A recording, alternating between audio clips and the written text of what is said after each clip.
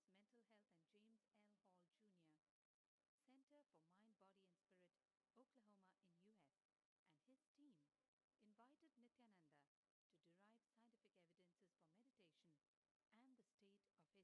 to derive scientific evidences for meditation and the state of his enlightenment. When Swamiji came, I have requested him to do one thing. I asked him, would you be willing to undergo some scientific investigation of the meditation process? He very cheerfully agreed without one complaint. He went for 3 repeat sessions for PET scanning and 3 repeat sessions for quantitative EEG sessions. And these are really not very easy tests to go through. It requires a lot of patience and a lot of willingness to do that. So we did that. If a meditation process is doing something to your brain, we should be able to detect that. Scientific findings are verifiable. They are replicable. You can replicate them, duplicate them. So Swamiji went through those sessions and we found some interesting findings. In PET scan, they inject a radioactive dye which goes and sits in parts of the brain that are active. In the normal, non-meditative state, the brain is very active. And when we are seeing someone, the rear end of the brain, the visual cortex, is very active, as shown in the diagram. Usually the brain is so active, there are 100 billion brain cells there. But what meditation does is something very interesting. It shows the frontal lobes getting more active. The frontal lobe is where you have judgment, wisdom, reasoning. Here are some of the brain scans I'm going to share with you. This is alert, non-meditative state. The second one is 30 minutes into 30 minutes meditation. Look at the frontal lobes, how they light up. They light it up big time. 60 minutes of deep meditation, and here is the deep, deep level of meditation where it lights up significantly right there. Right in the middle. Probably an inch and a half, 2 inches deeper.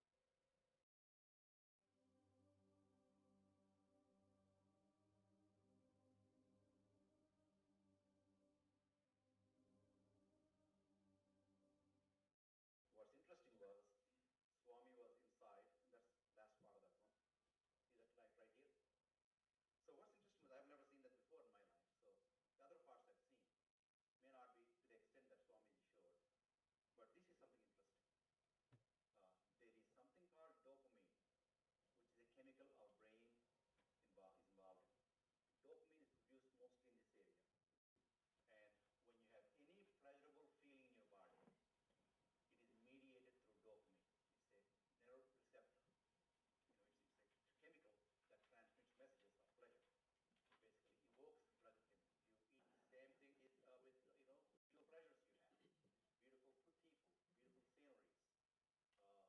beautiful sceneries, nature, whatever gives you pleasure. It's mediated through dopamine. Everything that human being experiences involves dopamine. But what's interesting is that you and I have the potential to create our own dopamine in a big way.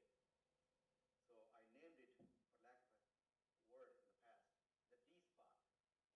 If you can discover your D spot, you got it made in life. The D really stands for divine spot. The D also stands for delight and the dopamine spot. What's also interesting is that he could at will those states. Those are some of the findings I want to share with you. There's so much more talk about physiology of mind and brain and the body. It's a fascinating field that this is something that all human beings can relate to, can apply in our own lives. Not only a sophisticated knowledge, but these things have application in daily life for all of us.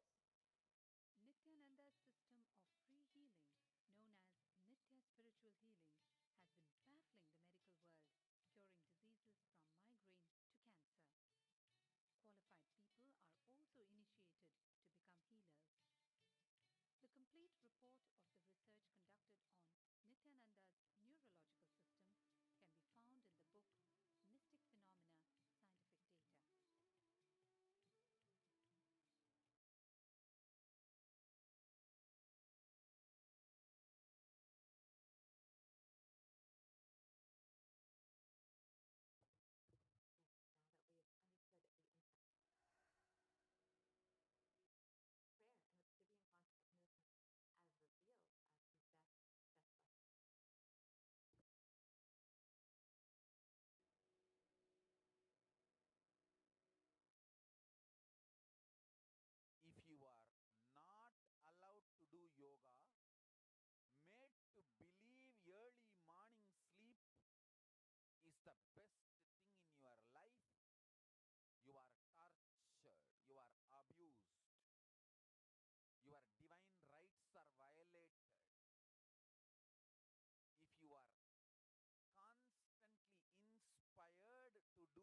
yoga early morning, Brahma Muhurta time, and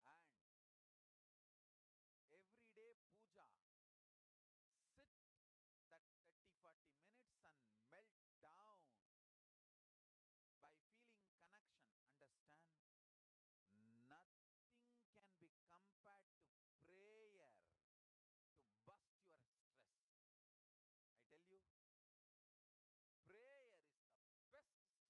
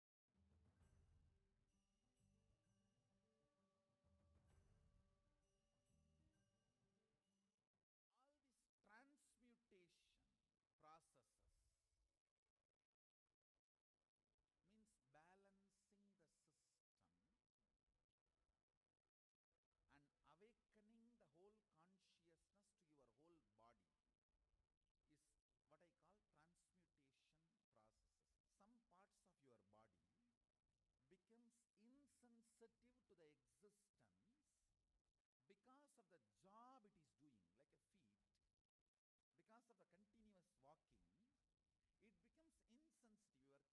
Your cheeks, how they are sensitive, they don't become they lose sensitivity to the reality. But for the complete Kundalini awakening, your whole body needs to be alive and experiencing the reality and ability to experience the higher consciousness. That is the reason we have the process of firewalking.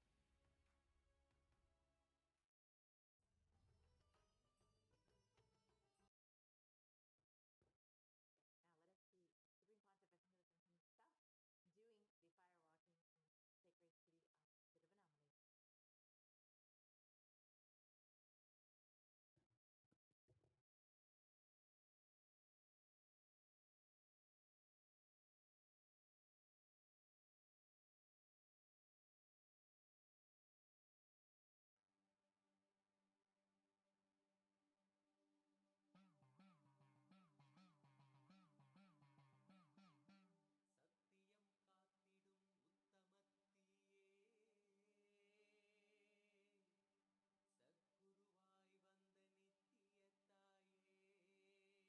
The U.S. National Study of Medicine, the National Institute of Health, has studied fire walking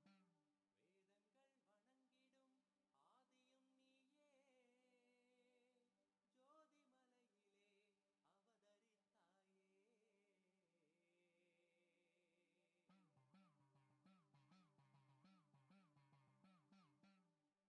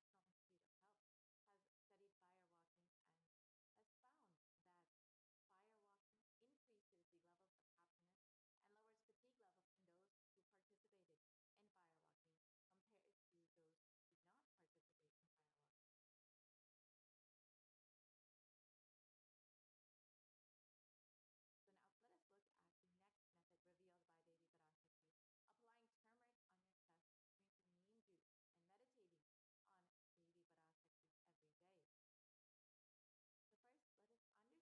look at the next method revealed by Devi Parashakti, applying turmeric on your chest, drinking neem juice, and meditating on Devi Parashakti every day. So first, let us understand the benefits of neem juice as revealed by the Supreme Pontiff of Hinduism himself. Bididi. It is not, I'm not talking from air, I'm talking from ground. In Bididi, before we came to that land, 30 borewells were dug, no water. Now, from the day we came till now, we have water to live comfortably in that very land. It's only pouring, pouring. Karumari's grace. Wherever we started ashram, nature completely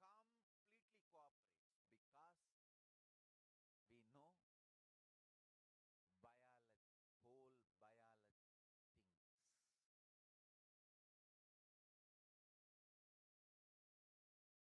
thinks.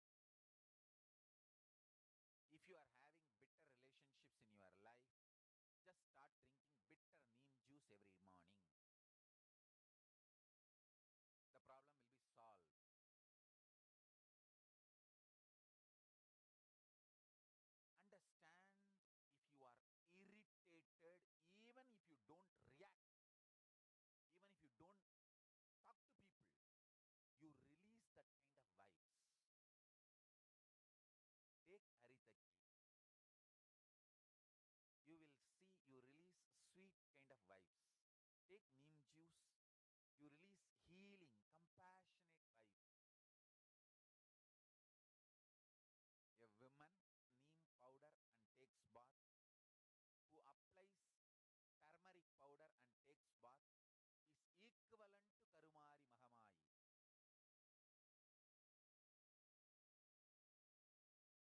That neem paste and turmeric powder.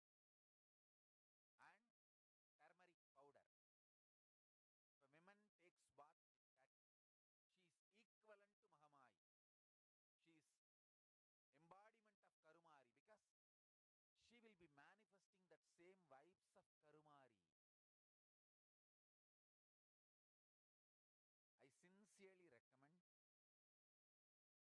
people start doing all these activities, like applying neem paste and taking bath, applying haritaki powder and taking bath, applying turmeric powder and taking bath, applying basma and taking bath, especially for men basma, for women neem paste and turmeric paste.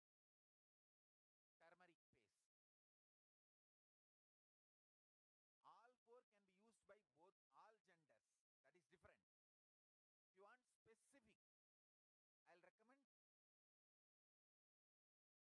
and turmeric for female body, haritaki and basma for male body. Understand your whole biology things. Working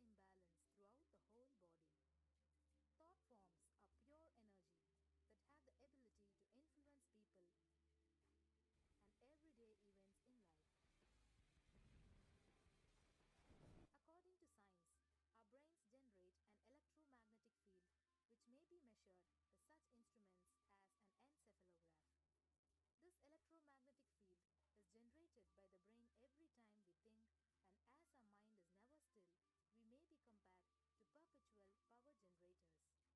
Fear produces nervous disorders. Anger produces headaches and violence. Confused thoughts produce congestion and ill health. Depression causes cancer, tumors, mental diseases, and lowering of the immune system, causing death through own willpower. Our thoughts generate intricate energy patterns which can be detected by sensitive equipment and seen by clairvoyant individuals. These energy patterns are known as thought forms. Surprisingly, thought forms are shaped by the thoughts themselves. Each of us creates hundreds of thought forms every hour and release them into the environment. Although we cannot see them, the thought forms have as real an existence as any other form of energy. Most people can sense others' thought forms, and a continuous energetic exchange happens between people, about which we are usually unaware. This also explains why we sometimes take a sudden liking or dislike to a certain person directly on meeting them. We just catch their vibes. Unclutching is a guide for equanimity and enlightenment. Thoughts are like bubbles in a fish tank. Just as bubbles in a fish tank rise from the bottom, our thoughts also rise in the same manner. When one bubble comes and reaches the surface of the water, the next bubble starts and the third bubble starts. Because the bubbles are rising at high speed, they look like a continuous stream. But our mind is not a continuous stream. There is always a gap between two thoughts. Like the bubbles, we also experience a neutral space between two thoughts. This neutral space between two thoughts is our original state, the pure silence. It is a state of pure consciousness, the state of God. Since the gap or the neutral space between two thoughts is too small, we think all thoughts are connected and form a shaft. But there is always a gap between two thoughts. In the forest of northern India, the hunters trap the birds using a trap. They tie a rope between two trees. The rope is the shaft that we create by connecting two thoughts. In the middle of the rope, they secure a wooden stick. The stick is our mind. The rope is tied at the midpoint of the stick. When a bird comes and sits on the stick, the bird's own weight turns the whole stick upside down. It turns topsy-turvy. The moment it turns upside down and loses its sense of balance, it feels totally shaken and tightens its grip on the stick. It simply holds onto the stick as if its life depends on it. Similarly, we connect thoughts and form a shaft out of it and live in the fear that if we drop our mind, we might lose our identity. Because it is hanging upside down, it thinks, if I unclutch from this stick, I will fall and die. Is similar to the fear that if we start trusting that we are unconnected, unclutched, independent, and illogical thoughts, we might be lost. If the bird lets go and relaxes, it may flutter to balance for a moment or two. When it leaves the stick, maybe for a few seconds, it will fall, but then it will adjust itself and start flying. In the same way, we hold on to whatever we think is our identity and security, our education, our mind, our life, our relationships, or our bank balance. Ultimately comes to remove the stick that is our identity. Just like the bird, we don't realize that if we drop our mind, at that moment we can become a Paramahamsa.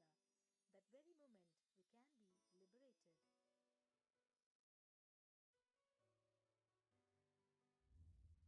In Mundaka Upanishad, there is a story which explains there is a huge tall tree, and in the tallest branch of the tree, there is a golden bird sitting unclutched from everything in bliss, like Dakshinamurti. In the lower level branch, there is a small bird which jumps from here and there to various branches eating fruits. When it eats a bitter fruit, it feels bad. Whenever she eats the bitter fruit, she sees the bird which is looking above, silently, like Dakshinamurti, and feels, why are like that bird. But unfortunately, when the same bird, when it eats tasty fruit, it forgets the bird sitting above it. In the same way, she keeps battling between branches, eating bitter and tasty fruits again and again. One day, as a small bird flies up higher, and as it reaches near the golden bird, it realized that he and she are the same. There is no difference between them both and realizes her original state. The small bird realizes that she also can be in the same state of the golden bird and become a Paramahamsa. This moment, trust yourself. Don't bother about losing your identity. Just trust yourself and let go of your identity. You will immediately become a Paramahamsa and be liberated.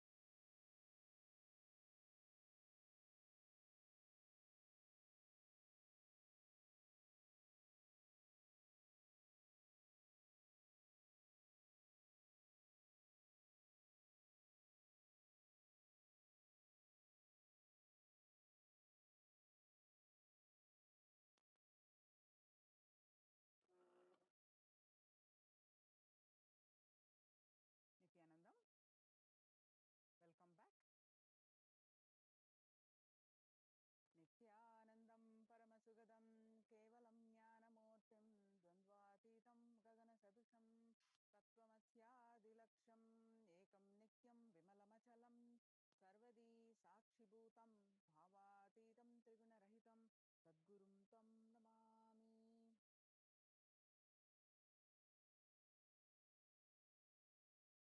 Offerings to Devi Parashakti.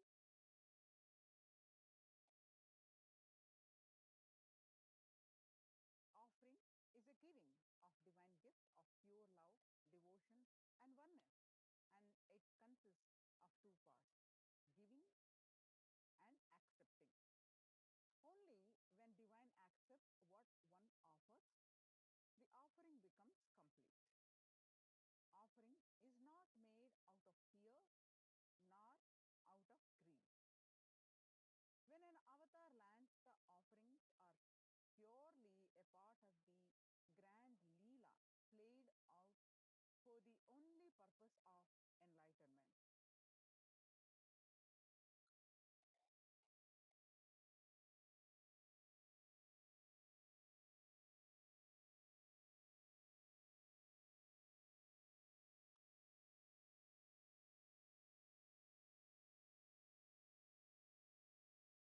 The Dhyana Sloka, moon-like of the Devi, moon-like face holding Veda, the book, on hand, fire in eyes, with lotus flower gracing and blessing hand, and one hand with the Japamala, beautifully decorated with a jeweled ornament, in wonderful clothes and shining wing crown. Her name is Manonmani. The verse is from Moola Agama Manonmani Dhyana.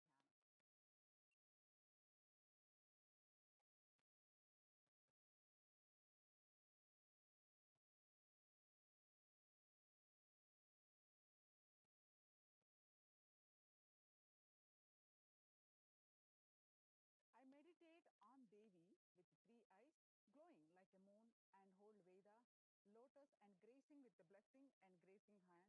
She is wearing beautiful ornament. She is worshipped by Brahma and other many gods and showers auspicious boons for all actions every day.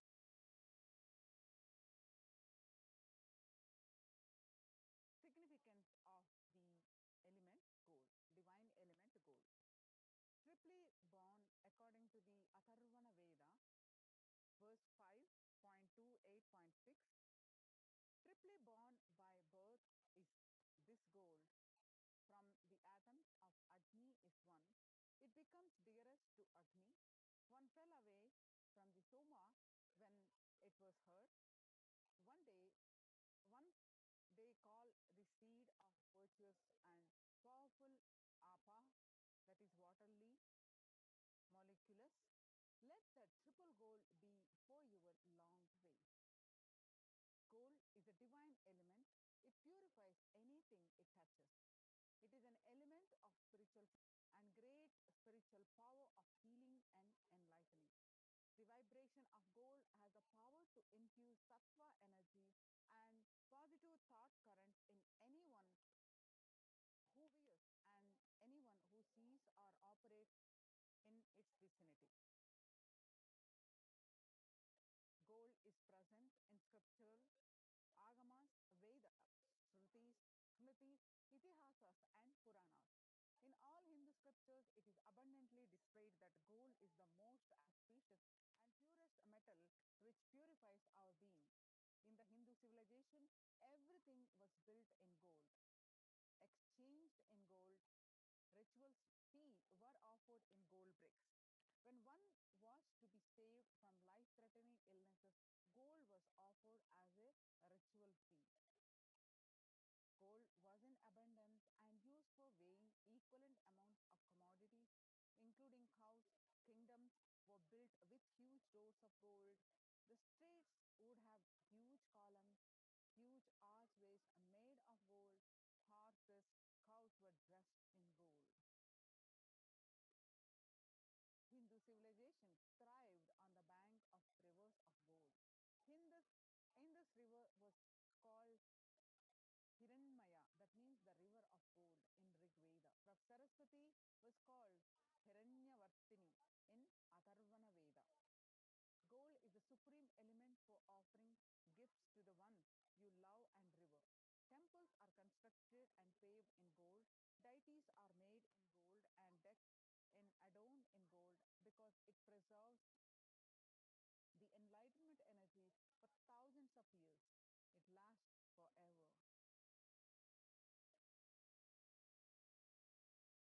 E hundi भक्तिप्रिया भक्तिगम्या भक्तिवश्या भयापहा शाम्भवी शारदाराध्या शर्वाणि शर्मदायिनी.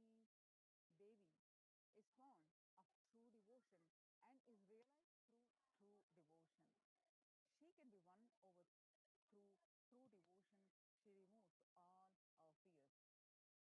The verse from Lalita Sahasranama. E hundi, if there is any fear of in the minds of a devotee, Devi is sure to remove that fear. It is stated that Devi likes to be worshipped in autumn. Here, it is meant that autumn of our lives, when thoughts turn more and more inwards, the role of the divine is known and understood clearly. The need for Devi worship becomes stronger. Shambhavi is the consort of Shambhu, the Lord Shiva. Sharada Radhya means worshipped by Sharada Saraswati. Sharvani, the wife of Lord Shiva. Linga Purana says Lord Shiva is called Sharva in his earthly form. Sharmadaini, Devi who bestows happiness on devotees. You can offer you gratitude and devotion to Devi Parashakti by offering your Kanika, and your name shall be chanted out during puja to Devi.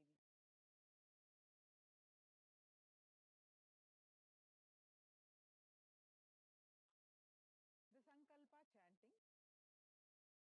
The goddess enchants this universe and she herself gives birth to this universe.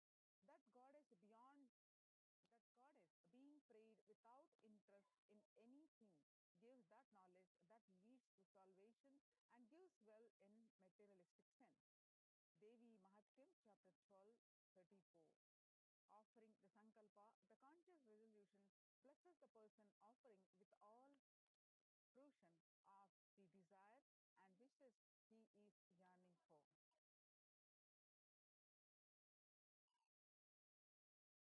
The offering to Devi Parashakti is Sahasra Swarna Kasu. Devi is Nama Parayana Prita.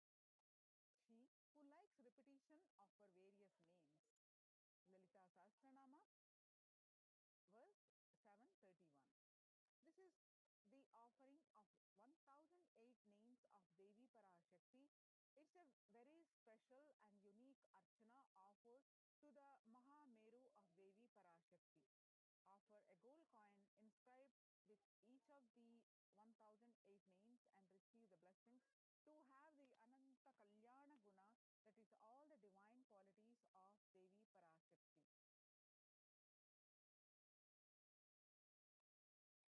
The next offering to Devi Parashakti is Mukta Anguti, the finger ring with pearl. I bow to the goddess Meenakshi, whose crown has garland of pearls, and the face shining like a full moon, who wears anklets that are studded with the gemstones and has small bells, who is shining like the splendor of lotus, who grants all the wishes, the daughter of the mountain, who is worshipped by goddess Vani and Rama. I remain ever being to the goddess Meenakshi, the ocean of compassion. The Mukta Anguti finger ring with the pearls you can offer at various sizes, $251, $501, and $750 US dollars.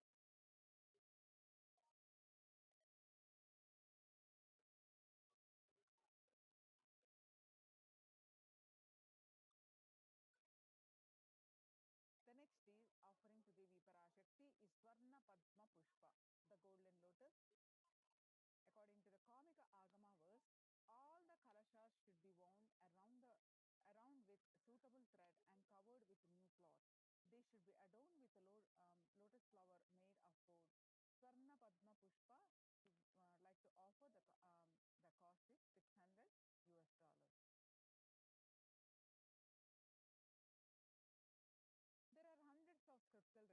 for using worship of Paramashiva. Almost everything in worship of the universe involves the consecration of the deities of worship or meditating on or the mudras and asanas using used during the worship involves the lotus flower, lotus leaf, lotus pericarp, lotus petals, and the lotus is the divine flower. Shakti of Paramashiva is also called as lotus. Base of Paramashiva linga is lotus. The disciple of Paramashiva is also considered as a lotus about to bloom. So offer the gold lotus in any size you wish to and be blessed to have the state, space, powers and being of Devi in your inner space amidst any and every adverse situation in your life. The next offering to Devi Parashakti is Swarna Metti, the gold touring. Nakadiditi Sanjanna Namajjanatamo Guna Padadaya Prabhajala Parakrita Saroruha.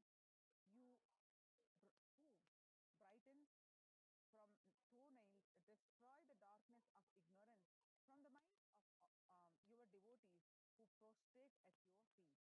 You whose brightness from your 2 feet overpowers that of the lotus flower to the Swarnametti is 750 US dollars.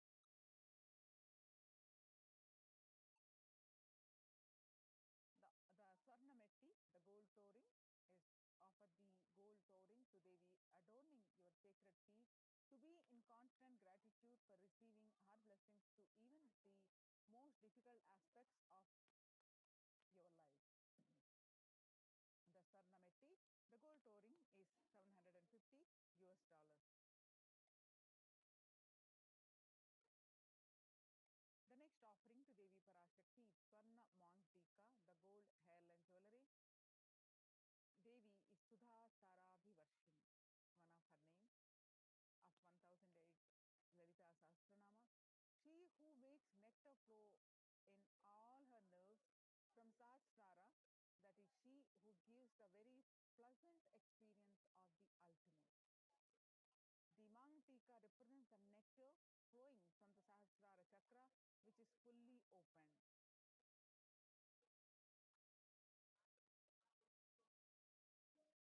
She who makes nectar flow in all our nerves from the Sahasrara, she who gives a very pleasant experience of the ultimate, offer the Mang Tika to Devi and receives blessings of achieving the blissful state of overflowing gratitude and space of complete completion.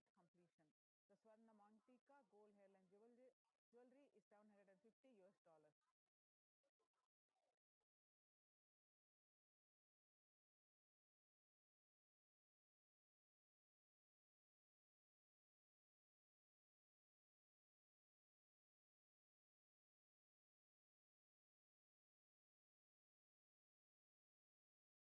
The next offering to Devi Parashakti is Pratyaksha Pada Puja. Nakadiditi Sanjanna Namajjanatamo Guna Padadvaya Prabhajala Parakruta Saroruha. The illuminating splendor of Devi's toenails dispel the darkness of ignorance in the devotees prostrating at her feet. Her feet defeat the lotus in beauty. The Saundarya Lahari, which states that the nails have been sharpened by constantly being touched by the crowns of celestial beings who always prostrate before Devi. Tamoguna is darkness. In this stotram, tamas is indicative of ignorance in the minds of devotees, and by constantly prostrating before Devi, their ignorance is removed and they attain knowledge. Offering Pratyaksha Pada Puja blesses the Yajaman with all the auspiciousness and blessings of the Supreme Pontiff of Hinduism, Jagat Guru Mahasannidhanam, His Divine Holiness Bhagwan Sri Nithyananda Paramashivam. The offering of the Pratyaksha Pada Puja is 1008 US dollars.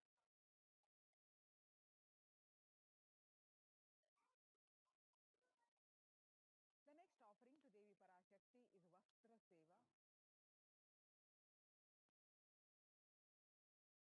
The offering of the Vastra Seva blesses the Yajaman with all auspicious greatness and blessings of the Supreme Pontiff of Hinduism, the Vastra Seva offering is 1008 US dollars.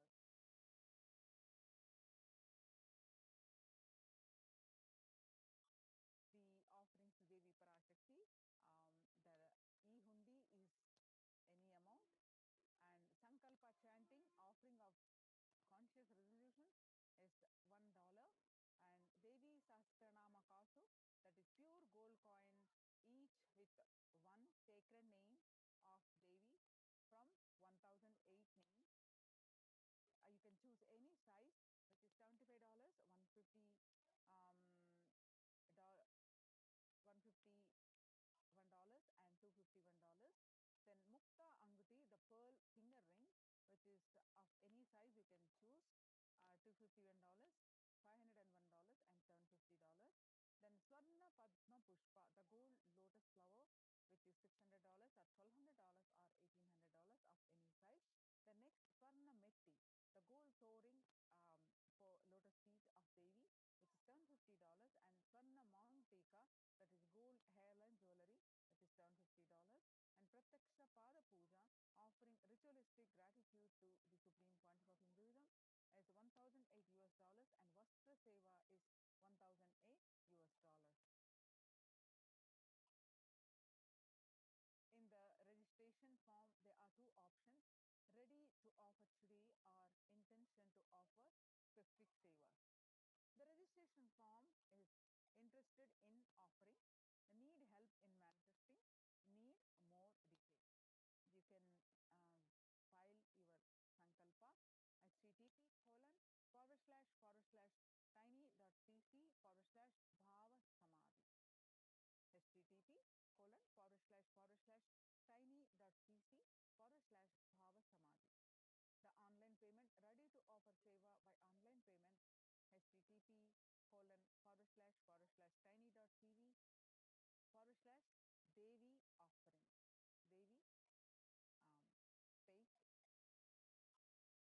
Devi space hyphen offering.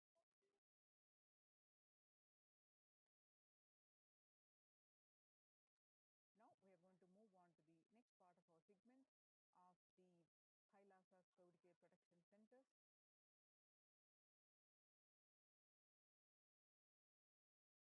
you can submit the details for puja, names to be chanted in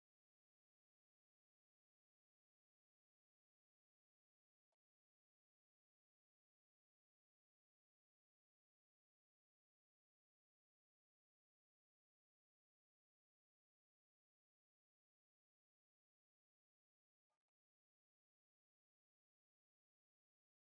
link projected. Now we are going to move on to the next part of our segment of the Kailasa's COVID Care Protection Centers. Multi-layer quarantine COVID care protection centers at the Kailasa's de facto spiritual embassies with the blessings of the Supreme Pontiff of Hinduism. What we learn from this segment today: the concerning statistics on the mental health and the global peace across the world due to the COVID-19 pandemic, and what are the Supreme Pontiff of Hinduism and Kailasa's contribution for global peace, and the Supreme Pontiff of Hinduism's spiritual solutions for COVID-19, Kailasa's COVID Care Protection Center, some glimpses, and why temple-based ecosystems, UN recognizes Kailasa's contributions. The crisis that we are under. Today, people around the world are trying to grapple with the grim reality that the pandemic is far from over. The aftermath of the current calamity promises to be much more devastating. The greatest economics of the world are facing disastrous futures. Countries are facing off each other in deep mistrust. Now let us see some of the statistics and current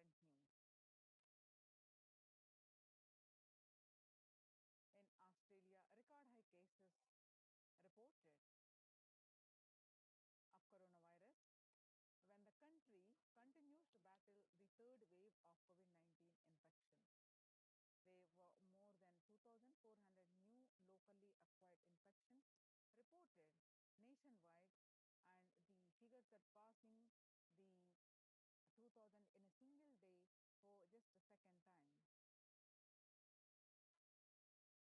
The World Health Organization makes a big statement of the Delta variant of coronavirus has elbowed out all the three other COVID 19 variants of concern that now being um, a tiny fraction of the samples which are being sequenced. The COVID 19 has killed more Americans now um,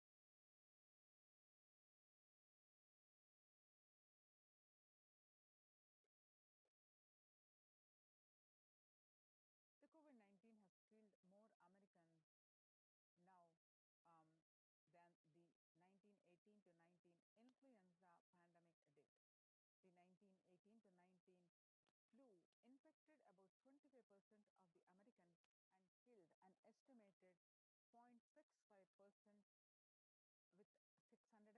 675,000 deaths. COVID 19 has infected more than 12% of Americans and killed about 0.2% with 676,000 deaths. Now that the US death toll from COVID 19 has surpassed 676,000, the coronavirus pandemic has killed more Americans than the 1918 to 19 influenza pandemic did. Axios and the Associated Press both reported the grim milestone recently.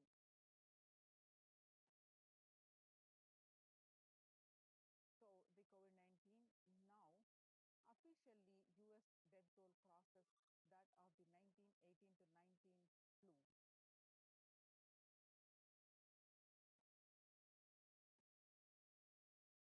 People infected with alpha variant exhaled 100 into the air than original COVID strain.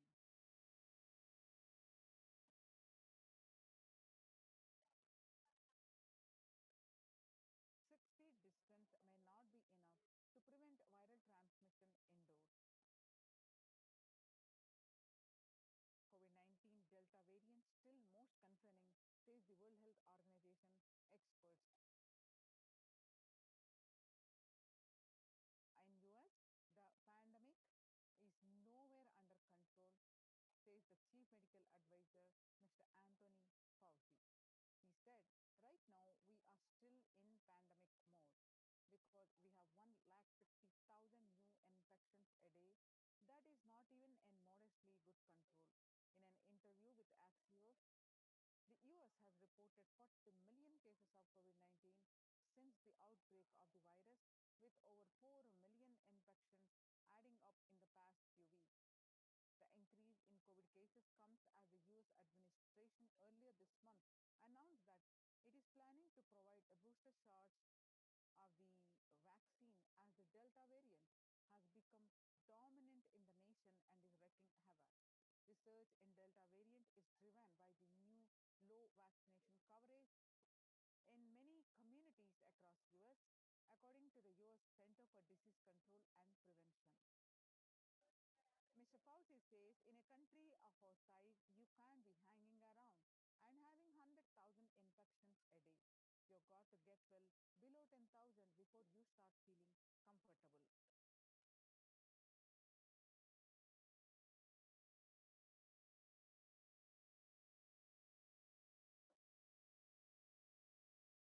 COVID 19 made the world less peaceful, according to the World Economic Forum. COVID 19 violent incidences and fatalities.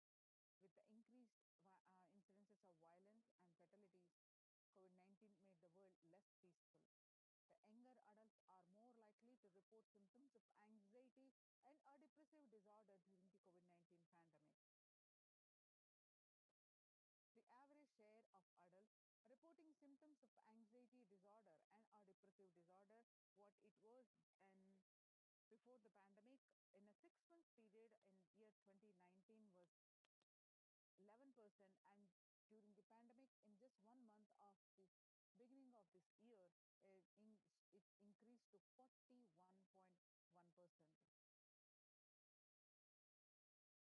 There's some more statistics confirming the same, that the share of adults reporting the symptoms of anxiety and a depressive disorder during the pandemic. America National Mental Health Crisis. COVID-19 is a significant stressor for most Americans. Nearly 8 in 10, which is 78%, say the coronavirus pandemic is a significant source of stress in their life. Nearly 7 in 10, which is 67%, say they have experienced increased stress over the course of the pandemic. Of the health workers who treated patients during the China's COVID-19 outbreak, 50% showed signs of depression and 45% showed signs of anxiety. Self-reported mental health among pregnant women and new mothers. Before the COVID-19 pandemic, depression was 15%, and now during the pandemic, it rose up to 40.7%. And now, before the pandemic, the anxiety was 29%, and now it rose up to 72%. Living under stay-at-home orders, 8 in 10 students are struggling with focus on school or work and avoiding distractions. And 55% of all students do not know where to go for help for their mental health. Understanding the pandemic's impact on working women, nearly 82% of the women surveyed said their lives have been negatively disrupted by the pandemic, and nearly 70% of the women who experience these disruptions are concerned their career growth may be limited as a result. The global economic outlook during the COVID-19 pandemic, it changed the world. The pandemic is expected to plunge most countries into recession, and with per capita income contracting the largest fraction of the countries globally since 1870. International Labour Organization, COVID-19 is a threat to peace building in conflict-affected nations. The COVID-19 crisis has worsened already fragile situations. The ILO is more aware than ever of its responsibility to promote peace and resilience in the time of this global pandemic. The Mumbai mayor says the third wave is already here, and the city mayor has said that the third wave of COVID is already upon Mumbai, pointing to a sudden spike in cases. The third wave of COVID is not coming, it's already here. Breakthrough infections found in 25% of the health staff. A little over 25% of healthcare workers were infected with coronavirus despite getting fully vaccinated. A recent study has revealed, giving an insight on the breakthrough infections due to the Delta variant. This study, jointly conducted by the Institute of Genomics and Integrative Biology, the maximum hospitals in Delhi NCR found that the vaccination breakthroughs were far more common during the Delta outbreak in Delhi than previously reported. New COVID-19 variant Mu shows signs of vaccine resistance. Now we have seen across the world the statistics, and the concerning statistics not only is affecting the physical health, the fatality is increasing, and it is affecting the mental health, especially the younger generation, and which is leading to the affecting the global peace. So how to cope up with the current COVID-19 pandemic? It is important to address the COVID-19 pandemic, which is seeing another wave, destroying many more lives. The Supreme Pontiff of Hinduism says the pandemic fatigue setting in as a result of continuous lockdowns, resulting in delusional ignorance. Holding on to the delusions and supporting this pace of delusional decisions leads to delusional arrogance, Drobhava Sankalpa. The continuous lockdown leads to delusional thoughts like, so what? If I die, it's okay. I can't live forever in this lockdown. Going out, then exposing oneself and putting the risk on yourself and others with irresponsibility and insensitivity is the delusional arrogance. The global COVID virus pandemic has left the whole world with desperately looking for answers. Life as it be experienced even back in February 2020 is no longer recognizable. The drastic change is the order of the day, with people having to redefine their world with new paradigms of economy, society, faith, religion, and health.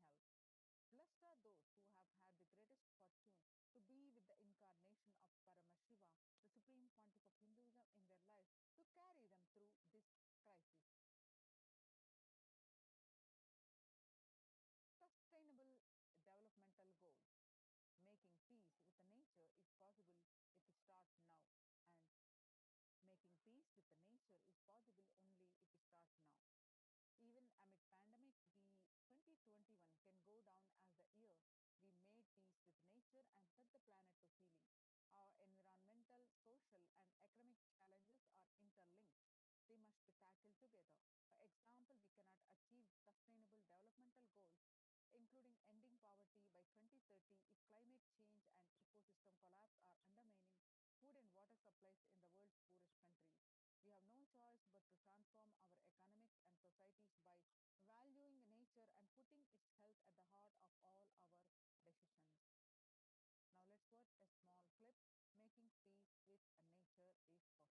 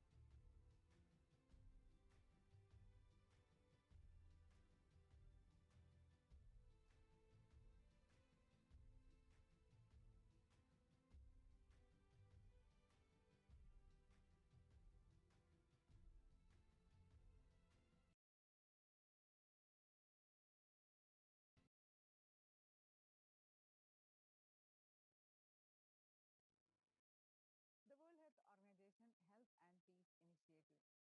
Health and peace are interrelated. In the words of the Director General of World Health Organization, Dr. Tedros, there cannot be health without peace, and there cannot be peace without health. United States Institute of Peace. Amid COVID, we need enhanced international coordination. Tackling the pandemic and building resilience in fragile states requires concerted international action at local, national, and global levels. As the humanitarian and economic toll of the COVID-19 pandemic continues to grow, so does the risk that this crisis will fuel new conflicts around the world while trimming prospects for resolving ongoing ones. Stronger health systems and universal health coverage must be a priority. Remarks to the General Assembly special session in response to the COVID-19 pandemic.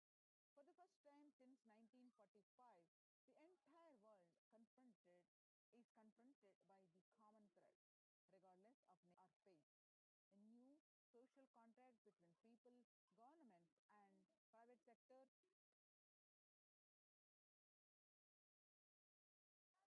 A new ma, a new social contract between people, governments, and private sector, civil society, and more can tackle the roots of inequality with fair taxation on income and wealth, universal benefits and opportunity, the supreme pontiff of Hinduism's contribution for global peace. Vedic civilization beautifully describes that yassu sarvani bhutani atmani ivanu pushtati sarva bhuteshu chatmanam tadona vivivichyate. That is, global peace is the byproduct of the individual bliss. Whenever an individual goes through a spiritual bliss, he manifests a beautiful, peaceful life for him and everyone around him. If he is powerful enough, he moves the whole city and manifests peace. He is more powerful, he moves the whole village, the whole country. If he is powerful enough, like incarnation, he moves the whole world and manifests peace for them. So, global peace is the byproduct of the individual peace. Then, how do we attain this individual bliss? By practicing unclutching, by practicing completion. Supreme Pontiff of Hinduism has given various techniques to achieve the global peace. Now, let's watch from the Supreme of Hinduism explaining to us Sirkazhi enriching temple விடுதி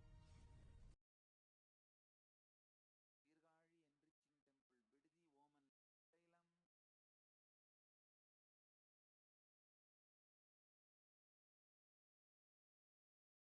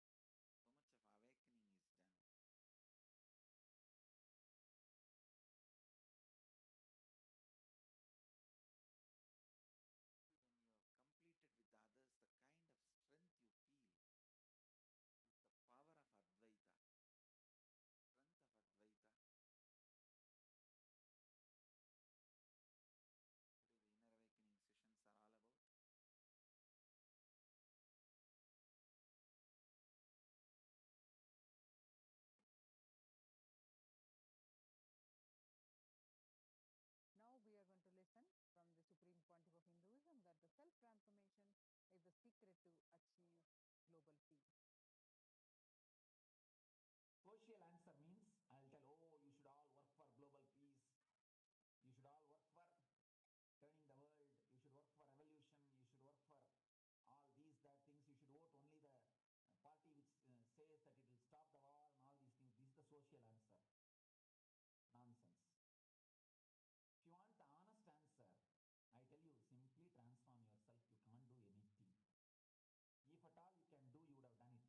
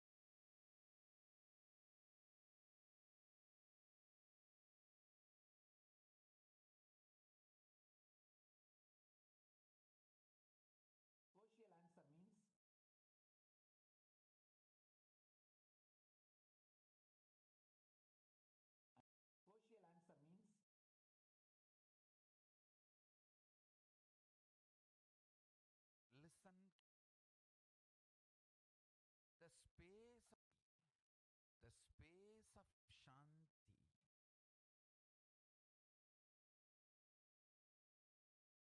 is where Kailasa grows. Listen carefully. It is in the deep powerfulness of peace, or peace centered powerfulness, is the ground, breeding ground for Paramashivatva to manifest. Please understand. Like how pure mirror reflects everything, pure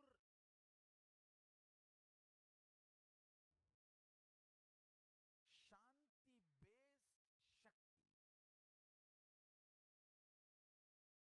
peace based powerfulness reflects Paramashiva. Paramashiva manifests in peace based powerfulness. Please understand. Neither violence nor powerlessness. Powerlessness is weakness. Violence is abusive. Peace centered powerfulness. Powerfulness centered peace. All the Upanishads starts with peace, completes with peace. Shanti mantra starts with Shanti mantra, gets completed with Shanti mantra.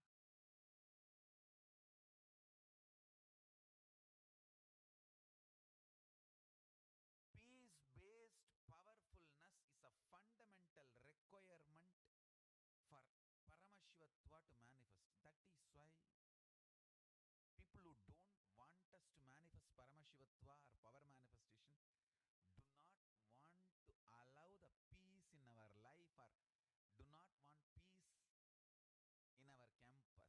Understand?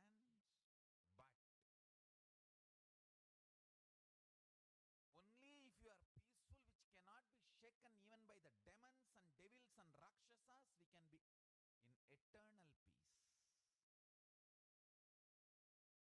peace. So, remember this very clearly.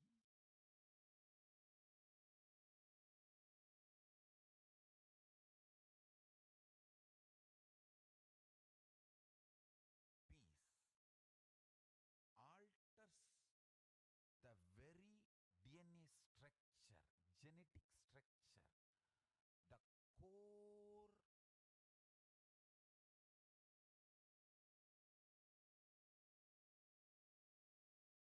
Anu Mahat structure. Understand? Anoraniyan Mahato Mahiyan. The consciousness in you is atom inside the atom, Mahat, more than Mahat. That Anoran Mahato Mahiyan. That consciousness starts growing in you with more and more peace based powerfulness developing in you. Nothing can be compared to unclutching. Spend more and more time, energy in unclutching. It will never be wasted. Time spent on unclutching is the most productive time for you in your life, because unclutching completely makes you altogether a different material. Understand?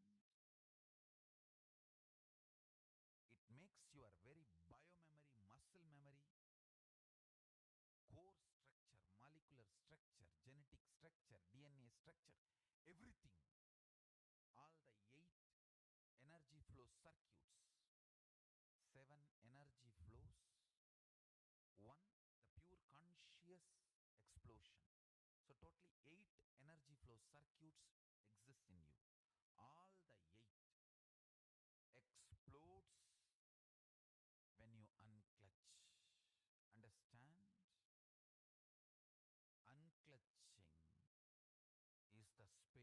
of Sri Kailas.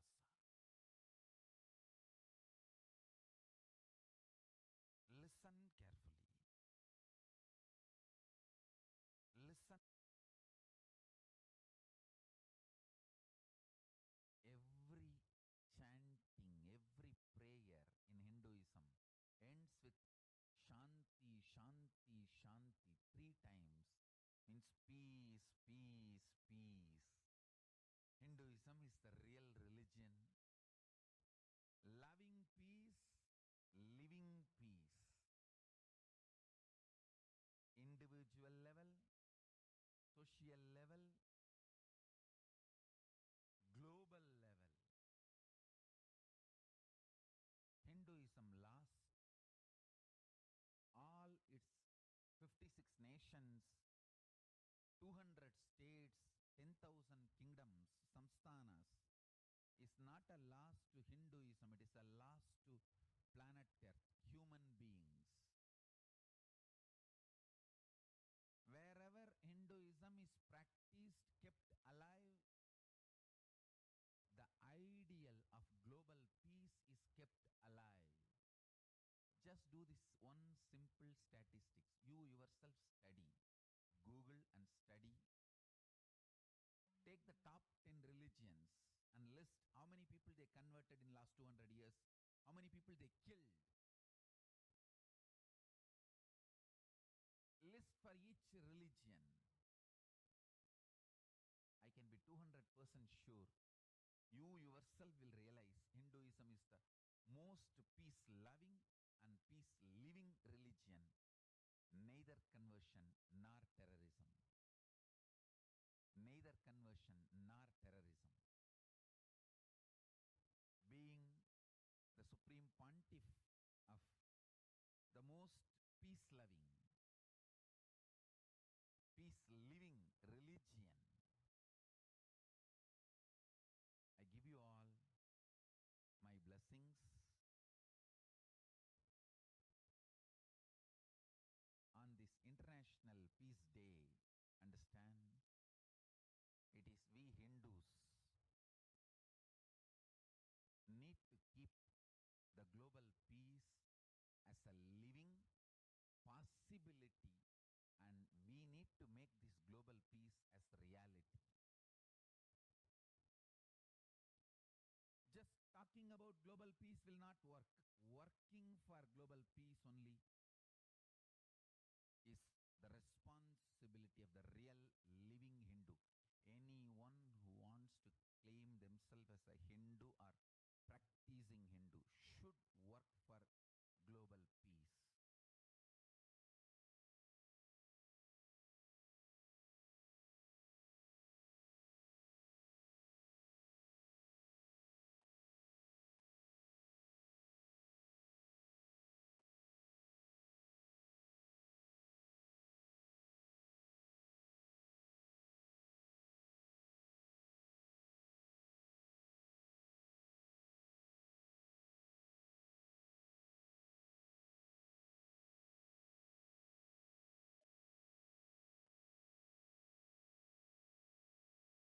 Kailasa's mission of global peace and superconsciousness breakthrough.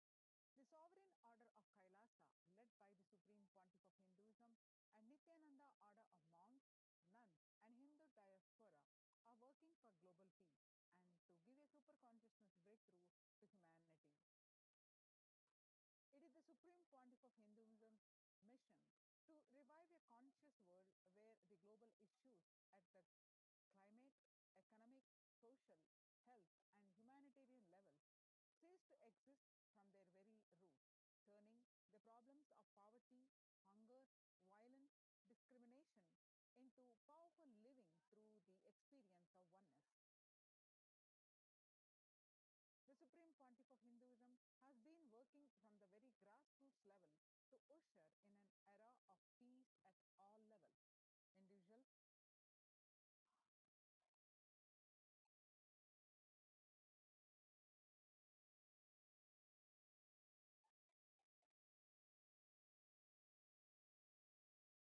individuals, societal, national, and global.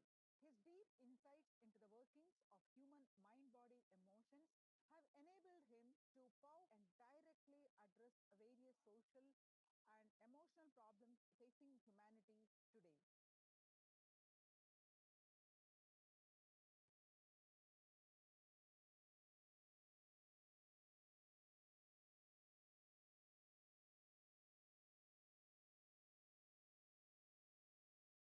Some of the ways that the Supreme Pontiff of Hinduism provides spiritual solutions to combat the pandemic and other issues. Since the beginning of the global lockdown, the amount of contribution and activism of Kailasa has increased multifold through the Paramashivoham program, bringing super consciousness breakthrough to the whole humanity by starting the Akhanda Nirvikalpa Samadhi Jnana Yajna and contributing almost millions of minutes so far. Paramashiva Sankalpa chanting, the sacred Sanskrit mantra chanting 24 by 7 via Zoom session. Spiritual healing to one and all 24 by 7. Helping humanity to cope up with the insecurity, fear, disease by empowering individuals to heal themselves and learn to cope up emotions like depression and tough situations in relationships. Providing alternative solutions to worldly problems through power manifestation. Initiating thousands every day into manifesting innate superhuman capabilities into Kailash Courtyard sessions. Providing the healthy solutions like a technique to clear the stomach from Ayurvedic solutions, which ultimately brings clarity out to the spiritual truth and give a conscious breakthrough. In the long term, establishing self-sufficient community.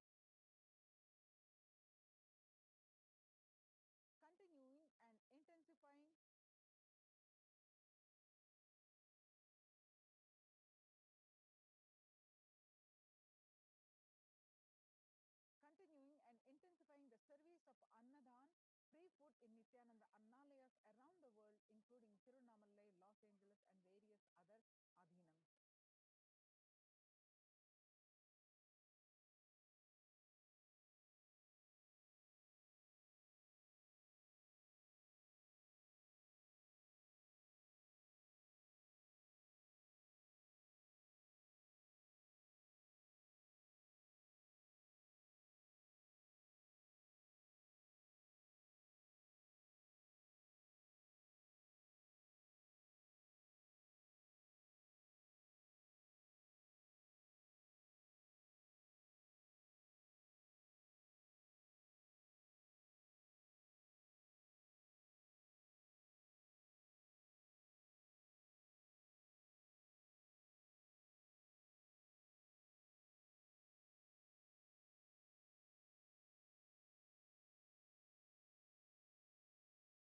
Paving way with the New World Order, starting the agriculture-based communities in Adi Kailas and several other locations.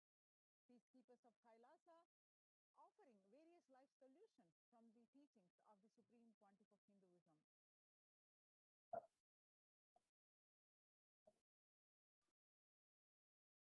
Hinduism prescribes various methods for global healing. One such is Maheshwara Puja, nullifying collective negativity simply through the presence of the avatar and his order of monks, offering Maheshwara Puja to the natural calamities hit victims, and Bhava Samadhi Darshan to raise the individual consciousness breakthrough. Devi Parashakti Akashic reading, the cosmic revelations. The Supreme Pontiff of Hinduism spiritual solutions for COVID-19. Society was created with the delusional ideas of too many human beings' blind spots and the decisions made from those blind spots. If the visionary of a civilization or country or nation has blind spots when he develops a vision for it, the whole civilization suffers those blind spots forever. Now it's time that the nature, Prakriti, resets itself, and many of the blind spots based visions, ideas become important components of the society This pralaya which is happening is melting down everything which is delusion based. The world as we know is gone, and let us celebrate God. This isolation which is seemingly endless, with an unknown future which is compelling humanity to make 100% lifestyle change, is something to be deeply drilled upon. All problems need to be addressed only with spiritual solutions and powerful cognitions. To stop people having mental breakdown, pandemic fatigue, epidemic fatigue, collapsing, depression, destruction, and also give them the super consciousness breakthrough, the Supreme Pontiff of Hinduism gives spiritual solutions and powerful cognitions. Some of the spiritual solutions and powerful cognitions are unclutching, practicing completion, practicing oneness, practicing ajapa japa of Mahavakya, Om Nithyananda Paramashivoham, consciously building deep feeling connection, yoga, puja, vegetarian diet, and nirahara samyama, and many more.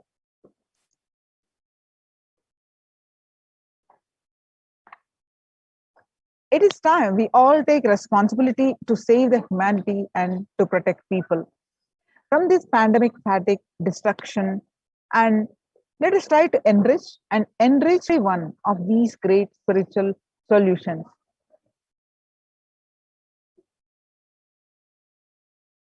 Are free and open for all.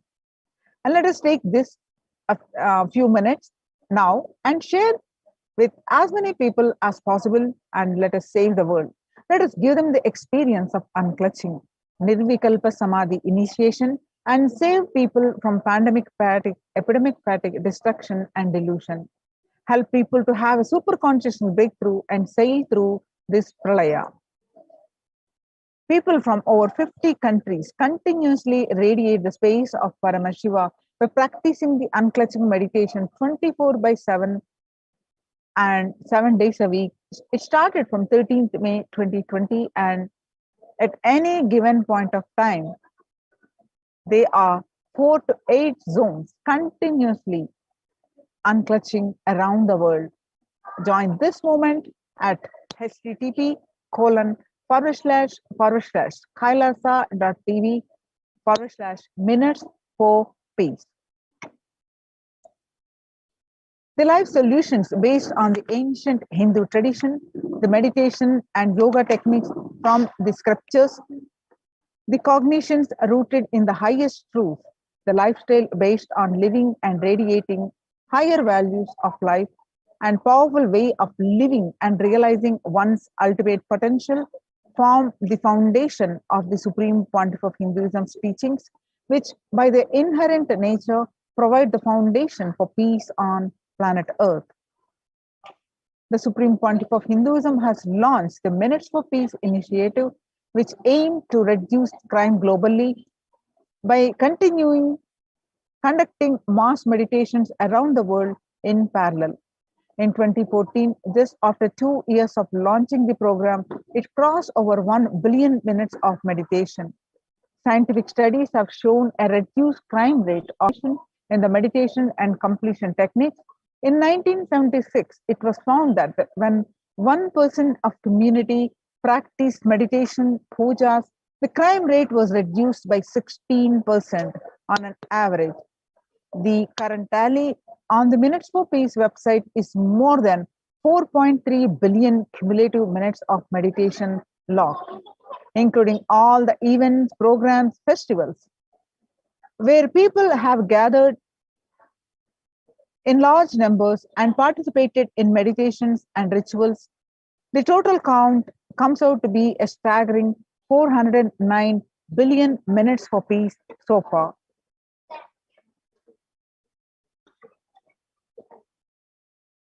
You can see some glimpses where the Supreme Pontiff of Hinduism participated, conducted about a meditation called Shuddhatvaitam to about 5,000 devotees for a 48-day program. The Supreme Pontiff of Hinduism has hosted Kumbh Mela in United States since 2007. The Nithyananda Sangha is entrusted as the only organization to host Kumbh Mela outside India by the Akhila Bharatiya Akhada Parishad. The Nithyananda Sangha is entrusted as the only organization to host Kumbh Mela outside India by the Akhila Bharatiya Akhada Parishad. In September 2006, the Supreme Pontiff of Hinduism has organized the first confluence for world peace to honor the memory of those who lost their lives, saving others on September 11, 2001 at Irvine, California. The second Confluence for Peace was held in Los Angeles in 2007 in collaboration with Vedanta Society, BAPS, ISKCON, Siddha Yoga, and other organizations. The Kumbh Mela festival spread fast to other countries including Australia, Canada, etc. In 2009, the Supreme Pontiff of Hinduism has organized a month-long peace walk covering 1,000 kilometers and 1,000 villages to bring together in harmony from all walks of life, to promote feeling connection and oneness among people. During the walk, health camps were conducted in villages along the path. The Supreme Pontiff of Hinduism has conducted the large-scale collective meditations on September 21st, International Peace Day, to raise the collective consciousness. One of the great contributions that Supreme Pontiff of Hinduism doing is initiating thousands into sannyas. Sannyas is our social responsibility. Let us save Hinduism and humanity. The Supreme Pontiff of Hinduism has revitalized the monastic tradition of sannyas by initiating hundreds of people into Nithyananda monastic order. The all-renouncing monks contribute the best things to human civilization, living their life with the cognition that life is for others. These monks and nuns act as the harbingers of peace and empowerment for the human society distraught with violence, depression, and other forms of life negativity. The Supreme Pontiff of Hinduism has revived the ancient practice of embarking on pilgrimages. The Supreme Pontiff of Hinduism taking the spiritual aspirants to high energy spiritual spots such as the Himalayas, Kailash, Varanasi, Angkor Wat, and various powerful temples of India. Even though prevalent in India, this practice is rapidly losing its original context, turning into a recreational family vacation.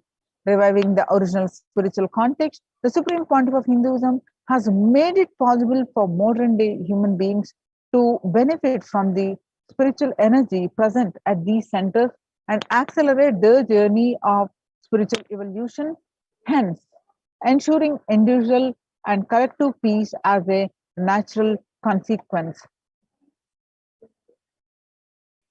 Food systems hold key ending the world hunger. The effect of COVID-19 pandemic, the UN has noted a dramatic increase in the world hunger.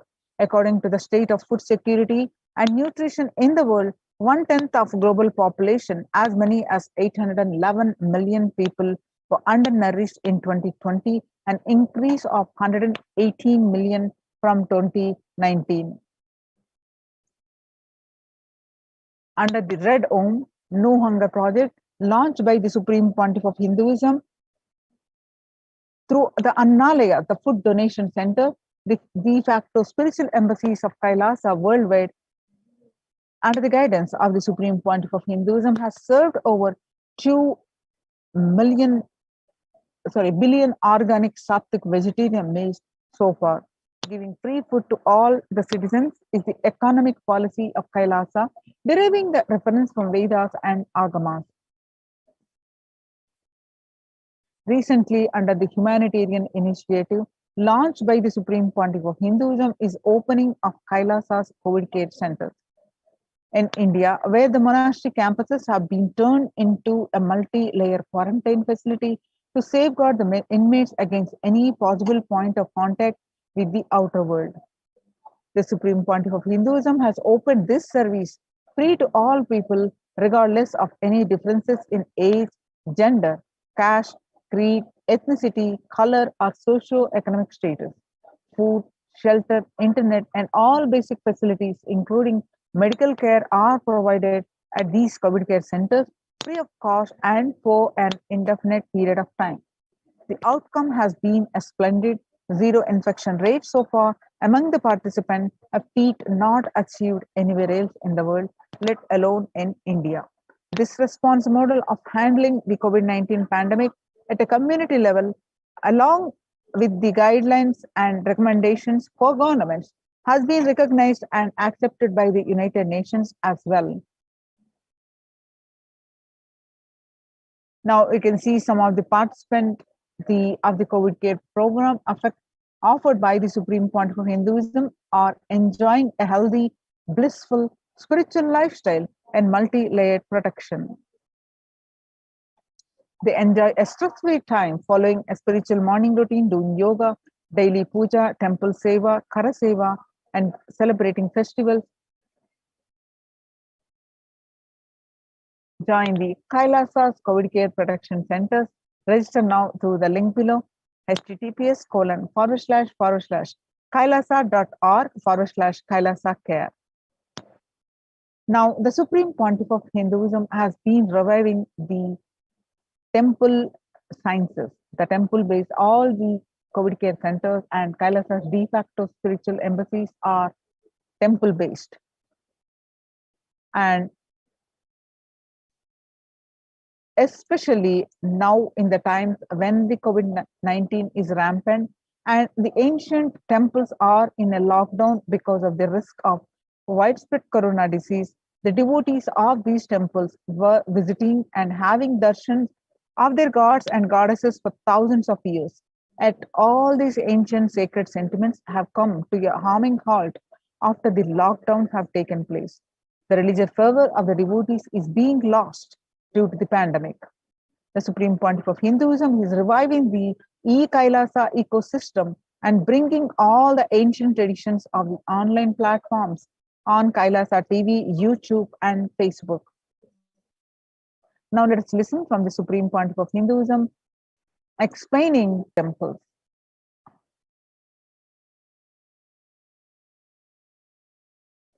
This particular Meenakshi temple. Please tell us who is Devi Meenakshi and her husband. Why this grand temple? What are the visible and invisible functions of this temple? Please tell us, Swamiji. Read the next question also. As we see time, towers of mobile, TV or dish TV antennas everywhere connecting invisibility to satellites, doing an incredible function for individuals and for society. My question is, there is and was everywhere temples and deities in this culture. Anybody coming from outside just wonder, is this just sentimental carved stones, worshipping culture or just artistic sculpture? What is the invisible function of temples, deities? See, both questions, same answer. That is the reason I wanted to answer both the questions together. Modern day dish TVs, antennas, mobile towers, all of them work in the level of certain frequency where the words, pictures, visuals can be transmitted. See the verbalization and visualization, names and forms can be transmitted from one place to another place through these mobile towers, dish TV antennas. But the temple towers are created to transmit super consciousness from one place to another place. Please understand. In Meenakshi's time, there was television, conscious television. It used to be in stone slab, and if you just sit in front of that stone TV, meditate, connect with Meenakshi, she will appear live and answer whatever you want. So each of the stone slabs only slowly later on became deities. You can see in our temples this happening. The TVs in which I am appearing and speaking are slowly becoming deities. They are receiving worship. Flowers are offered to it. Aarti is done to it. Incense is given to it. Now, all our temples are planning to have a separate throne for this TV. In Los Angeles, already I am on the throne. The TV is in the throne.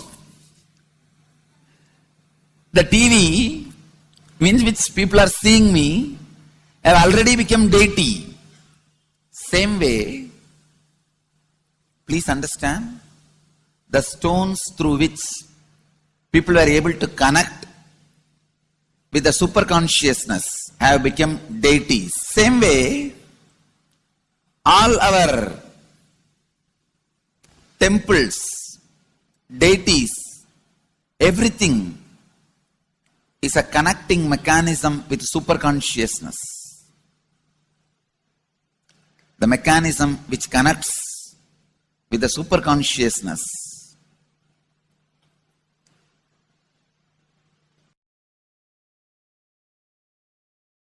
Please understand, the deities and temples are not just sentimental carved stones, or they are not just artistic sculptures, they are conscious transmitters. They raise you to the super consciousness. In each house in Vedic tradition, we have a puja room. All the puja rooms are your private conscious airport, are conscious transmission centers. The main temple is the place from where continuous super consciousness is radiating. So if you just sit and connect with a deep feeling connection, see, in those days human beings were so beautiful and simple. Just remembering the name of the deity is enough. They are already in connection with the deity. That feeling connection. When I read Patanjali's Yoga Sutra, it says, sit in Siddhasana and be in Samadhi. That's all. So the human beings were so simple in those days. Just if you sit in Siddhasana, you are already in Samadhi. If you sit, your mind sits. Now, if you sit, your mind sits. Mind is completely away from the body. In those days, human beings are so simple and intelligent. All the non-mechanical parts of their brain were awakened. It is Western culture which killed the non-mechanical parts of the brain, the functions of the non-mechanical parts of the brain. Please understand, in the Vedic civilization, always human beings were brought up in such a way that non-mechanical parts of the brain was fully alive and aware. It is a cultural invasion, destroyed the greatest possibility of the human being when the non-mechanical parts of the brain is not functioning anymore. The temples, deities, all these are looking useless. Otherwise, they are a huge conscious infrastructure. Please understand. So, an example, suddenly, if we find some method to travel just 20 feet above the air or 30 feet above the air without petrol or diesel, all our automobiles, roads, everything will become useless. Then you will wonder, why so many automobile industries are established? Why so many cars are produced? Why this huge road, waste I think our ancestors are fools. You don't understand. At one period, it was used. It was being useful.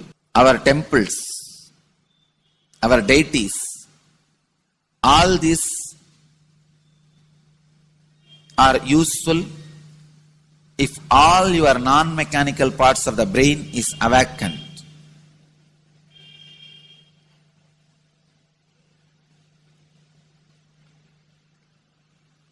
Unclutching is the process to awaken your non-mechanical parts of the brain. When your non-mechanical parts of the brain is awakened, you will understand temples, deities, how useful they are, how directly useful they are, how they are part of our life, how they enrich our life,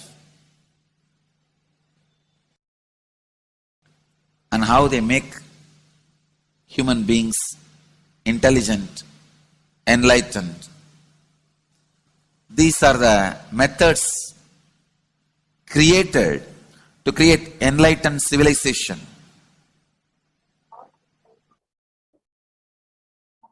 These grand temples are not built as an just monument. They are built as a conscious movement.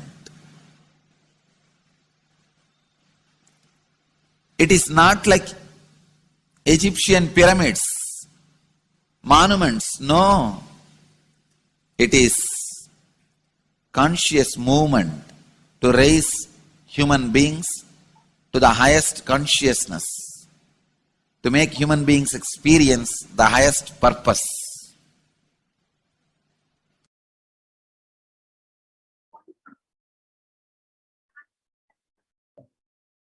Understand, unclutch, use the temples to achieve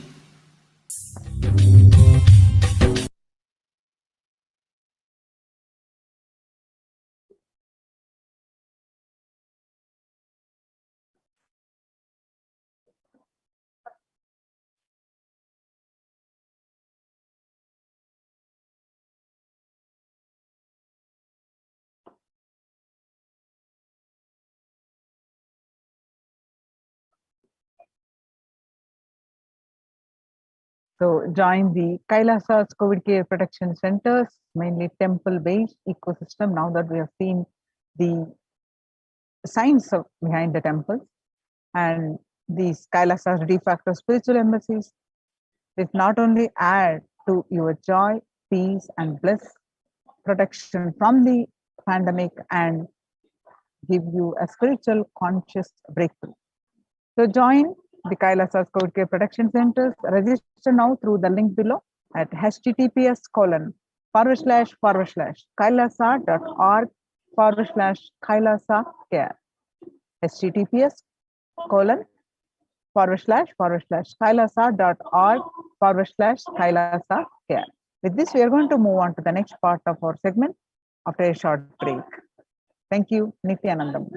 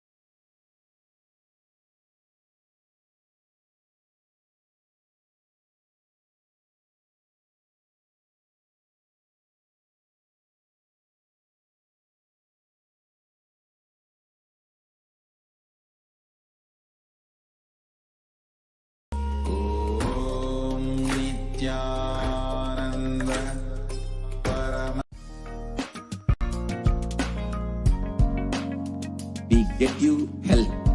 We get you ability to build beautiful relationships in your life. We get you direct spiritual support, and we make sure you become wealthy.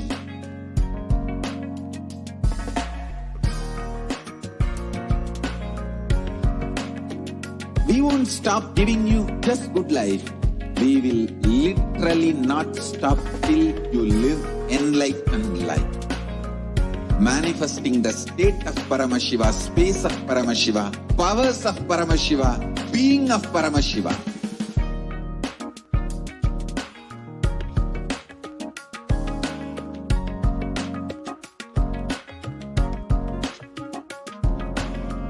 Whole world should become Kailashians. I want the whole world to know Hindus have something great to contribute to the world.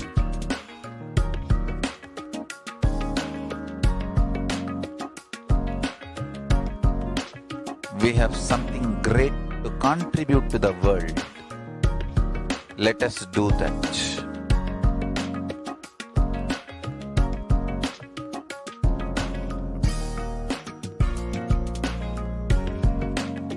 Kailasa is proper customized spiritual service helping you to identify your root patterns of suffering.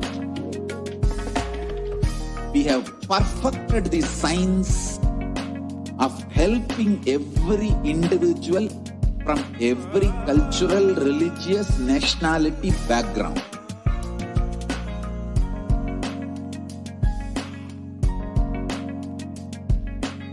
You will have lowest reactionary assumptions, highest awakened response, alive response for life continuously.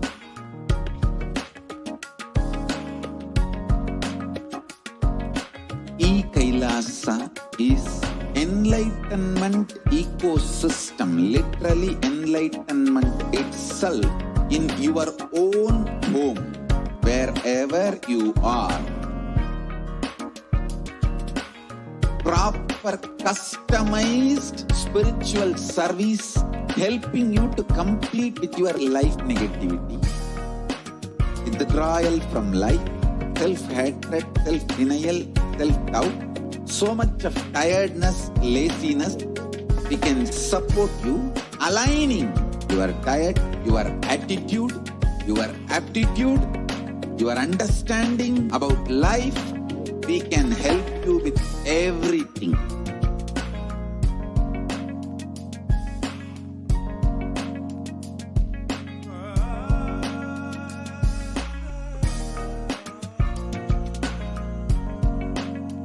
If you are interested in enlightenment, we will immediately bring this to you.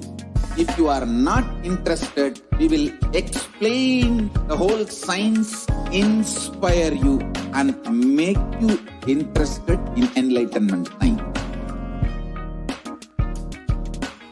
We need to cater this enlightenment science to the whole world wherever they are, because enlightenment is the birthright of all human beings.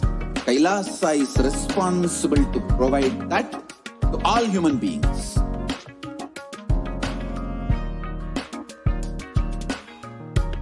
Kailasa is the totality of the knowledge I received from my gurus and practice manifested in my life, perfected by teaching millions of people from all cultures, time zones, backgrounds, genders, nationality, race, from every creed.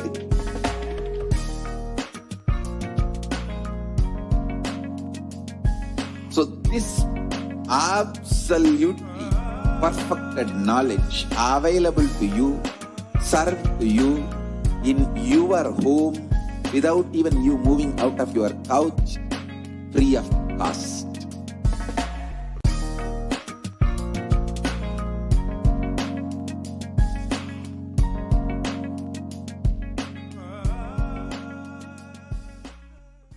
Just be alive for next 3 years. Don't die within next 3 years.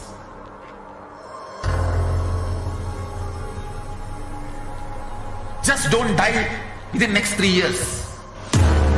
Be alive. Somehow be alive. I'm working sincerely. I will reach you somehow. Somehow I will reach you. It's my commitment to humanity.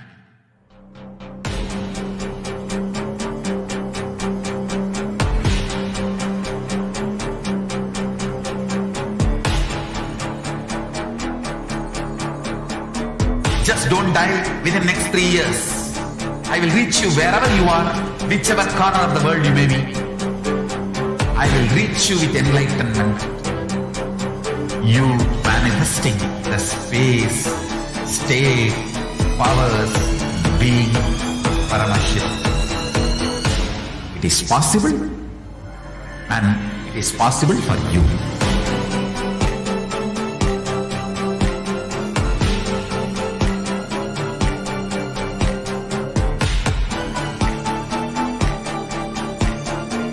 Paramashivoham will reach you with enlightenment science.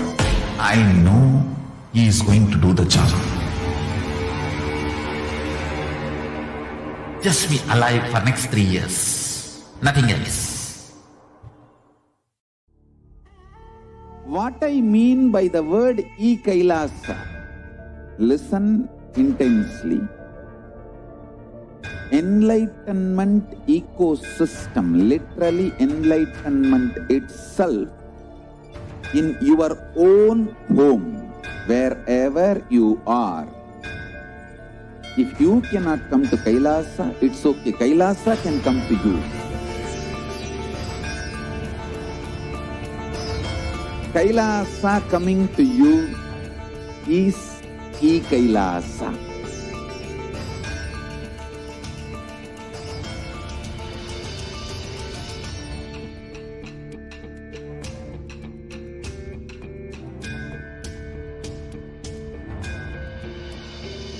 I will revive Hinduism. I am a Hindu revivalist, not by any revolution, but by evolution.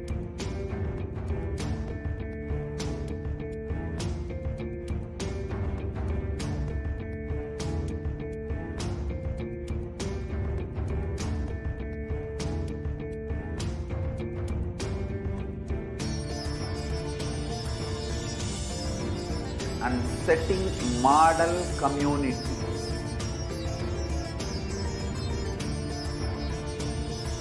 Kailasas, enlightenment ecosystems, Sarvanya Peethas all over the world.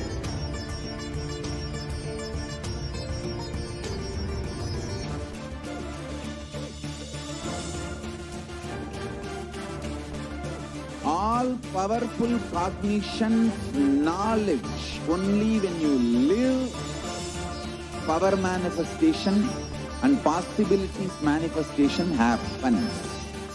It's a fundamental truth.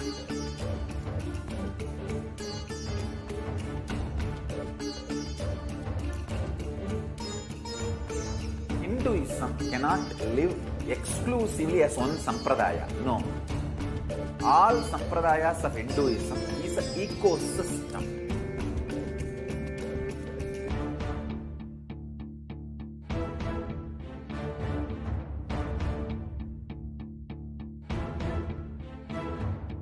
So don't keep quiet thinking that if one sampradaya is attacked, only that sampradaya is going to be affected. All of us are ecosystem.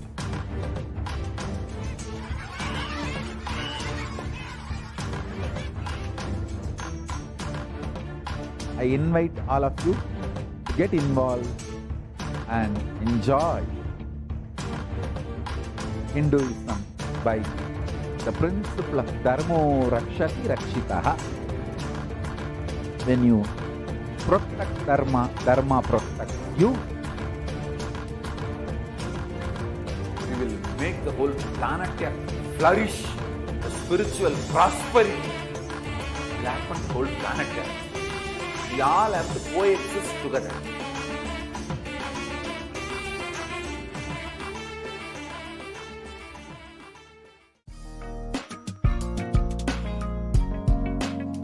We get you health. We get you ability to build beautiful relationships in your life. We get you direct spiritual support, and we make sure you become wealthy.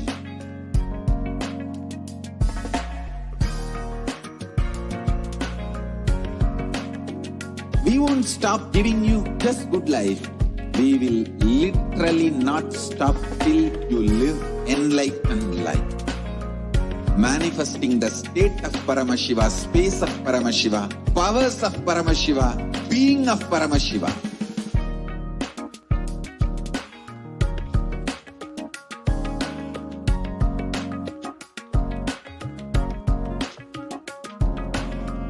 Whole world should become Kailashians. I want the whole world to know Hindus have something great to contribute to the world.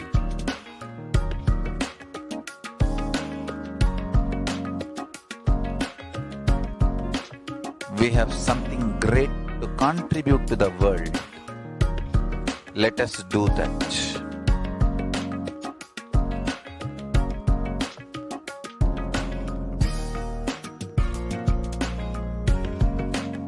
Kailasa is proper customized spiritual service helping you to identify your root patterns of suffering.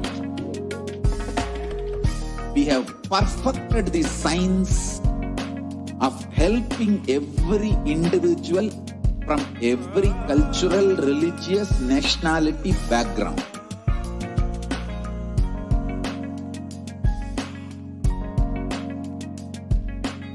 You will have lowest reactionary assumptions, highest awakened response, alive response for life continuously.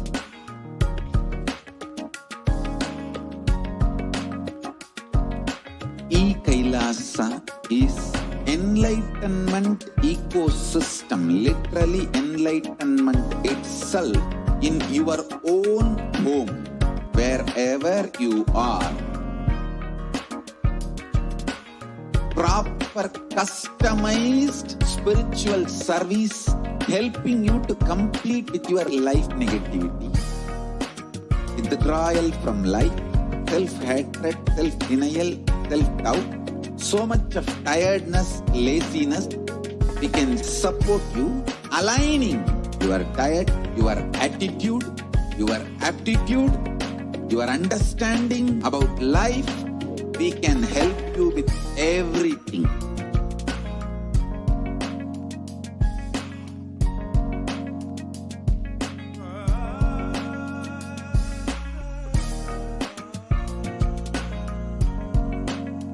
If you are interested in enlightenment, we will immediately bring this to you. If you are not interested, we will explain the whole science, inspire you and make you interested in enlightenment time. We need to cater this enlightenment science to the whole world wherever they are, because enlightenment is the birthright of all human beings. Kailasa is responsible to provide that to all human beings.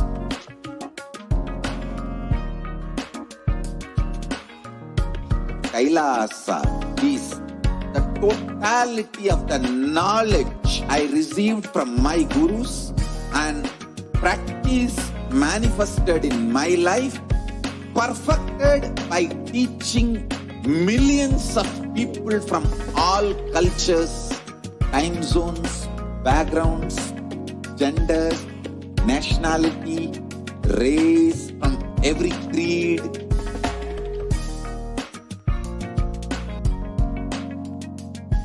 So this absolutely perfected knowledge available to you, served to you in your home without even you moving out of your couch, free of cost.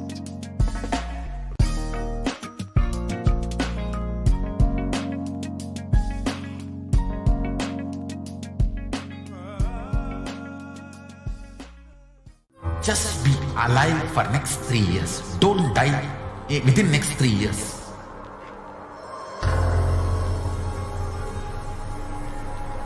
Just don't die within next 3 years. Be alive. Somehow be alive.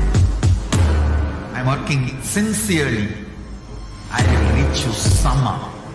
Somehow I will reach you. It's my commitment to humanity.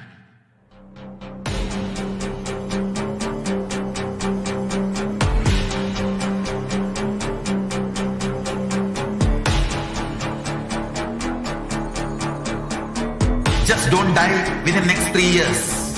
I will reach you wherever you are, whichever corner of the world you may be. I will reach you with enlightenment. You manifesting the space, state, powers, being Paramashivoham. It is possible, and it is possible for you.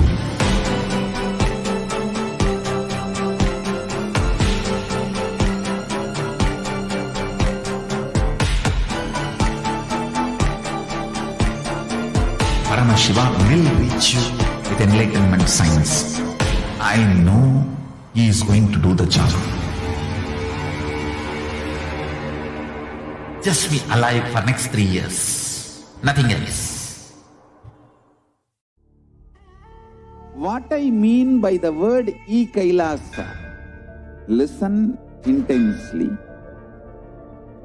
Enlightenment ecosystem, literally enlightenment itself, in your own home, wherever you are. If you cannot come to Kailasa, it's okay. Kailasa can come to you. Kailasa coming to you is e-Kailasa.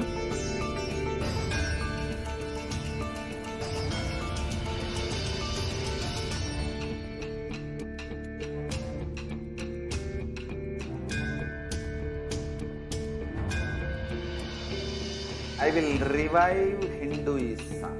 I am a Hindu revivalist, not by any revolution, but by evolution.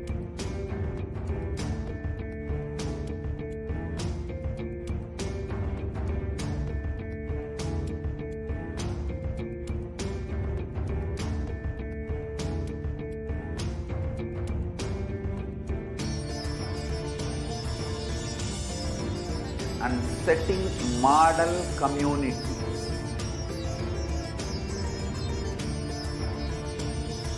Kailasas, enlightenment ecosystems, Sarvanya Pitas all over the world.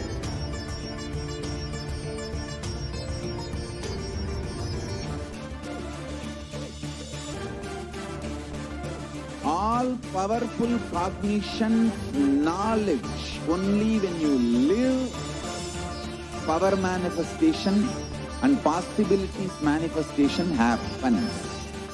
It's a fundamental truth.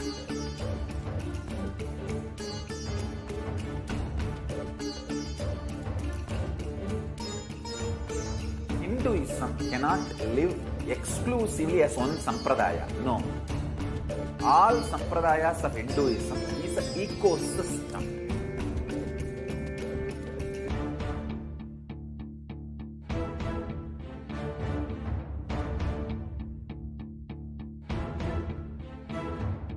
So don't keep quiet thinking that if one sampradaya is attacked, only that sampradaya is going to be affected. All of us are ecosystem.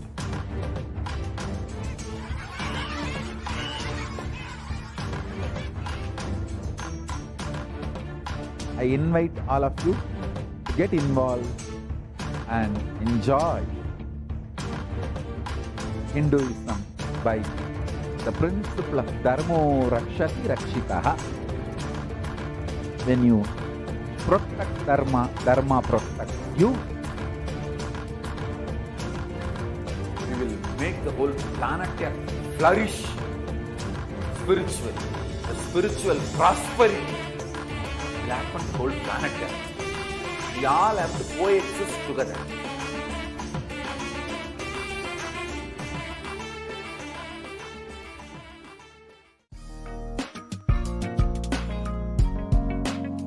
We get you health. We get you ability to build beautiful relationships in your life. We get you direct spiritual support, and we make sure you become wealthy.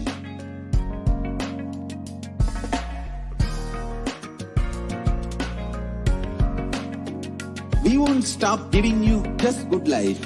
We will literally not stop till you live enlightened life. Manifesting the state of Paramashiva, space of Paramashiva, powers of Paramashiva, being of Paramashiva.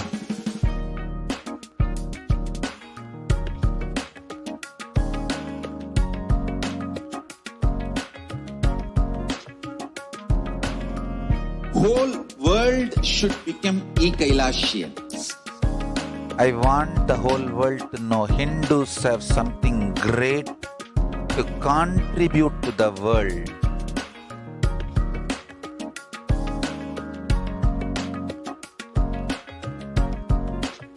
We have something great to contribute to the world.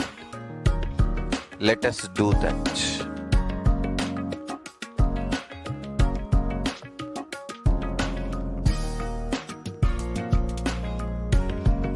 E-Kailasa is proper customized spiritual service helping you to identify your root patterns of suffering. We have perfected the science of helping every individual from every cultural, religious, nationality background.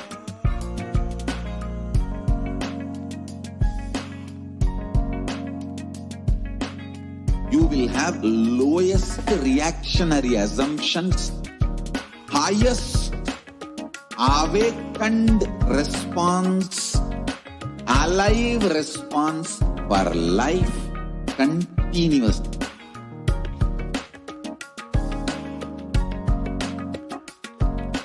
E-Kailasa is enlightenment ecosystem, literally enlightenment itself in your own home, wherever you are. Proper customized spiritual service helping you to complete with your life negativity. Withdrawal from life, self-hatred, self-denial, self-doubt, so much of tiredness, laziness. We can support you aligning your diet, your attitude, your aptitude, your understanding about life. We can help you with everything.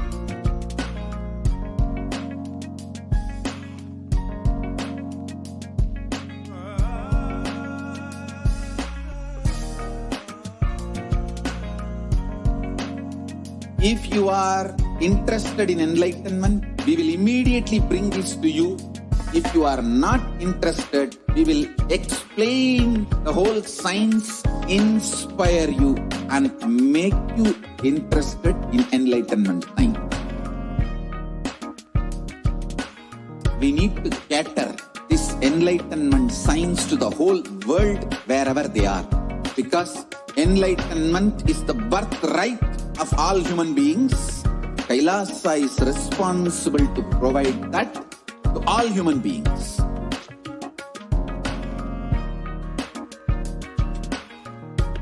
Kailasa is the totality of the knowledge I received from my gurus and practice manifested in my life. I teaching millions of people from all cultures, time zones, backgrounds, genders, nationality, race, from every creed.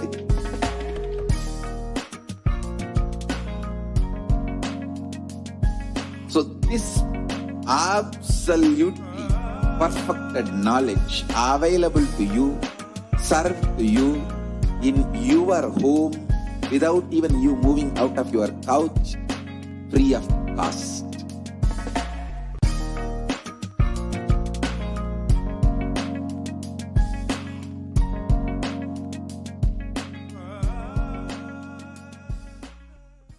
Just be alive for next 3 years. Don't die within next 3 years.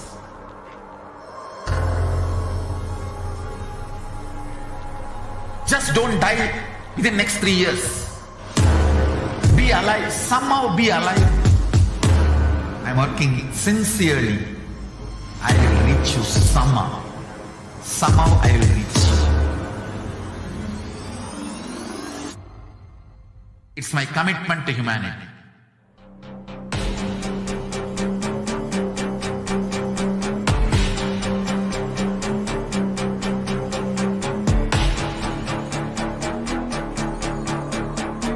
Just don't die within next 3 years. I will reach you wherever you are, whichever corner of the world you may be. I will reach you with enlightenment. You manifesting the space, state, powers, being Paramashivoham. It is possible, and it is possible for you.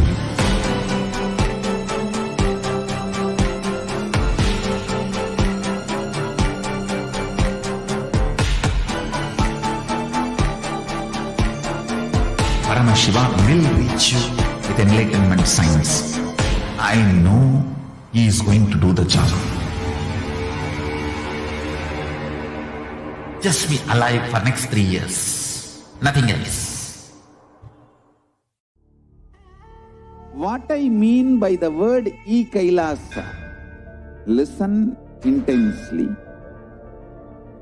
Enlightenment ecosystem, literally enlightenment itself, in your own home, wherever you are. If you cannot come to Kailasa, it's okay. Kailasa can come to you. Kailasa coming to you is E-Kailasa.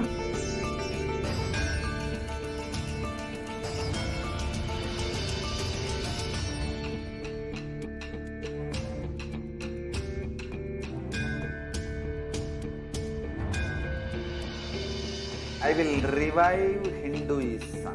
I am a Hindu revivalist, not by any revolution, but by evolution.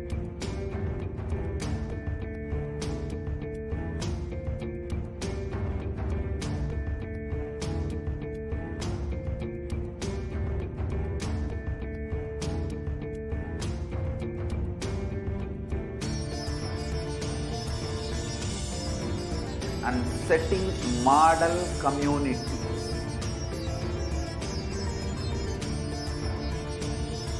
Kailasas, enlightenment ecosystems, Sarvanyapitas all over the world.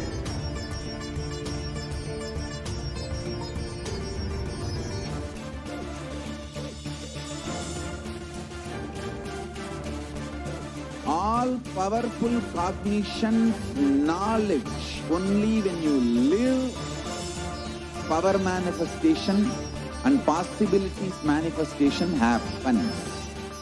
It's a fundamental truth.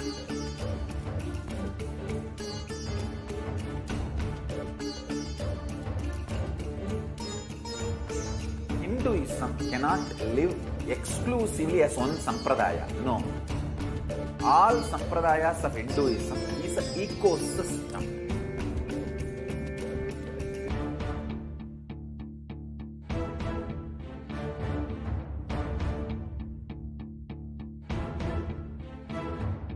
So don't keep quiet, thinking that if one sampradaya is attacked, only that sampradaya is going to be affected.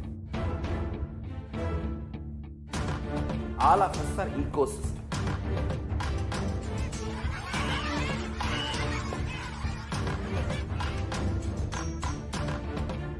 I invite all of you to get involved and enjoy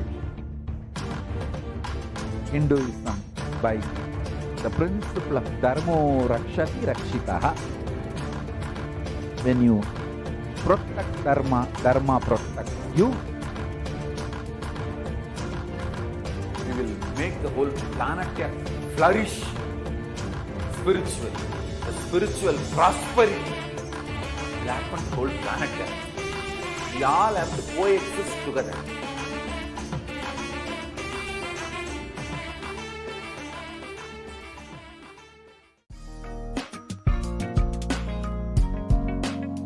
We get you health.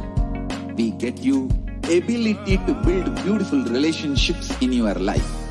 We get you direct spiritual support, and we make sure you become wealthy.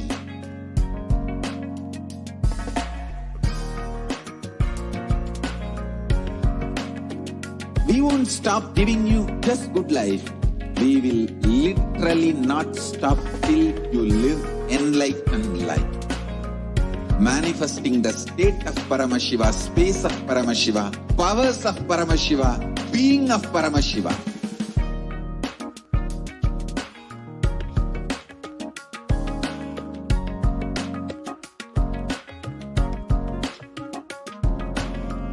Whole world should become Ekailashians. I want the whole world to know Hindus have something great to contribute to the world.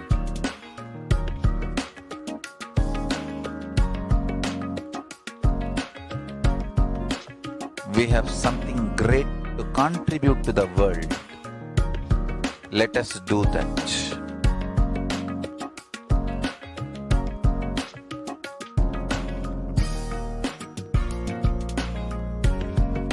E-Kailasa is proper customized spiritual service helping you to identify your root patterns of suffering. We have perfected the science of helping every individual from every cultural, religious,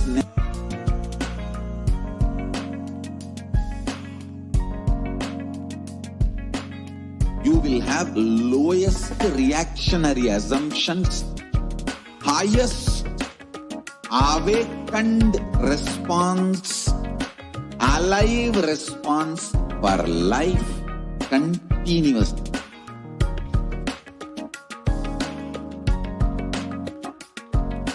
E-Kailasa is enlightenment ecosystem, literally enlightenment itself in your own home, wherever you are. Proper customized spiritual service helping you to complete with your life negativity. Withdrawal from life, self-hatred, self-denial, self-doubt, so much of tiredness, laziness. We can support you aligning your diet, your attitude, your aptitude, your understanding about life. We can help you with everything.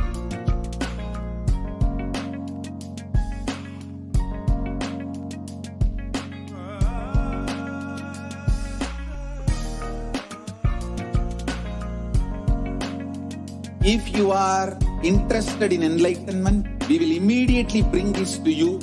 If you are not interested, we will explain the whole science, inspire you, and make you interested in enlightenment science.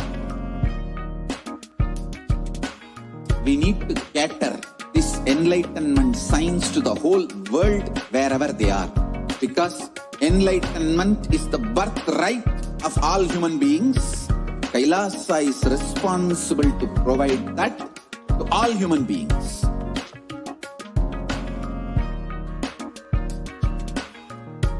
Kailasa is the totality of the knowledge I received from my gurus and practice manifested in my life, perfected by teaching millions of people from all cultures, time zones, backgrounds, genders, nationality, race, from every creed.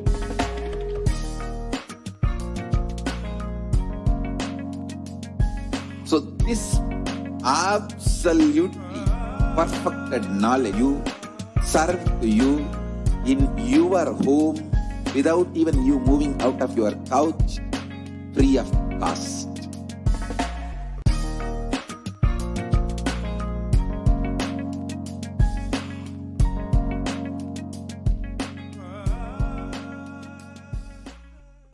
Just be alive for next 3 years. Don't die within next 3 years.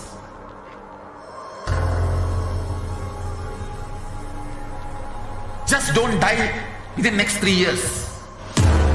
Be alive. Somehow be alive. I'm working sincerely. I will reach you somehow. Somehow I will reach you. It's my commitment to humanity.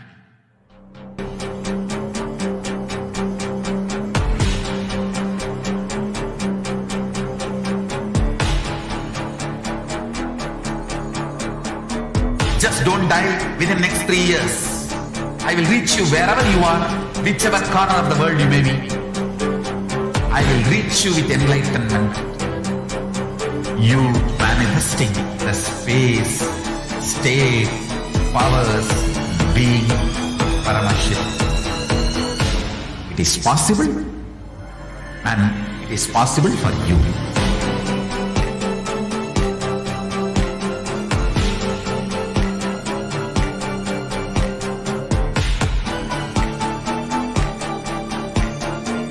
Paramashivoham will reach you with enlightenment science. I know he is going. Just be alive for next 3 years. Nothing else. What I mean by the word e-Kailasa, listen intensely. Enlightenment ecosystem, literally enlightenment itself, in your own home, wherever you are. If you cannot come to Kailasa, it's okay. Kailasa can come to you.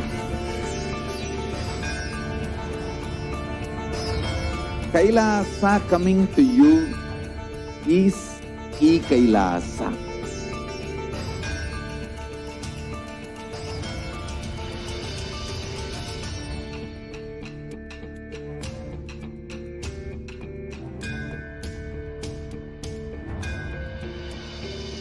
I will revive Hinduism.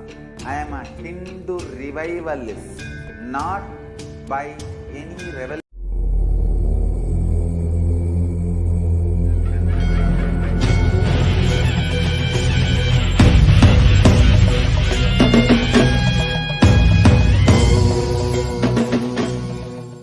Connecting with the divine with your eyes closed is meditation. Connecting with the divine with your eyes open is darshan. Come, let us all now move from meditation to darshan. Slowly, very slowly, please open your eyes.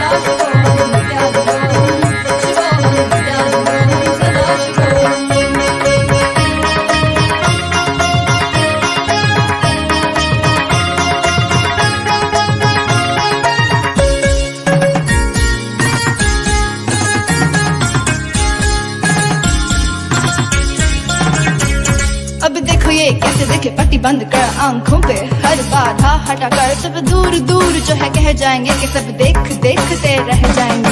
Trinetra जागरण जो इसे कहते हैं, कथाओं में जो सुनने को मिलते हैं, कहने में जो लगे नहीं इतना आसान चुश्चुल, इतना भी नहीं मुश्किल, बात बनेगी संपूर्ति जब साथ है तो आओ एक दीक्षा की तो बात है सारी दुनिया में मगर एक ही इंसान, उप्स नॉट इंसान, ये है भगवान। जय जय जय जय नित्यानंदा, जय शिव शंकर नित्यानंदा, जय जय जय जय नित्यानंदा, जय Shiv Shankar Nityananda, नित्यानंदोहम शिवोहम नित्यानंदोहम सदाशिवोहम नित्यानंदोहम शिवोहम नित्यानंदोहम सदाशिवोहम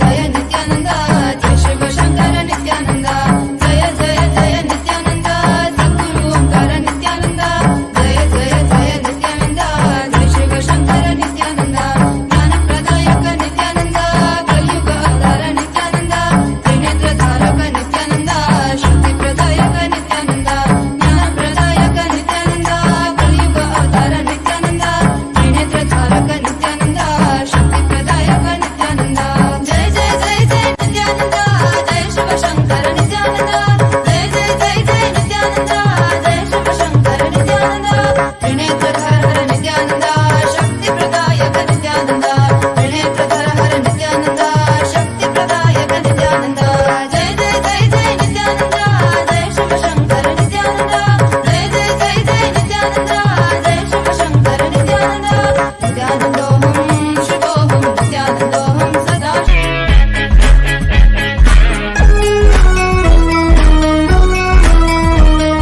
Incompletion, suffering is all that we talk about. Confusion, delusion, and everybody's stressed out. The only one to save us is him, there's no doubt. He's a Dashiva, Mahadeva. He's an avatar of everything at his feet. So feel free, just let it be. Watch him come while you listen to me.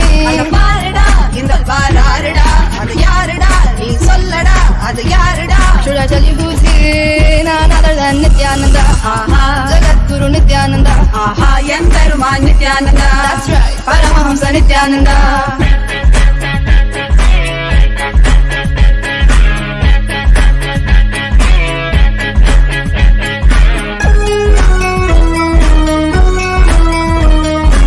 Om Namo Nithyanandaya, Namo Namo Nithyanandaya, Om Namo Nithyanandaya, Sadashivaya Om.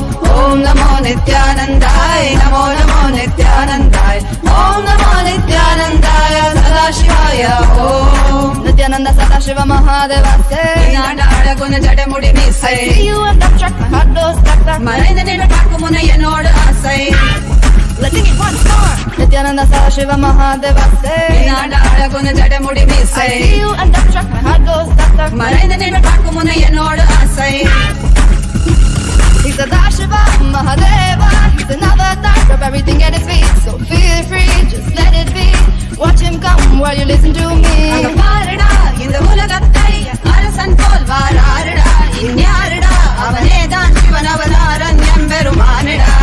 None other than Nithyananda.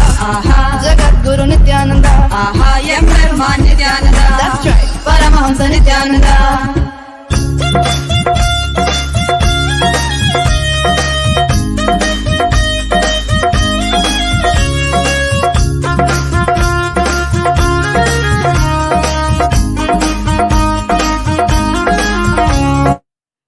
ॐ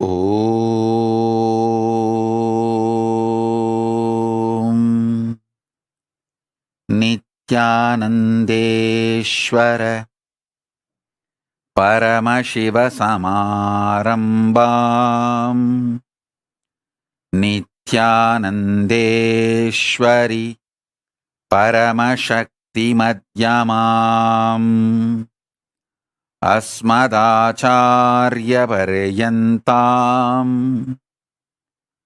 वन्दे गुरुपरम्पराम्।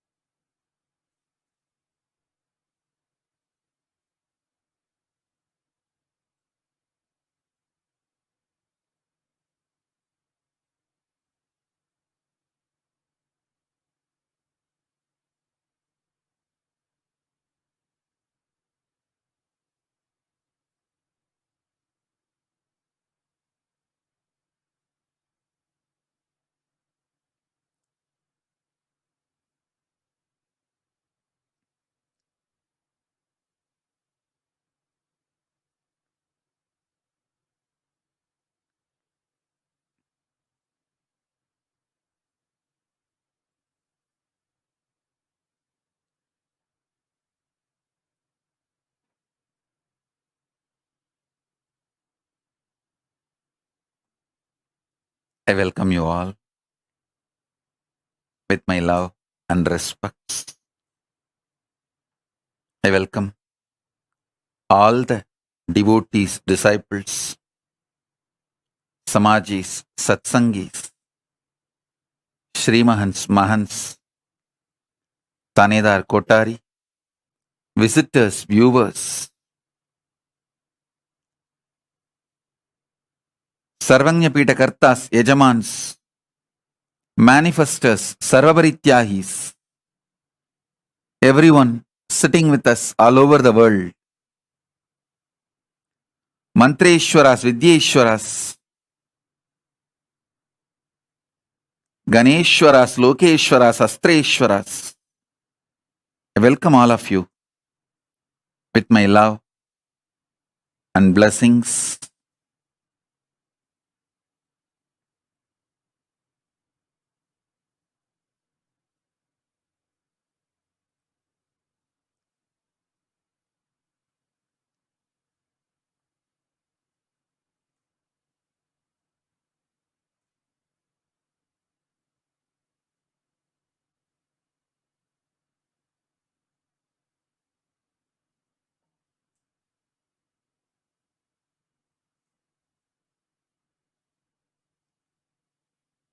Paramashiva's message directly from Kailasa.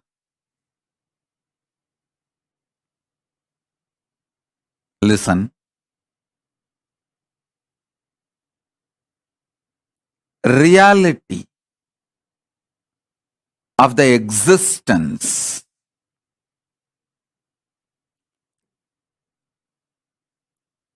manifests as consciousness in you as Paramashiva in Brahmanda, in macrocosm. In the macrocosmic level, the reality of existence is Paramashiva. In the microcosmic level, the reality of existence is consciousness.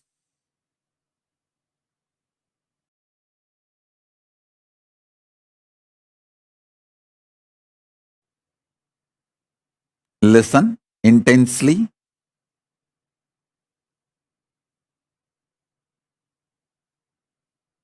The fifth force, consciousness, just by understanding the fifth force, consciousness, the initiation can happen in you. Understand? There are some things, once you learn, there is no question of forgetting or going back to the state of ignorance. For example, swimming. Once you learn swimming and start swimming, even 25 years you did not swim, but by mistake, accidentally you fall into the water, simply your body will start swimming. So there is no question of going back to ignorance. When some of the knowledge gets into your biomemory, same way cycling. Once you learn cycling and did it successfully, even 25 years you did not touch the cycle, doesn't mean you will forget it. Simply when you get the cycle again, you will start cycling. There are many great possibilities and powers. Once it gets into your biomemory, there's no going back to the pre-knowledge period, the ignorance period. Some knowledge makes a permanent awakening, alteration in you. This knowledge about consciousness. The fifth force will make permanent transformation, change in you. There is no going back to the space of ignorance or pre-knowledge zone. Once you receive this knowledge, there is no going back to pre-knowledge time or ignorance period. Listen, I'm going to initiate all of you by giving you this conscious reality.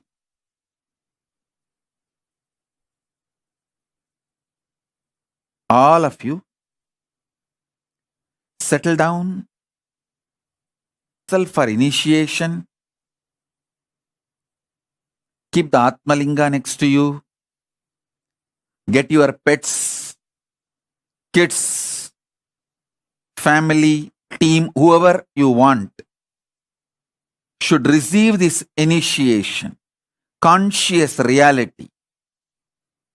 If you want, you can light a small lamp. Lighting a lamp during the satsang, offering a betel leaf and betel nut, a coin. These all may look ritualistic, but it will prepare your inner space to receive initiation. You don't need to give $1 or $2 or nothing. Just you can give a penny. The lowest available denomination coin. Because it is not economical value, it's a spiritual value. Understand? It is not at all economical value, it's a spiritual value. A betel leaf, a betel nut, and the lowest available coin, a lamp. All this does a powerful preparation inside you.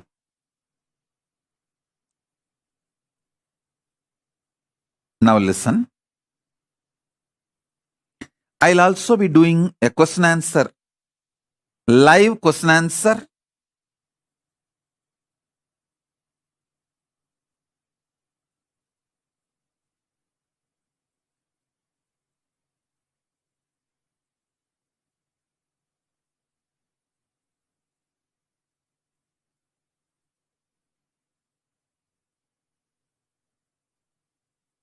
So first thing,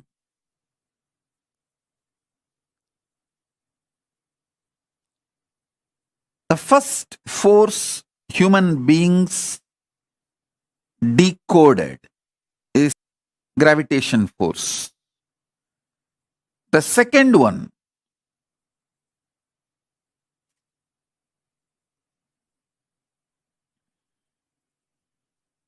electromagnetic force. Third, weak nuclear force. Fourth, strong nuclear force. The fifth force is reality. Of course, it's not that just with the fifth it ends. No. With the fifth, it enters into a different space altogether. There are 6th, 7th, 8th, 9th, 11th, 12th, 13th, 14th, up to 14 dimension. Different forces exist. 14th force is that absolute Paramashiva, Paramashiva, Turyadita, Turyadita.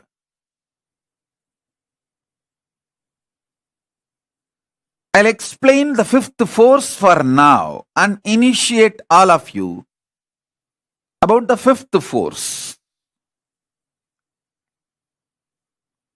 I'll reveal the exact Tamil words got revealed to me by Paramashiva, Arunagiri Yogeshwara directly.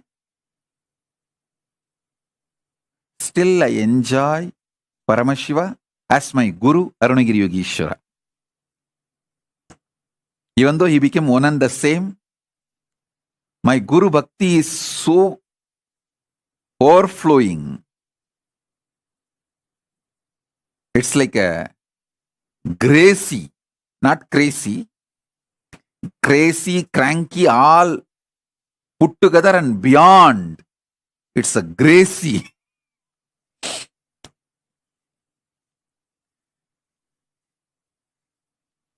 So I enjoy my Guru Paramashiva as Arunagiri Yogeshwara. புவியீர்ப்பாம் முதல்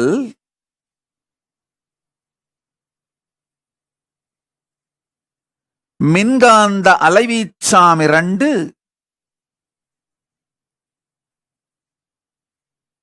சிறுவனுவாம் சக்தி மூன்று பேரண்ட பேரணு நான்காயிருக்க இருப்பின்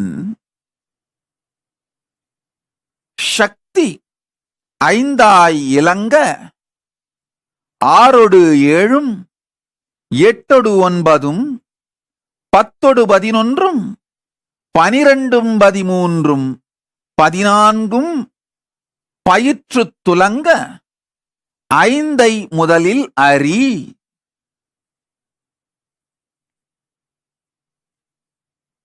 இருப்பின் இருப்பு பிண்டாண்டத்திற்குள் உயிரின் உணர்வாயும் உயிர்மையாயும் பிரம்மாண்டத்திற்குள் பரசிவமாயும் மலர்ந்து இருந்து துலங்குகிறது.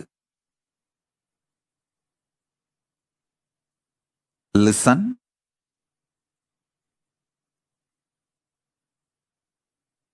Greatest that can happen to human being is this conscious reality becoming the existence, part of your existence. Listen. This conscious reality can be part of your existence if you have a direct feeling connection, Guru Bhakti. It can just like a jumping of the flame, transmission of the lamp. Hey, Paramashiva is real. Over. You just know. Swamiji said it. Paramashiva is real. Paramashiva is real. And based on that, your whole cognitive shift happens. Your existence shifts. From that reality, you cognize, exist, act, manifest, gravitate, do everything.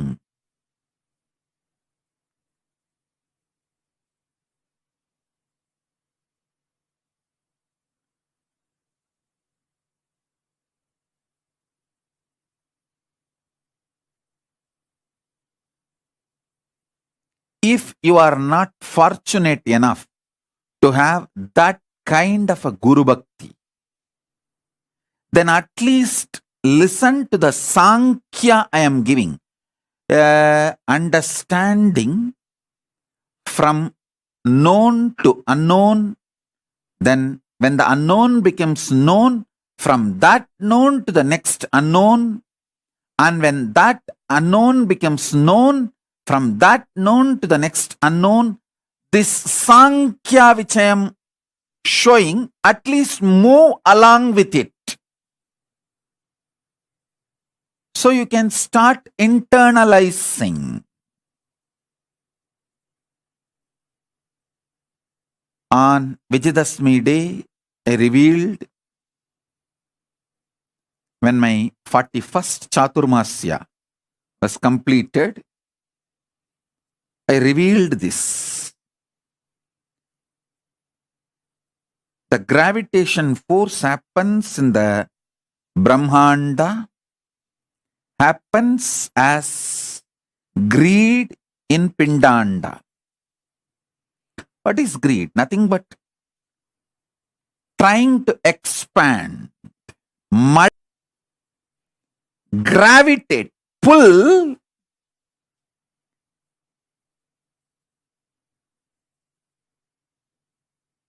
and add what you pulled as part of you.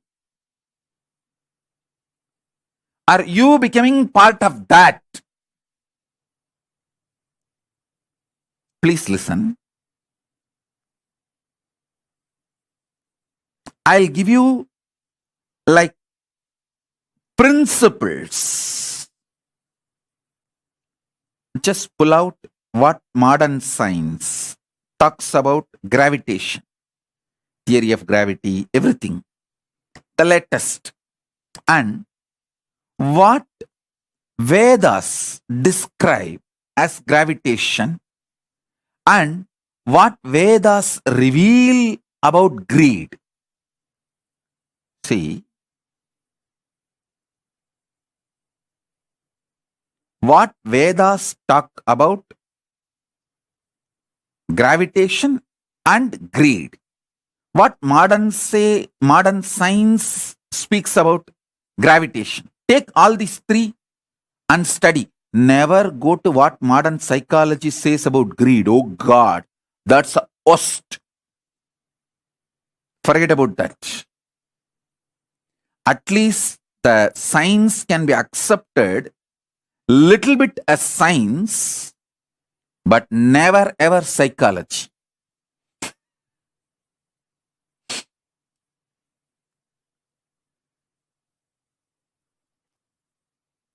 What Vedas and Agamas describe about gravitation, what Vedas and Agamas describe about greed, and what modern day science describes about gravitation, theory of gravity, everything.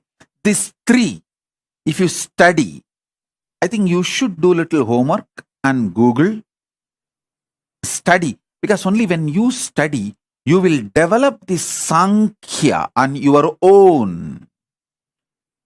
You will start having clicks on your own.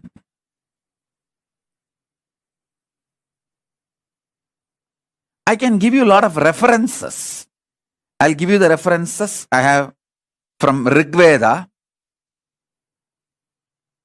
first canto and 103rd chapter, 2nd verse.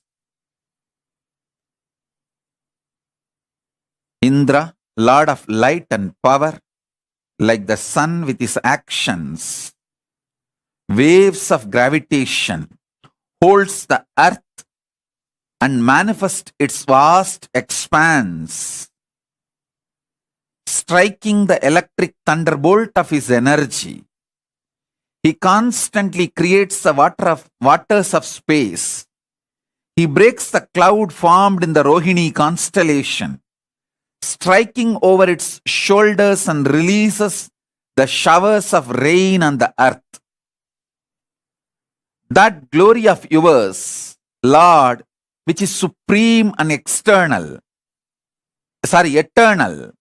which is essential, subtle and mysterious, and this which is actual and existential, the poets of vision and imagination realize by its manifestations of this glory of Indra, this which is on earth is one and distinct, and the other which is in heaven is distinct and another. The two mingle in form and mature as one, just as two parties meet in the assembly, each with its identity, and become one community. I have collected some 20-30 references. I'll share the whole thing in the Facebook social media. You study it.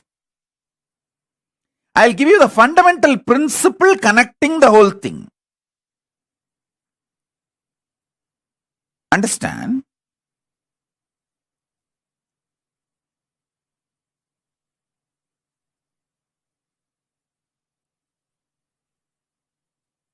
gravitation in macrocosm, greed in microcosm. Actually, in the initial level, you need to understand our existence is like holographic. Macrocosm's holographic structure is microcosm. Once you evolve this Sankhya, this conscious evolution, and reach the fifth force, you will understand macrocosm is microcosm and microcosm is macrocosm. Consciousness is Paramashiva, Paramashiva is consciousness. Either you need a strong audience to Guru's words, so you click with the truth and it becomes experience in you, or you develop this Sankhya, clarity of the conscious evolution.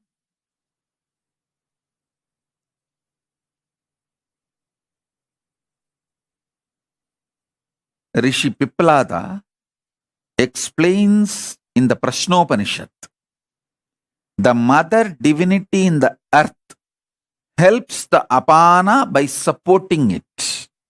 As per the Ayurveda, apana is the force equivalent to gravity, present in the middle of the body.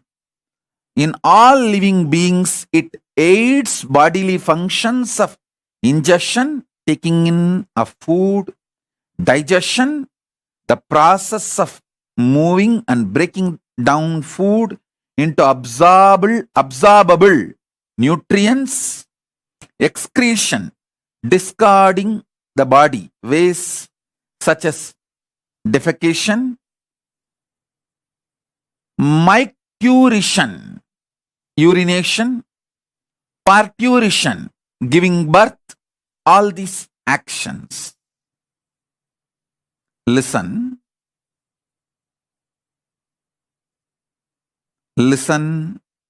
intensely.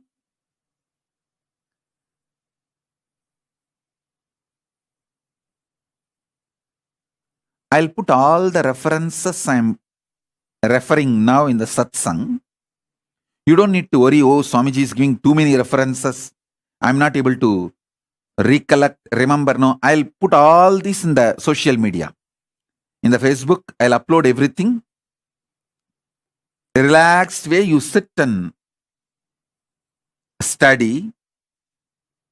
Now you receive only the basic principle which I am teaching you. With this basic principle, if you study all these references, your whole head will lit up. Especially if you are living a vegetarian lifestyle, your whole body will lit up. Understand?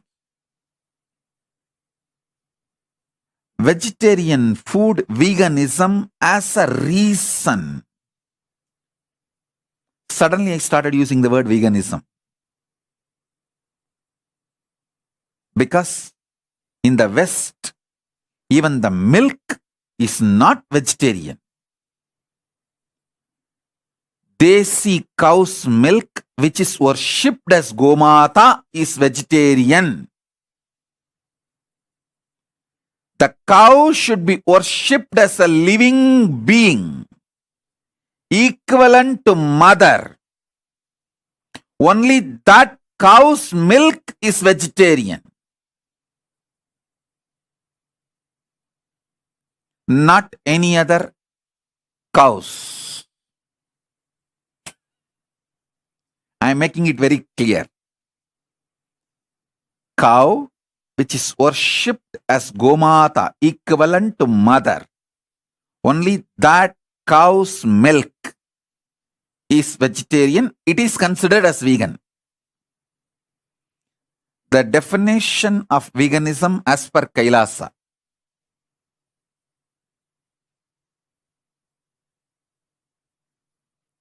Definition of veganism.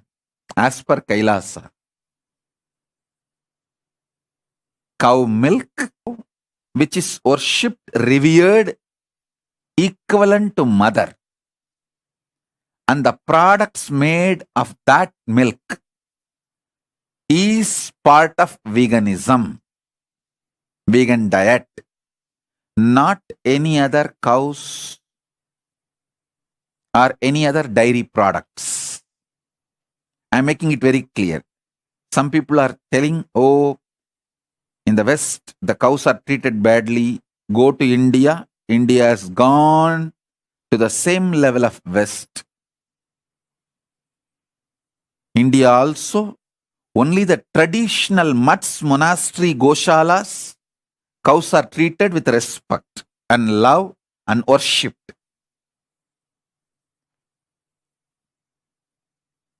So I'm very clearly telling you, all my disciples, if you want to drink milk, any dairy product, have cows in your home. Worship them, respect them, get milk from them.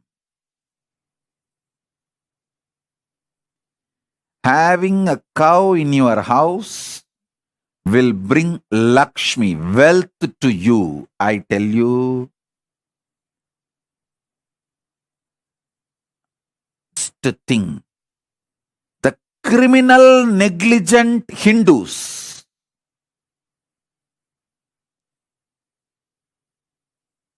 I want to popularize this word, criminal, negligent Hindus. If you are seeing, hearing the news about Bangladeshi Hindus are destroyed, and you just keep quiet, eat your shit, and live your third-rate life, you are a criminal, negligent Hindu, and your son, your next generation, is not only not going to be Hindu, you don't have a right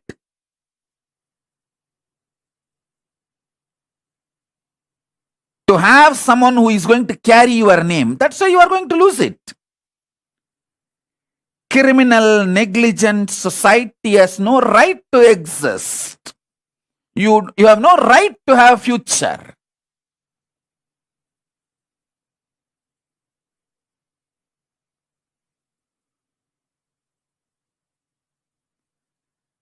One of the worst thing these criminally negligent Hindus tell is they always think the Hinduism will be protected by somebody else. To justify their criminal negligence, they think, oh, Sanatana Hindu Dharma, it can never be destroyed. Bloody. Dash, dash, dash, dash, dash. Put beep sound and fill all the dirty words in this gap.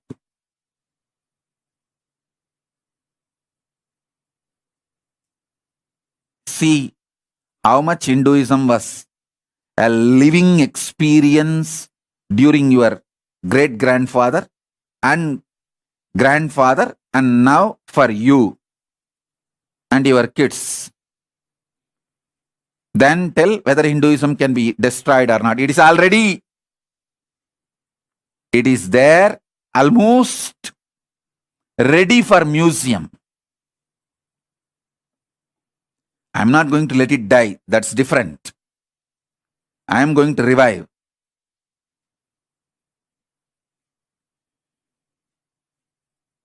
But be very clear. The criminal, negligent Hindus. Actually, I want the whole Kailasa should start using this word. We are treating Hindus with a very cute words like, oh, consumeristic Hindus. Hindus are caught in consumerism. That is the real problem. Many anti-Hindu forces are very active. Oh, Hindus are not united. don't use all these decent words towards Hindus. Use straight word. Criminally negligent Hindus. Always bothered about one degree, one house, one spouse, 2 kids, 2 cars, bank balance. Over.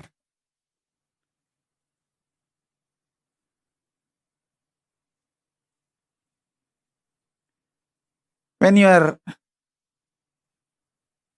you lose your next generation to atheism and other religions or consumerism or just any other lifestyle and ideology, coming and crying, "Oh, Swamiji, I lost my next generation. They are not following me anymore, following Hinduism anymore." Not only they are not going to follow Hinduism anymore, they are not going to remember your name. And you fellows, after death, go and suffer in the Pitruloka without any Pitru or Pinda. Be very clear. Unless your next 7 generation gives you the Pinda, you are going to rot and die in Pitruloka. These are all not false lies. You will rot and die in Pitruloka if you don't take the responsibility for your next 7 generation to follow Hindu tradition and give you the Shraddha properly. If you have given Shraddha, you will see the mantra not only for your father, forefather, their forefather, it is for 7 generation. Be very clear. If you want a peaceful existence after death, make sure your 7 generation follows Hinduism and gives you Shraddha properly. Otherwise, get lost, rot in the Pitruloka. These are all not false.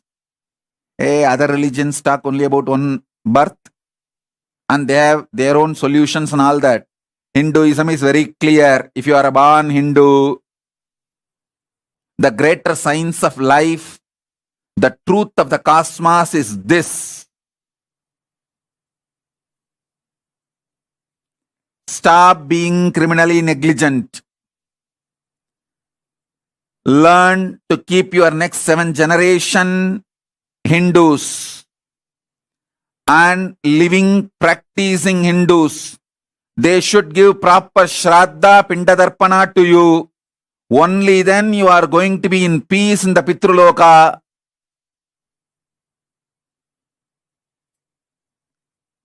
I am making it very clear. Anyone comes to Kailasa, I will ask them to have a regular check in the Mahakailasa, whether your next generations are following, practicing Hinduism and giving you the Shraddha and Pinda.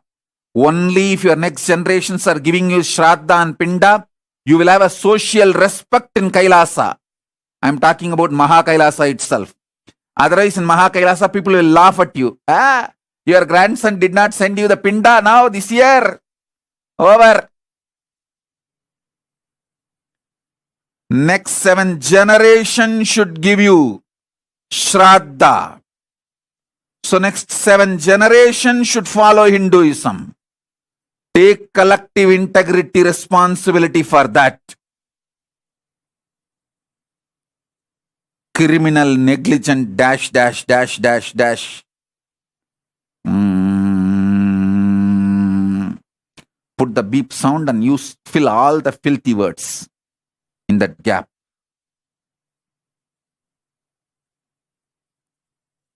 The criminal negligent Hindus started believing, oh, having a cow in the house, doing everyday puja, these are all waste of time, takes away too much energy.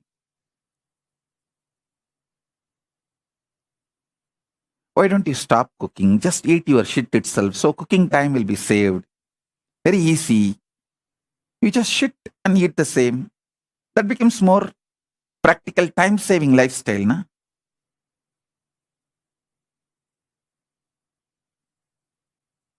I tell you,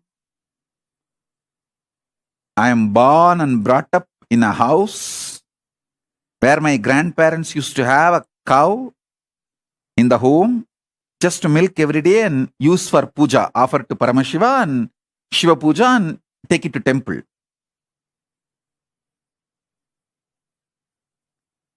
The amount of auspiciousness the house used to have.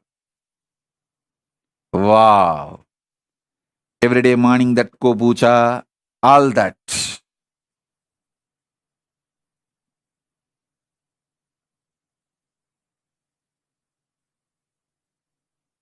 Don't try to come and tell me, oh, in US we cannot keep cows. Then get lost and go to a country where you can keep cows.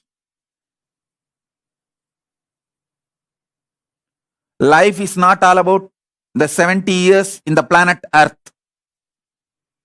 Life is large.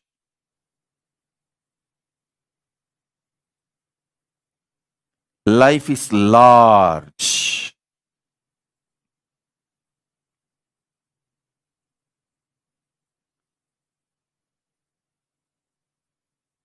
A house where the cows live, puja happens every day. The whole house will be productive 10 times more because every day you need to pull yourself, drag yourself out of bed and you need to be active. You cannot just sit in your cell phone whole day. Now the next is coming, multiverse. To literally kill you into your screen. The relationship between you and the reality will be reduced 90% more the moment multiverse is launched. The companies which launches multiverse and runs, they will become trillionaires. You will become so poor with the life. Your relationship with reality will disappear. I tell you, every day, even if you spend 10-15 minutes with cows,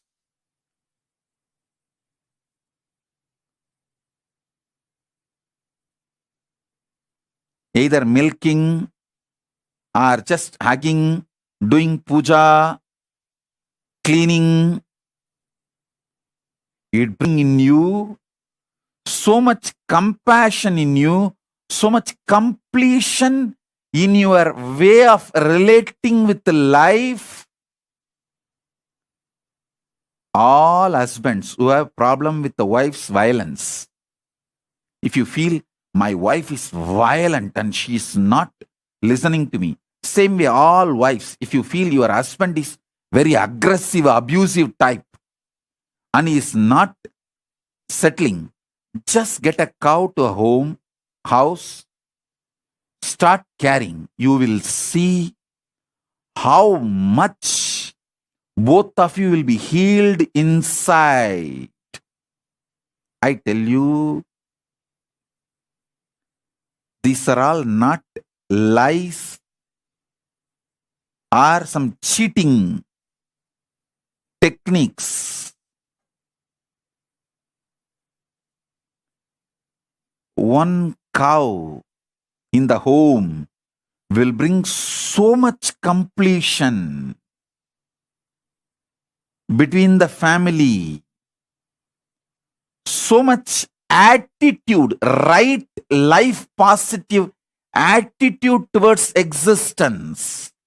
A house in which the Go Puja happens, Shiva Puja happens. When I reveal this truth's reality, simply it will become reality for you, initiation for you.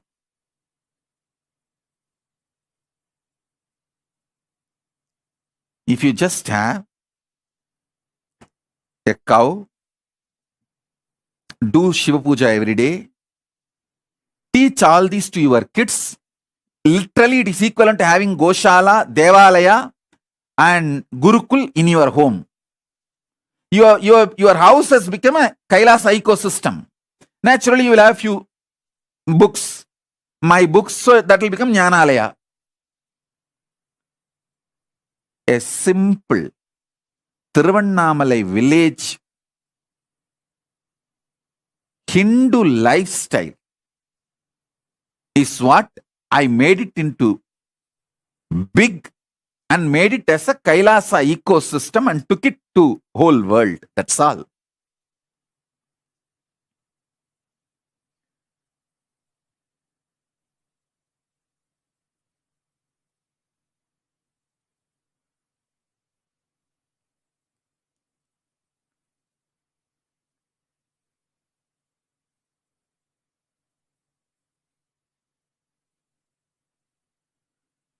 Life is not just 70 years.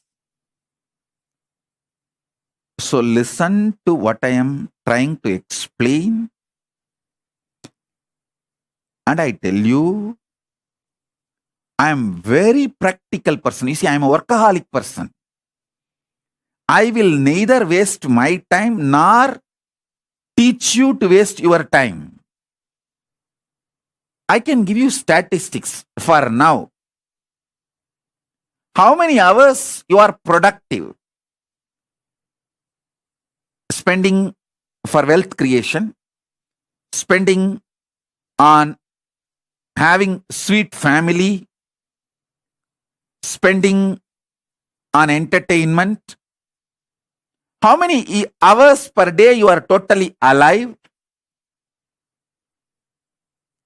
Just bring the life of cow puja, means bring one cow to your home and start maintaining it. Bring go puja and Shiva puja. You may think, oh, this Ko Puja and Shiva Puja will take at least 1 more hour of my time. No.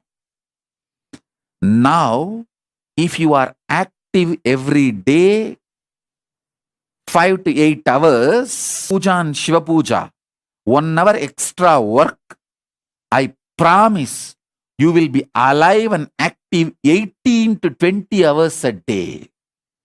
I am telling you. I am not an impractical person. Just see. See my life. டீனேஜ்ல வீடு வீடா பிச்சை எடுத்து ஹிந்து மதத்துக்காக ஒரு வீடு கட்டிட்டேன். 20ஸ்ல தெருவா பிச்சை எடுத்து ஹிந்து மதத்துக்காக ஒரு தெருவே கட்டிட்டேன். 30ஸ்ல ஊரா பிச்சை எடுத்து ஹிந்து மதத்துக்காக ஒரு ஊரையே கட்டிட்டேன். 40ஸ்ல நாடா பிச்சை எடுத்து ஹிந்து மதத்துக்காக ஒரு நாடே கட்டிட்டேன். நான் பிராக்டிக்கலான ஆளப்பா.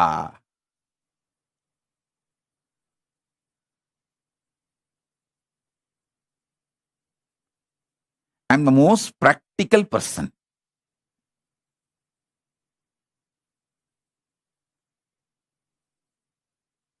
And I work not just 20 hours a day, almost 24 hours. I constantly make myself available for the Sangha, Kailasa, and make the whole Kailasa also work.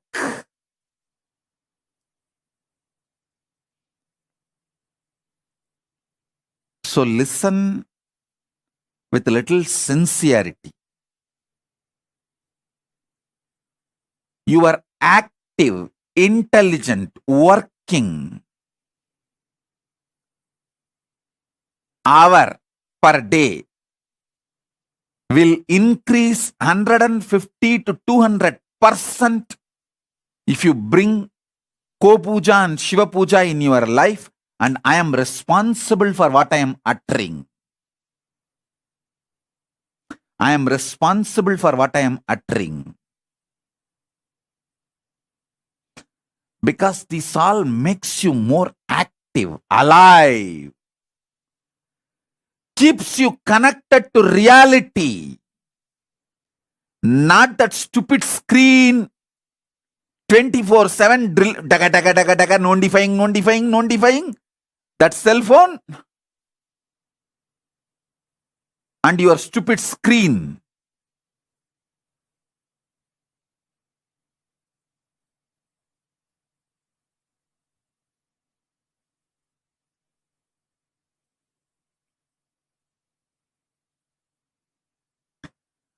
All criminally negligent Hindus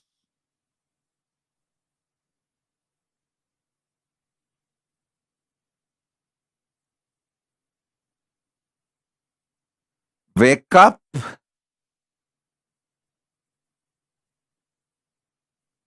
I will never teach something to waste your time. I keep myself productive and keep all of you extremely productive.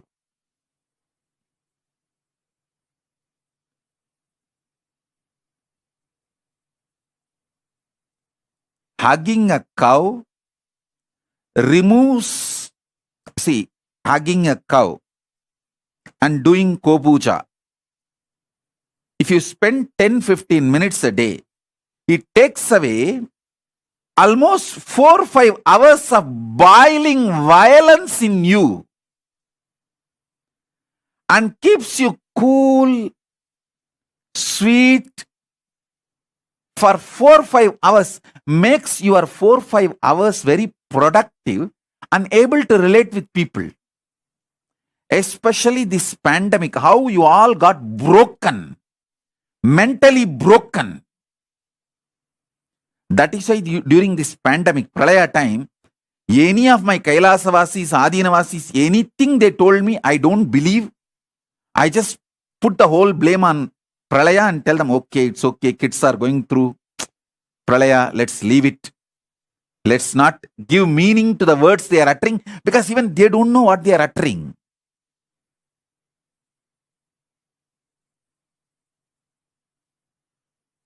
The impact of Pralaya on you will drastically reduce if you just keep a Ko-puja, Shiva-puja.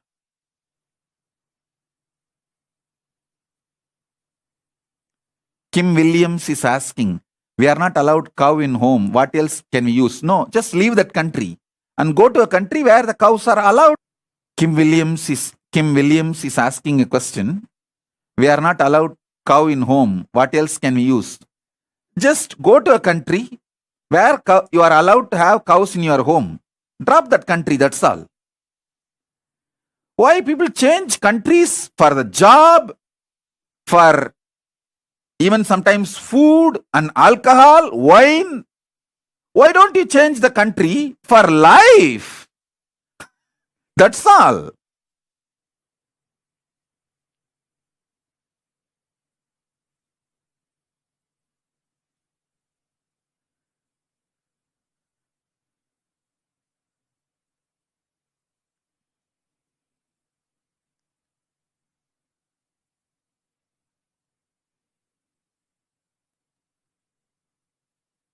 Alicia Maurice is asking, Swamiji, can we do cow puja to cow photo?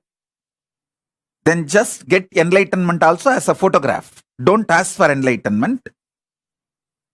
Don't drink cow milk. Have the photograph of milk and lick that and get satisfied. And have the photograph called enlightenment. Write in a paper enlightenment and lick that paper, eat that paper, and satisfied that you are enlightened. Don't ask for enlightenment. Don't ask for cow milk.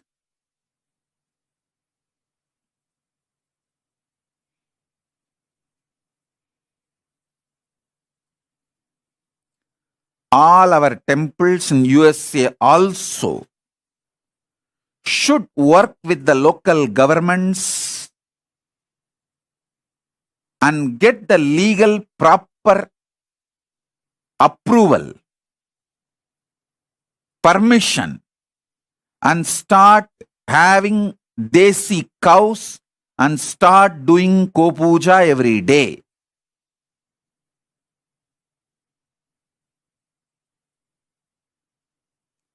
To set a trend. To set a trend.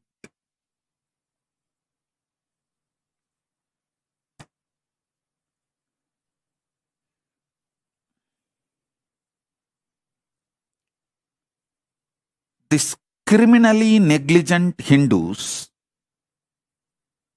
all the time trying to use my name for their criminal negligence. No, don't. I'm a talking God, God who talks back nicely.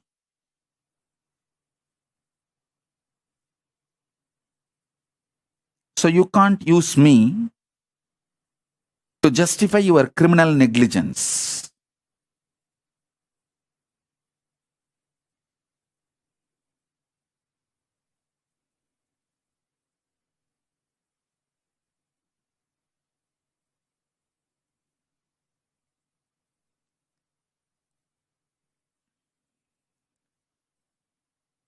If you are seeing, hearing the news about Bangladeshi Hindus getting killed, destroyed, raped, butchered, and keeping quiet, you don't have a right to expect your daughters not to get raped by the anti-Hindus, the same guys who are raping the Bangladeshi Hindu women. Their kids are going to rape your sisters, your next generation. Don't think you are safe.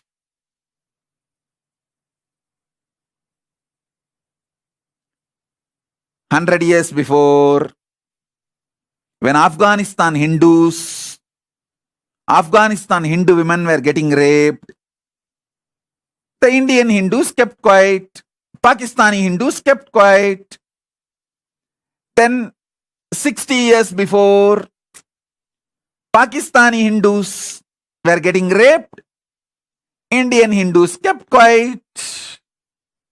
Then, this generation, Bangladeshi Hindus are getting raped. Indian Hindus are keeping quiet.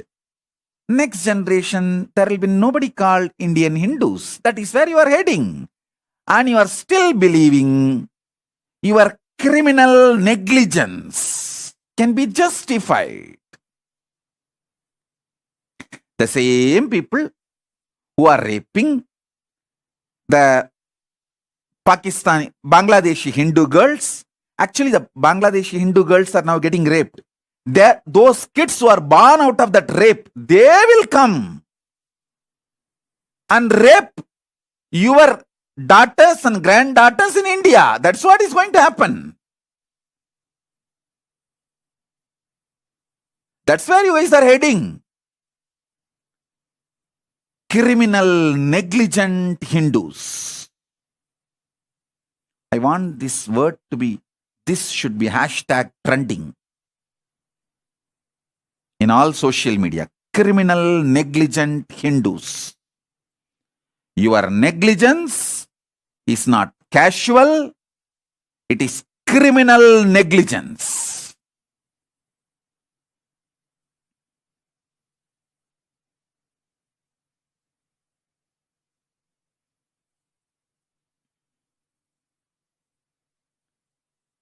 Last, your lifestyle. You know, funny thing, my grandfather had cow in the home and did Kopuja, Shiva Puja. Not only the Kopuja, Shiva Puja both stopped after my grandfather passed away. Now, next generation, I can't even tell them. I can't tell even in the family in which I was born and brought up. To them, even to them, I cannot advise. No, you guys are doing something wrong. We should bring the Kopuja, Shiva Puja back in our life. We should continue. All this should not discontinue. They say, Swamiji, we will hand over the deity to ashram. You please take it and you do it, Swamiji. We will pay the money for cows to you. And you please buy a cow in our name and keep the cow in the ashram. And you maintain the Goshala and do Kopuja. And no, they are all very sweet people. Swamiji, how much money we need to give for one Godana? and you buy the cow and keep in the ashram and maintain Swamiji and bless us with that punya.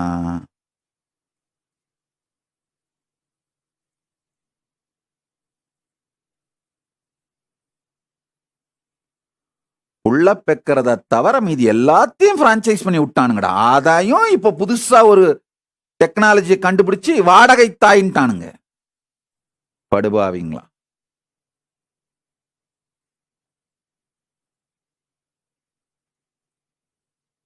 லைஃபை franchise பண்ணி விட்டு போய் படுத்துக்கிறதான சுடுகாட்டுல சுகமா இருக்கும்ல.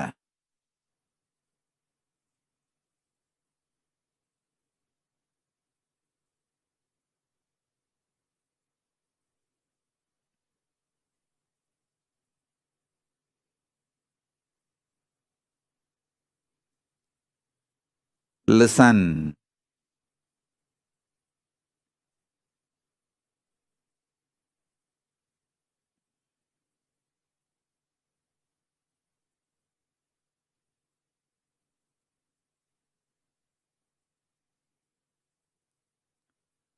All Hindus, listen. Your negligence is crossing all limits and becoming criminal negligence.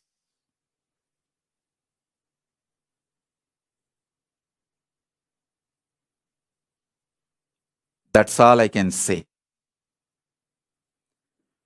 Let me come back to the satsang subject I was talking.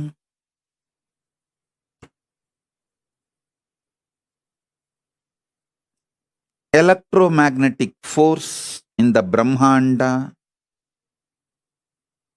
is the fear in Pindanda. I have spoken elaborately about fear from 2002. Listen, in 2002, my earliest satsang recordings available. I have spoken elaborately about this fifth force. From 2002, 3,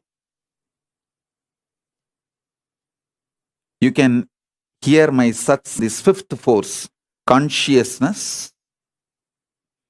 That time itself I have spoken elaborately about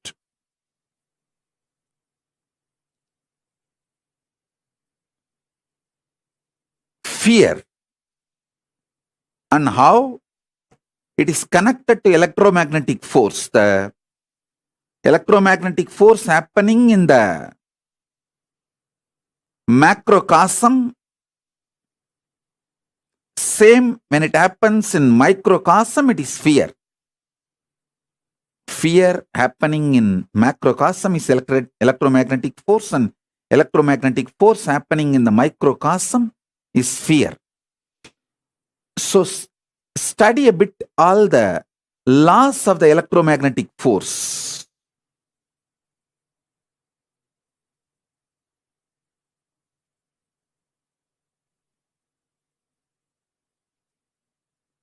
And I've elaborately defined the principle of fear from 2003, and it's all available in the YouTube. Spend little time in organizing. I tell you, if you study on your own, based on this principle, understanding electromagnetic force, you can just Google. It's not that it's all not available. Understand electromagnetic force and understand fear and try to see how it connects.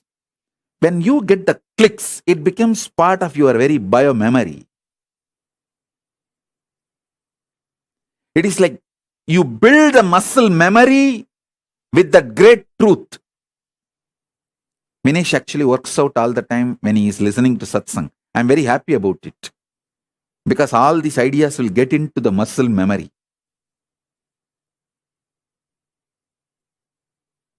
You can actually do gymming and workout, listening to the satsang, even yoga, or have your kids on your lap,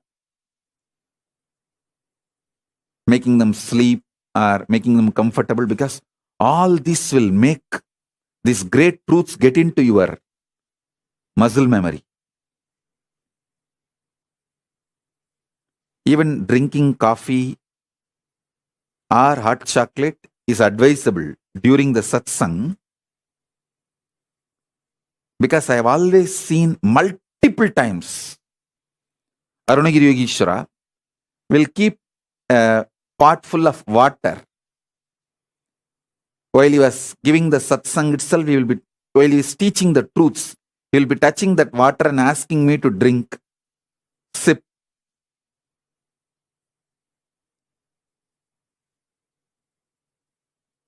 Because this satsang time, literally, your consciousness get impregnated by Paramashiva's manifestation, energy into your being.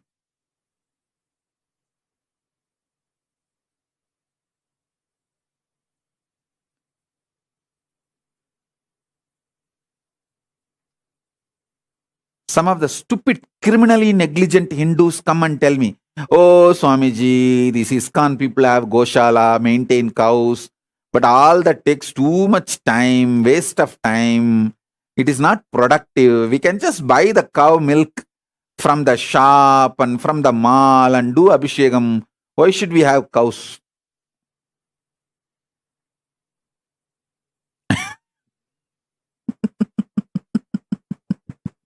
I think by now you guys know my answer. Why? If you want an answer, why ISKCON temple inspires thousands of people to live Hinduism, and why the so-called modern day doctor-run temples in US? What is doctors-run temples in US? No, all these Telugu doctors. No, I'm not blaming them. They are good people and they make a lot of money, and they can't forget Venkateshwara. They can't go regularly to Venkateshwara, so they put a temple here and give money. All this great, but they control the rituals as per their text message. They will have when they get a call, that's all. The whole Abhishekam is cut short. Time changed.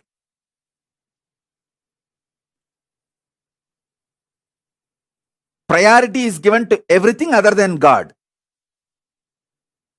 It's not actually when Venkateshwara should have Abhishekam. Ramanuja has decided already. You can't decide based on the medical emergency calls you get. If you are not able to attend, okay, go and attend your hospital, nothing wrong. But don't try to interfere with the rituals.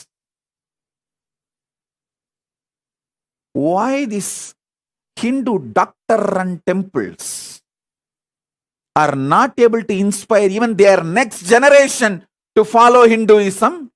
And why the ISKCON temple is able to inspire millions, not just people who are born outside Hinduism? Why they are all inspired to live Hinduism?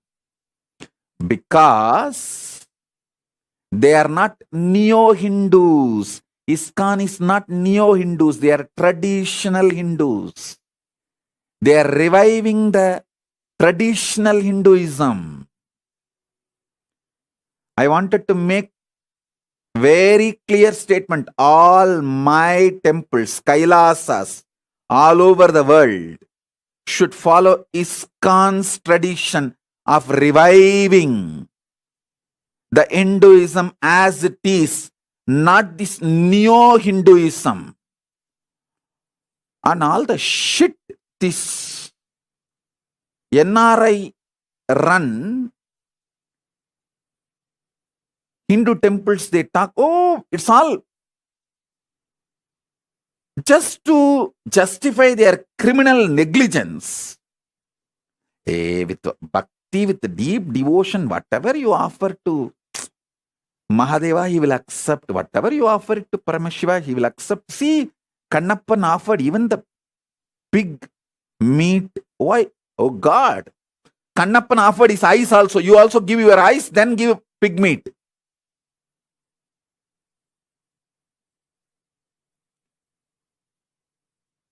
Don't try to use Kannappar for your violation of the Agamas.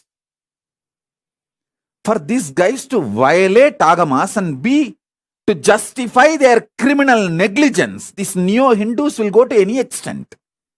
Mix and match,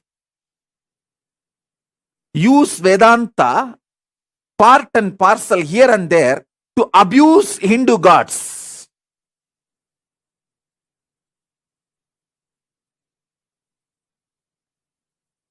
I want all my temples, Kailasas, all over the world. I want all my temples, Kailasas, all over the world. Listen to this. You will follow the footsteps of ISKCON and revive authentic Hinduism as it is from Vedas and Agamas. You will not follow the shit of this neo-Hindu, modern run,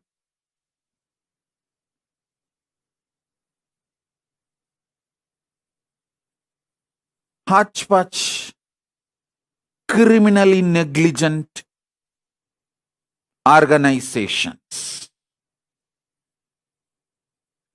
I'm making it very clear. See, I don't have a problem in NRIs running. They run the Indian centers. Even next to our San Jose temple, there is an Indian center. Great. That's like a social organization. Gather, enjoy, know each other, help each other in business. It's a wonderful thing. I liked that very concept. When you help each other in business and you get to know the families, make new friends. It's so beautiful. That Indian centers, great. But temples are temples. The temple science is different. Don't try to make the temples as community centers.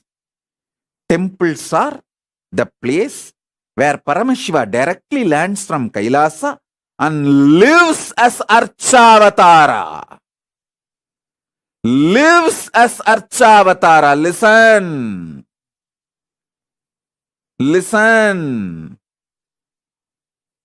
Temples are place where God lives. Hindu temples are not Hindu religious organizations. It is the place where God lives. That's why when sometimes people say, oh, I'll be directly connected to Swamiji, but I don't want to go to temple and volunteer. I tell them, no. I live in temple. You serving the deities is directly serving me. Bhakti should be deity based, not mental based. Mental fellows. Bhakti should be deity based.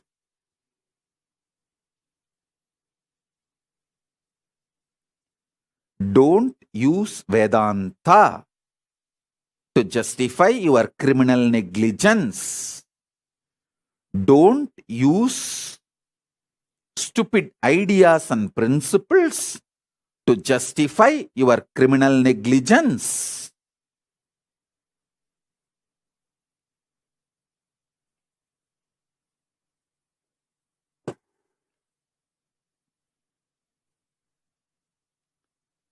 Spend little time, understand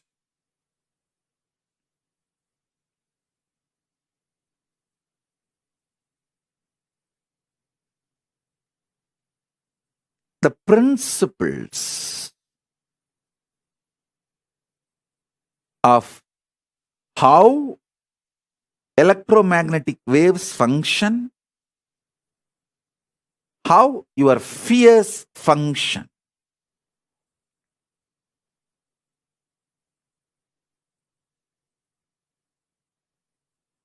You will have so many clicks, revelations,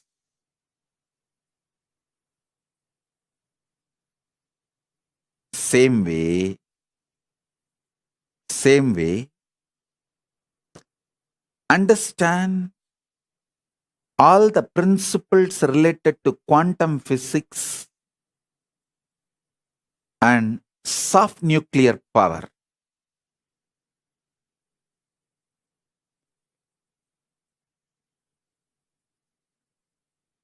This theory about parallel universe, soft nuclear power, or weak nuclear force, quantum universe, theories about atomic powers, energy, everything human mind has decoded is only to the level of weak nuclear force.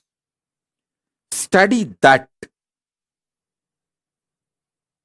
and see how a powerful cognition in you does the same in the macrocosmic level.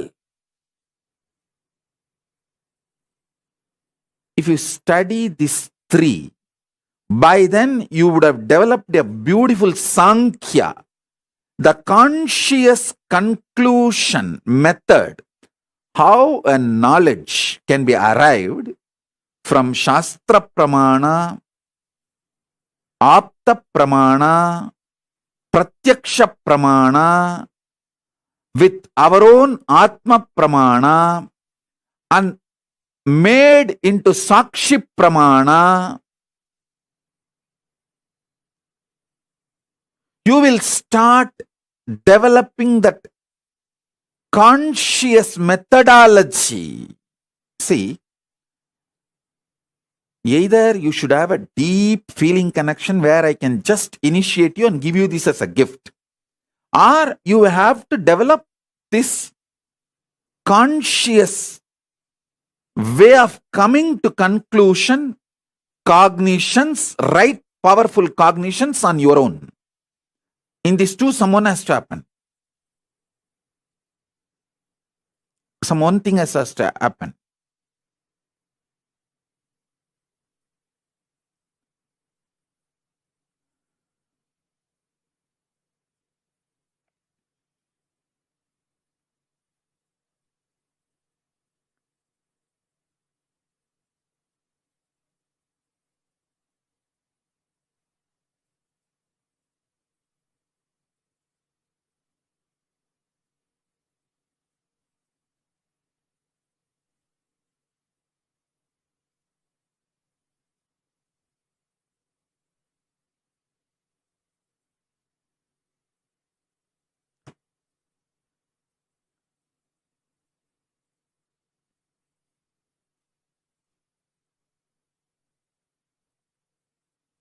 Each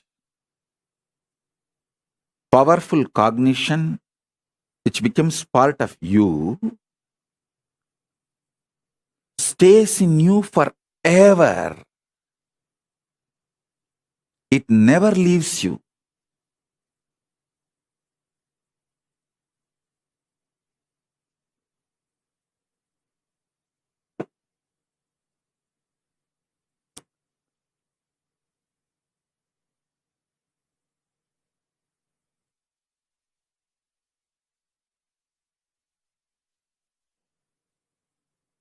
Annamalai Swamigal very beautifully told me once, I think he's from a Brahmin family, he's born and brought up, maybe, I do not know exactly, but the way he talks is that elite, highly spiritually evolved, and that family background,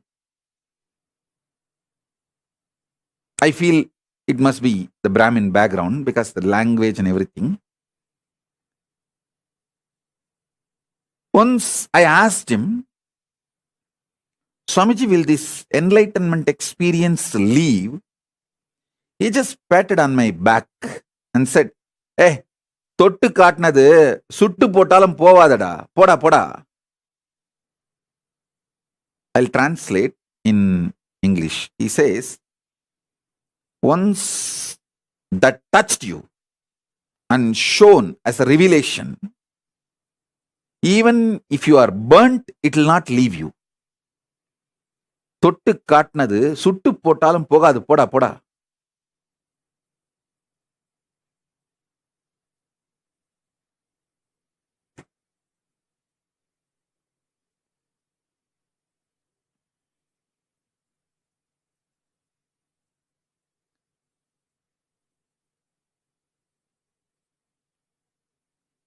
Now, whatever principles I am revealing,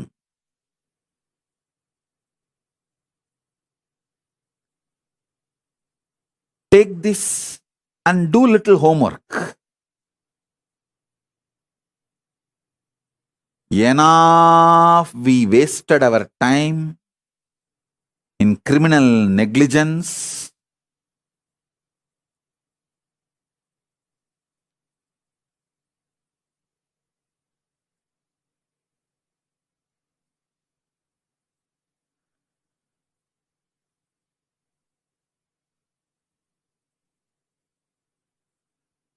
the way Hindus lost Hinduism last 100 years is unprecedented.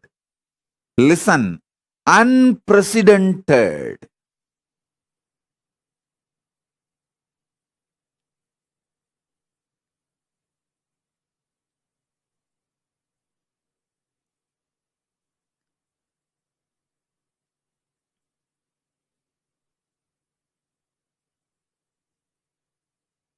I feel it is time to stop the erosion and revive the original Hindu principles as per Vedas and Agamas.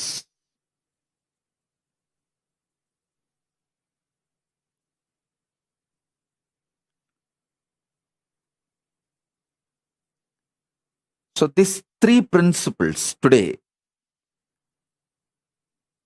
you start internalizing. I have a lot of references about all these three.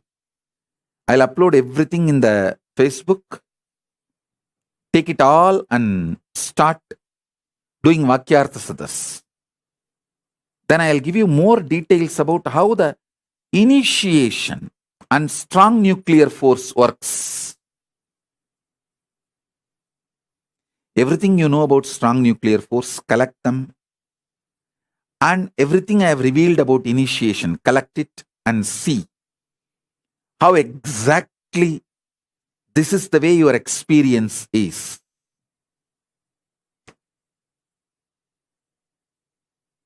Then you will understand what I mean by the word conscious reality. How the conscious reality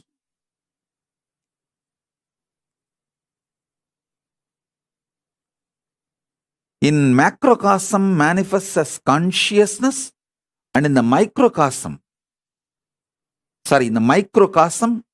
manifests as consciousness, and in the macrocosm as Paramashiva.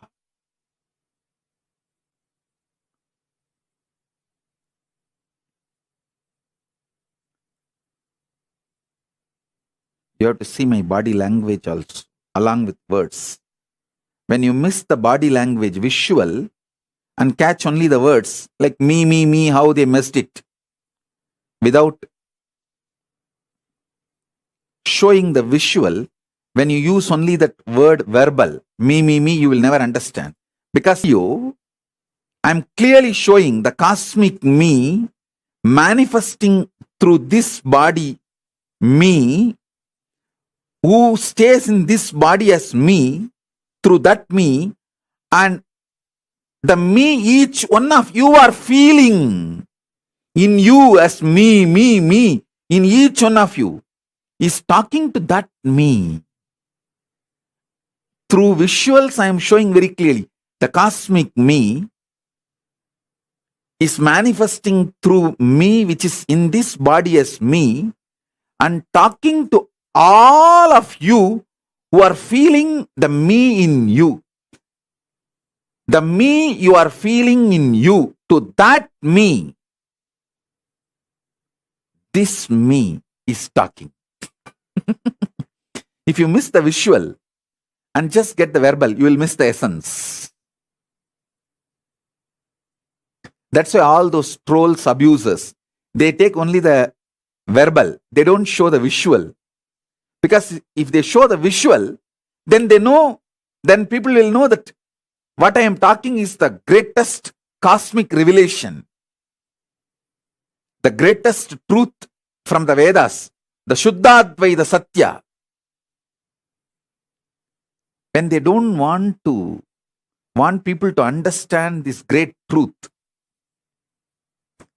they just pull only the verbal and words, and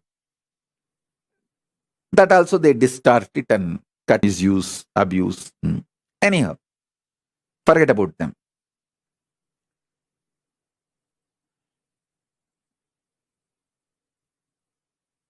Let me talk to people who want to use me properly,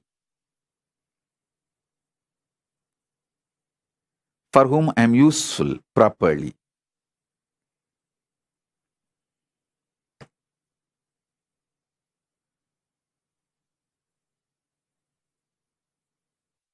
Fifth force, reality. It's actually like a awakening, sudden awakening. Yes, hey, the reality is Paramashiva. Anyone awakens to this truth, understands the larger life. Life is not this just 100 years you carry in your body. Life is not longevity. Longevity is not life. Be very clear. I saw the news article. Corona has reduced the average lifespan of the whole humanity by 2 years. Can you imagine? The average lifespan of the whole humanity is reduced by 2 years. It is not just only the people who suffered with corona.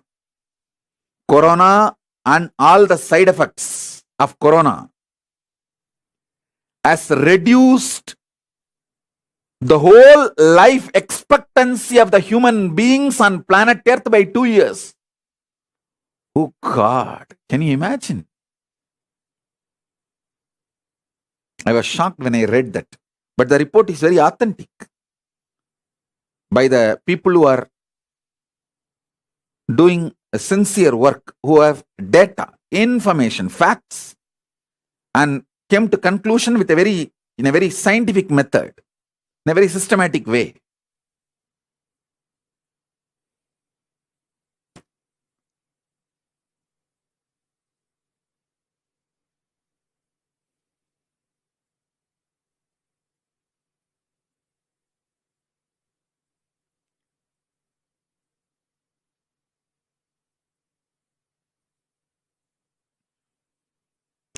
Reality.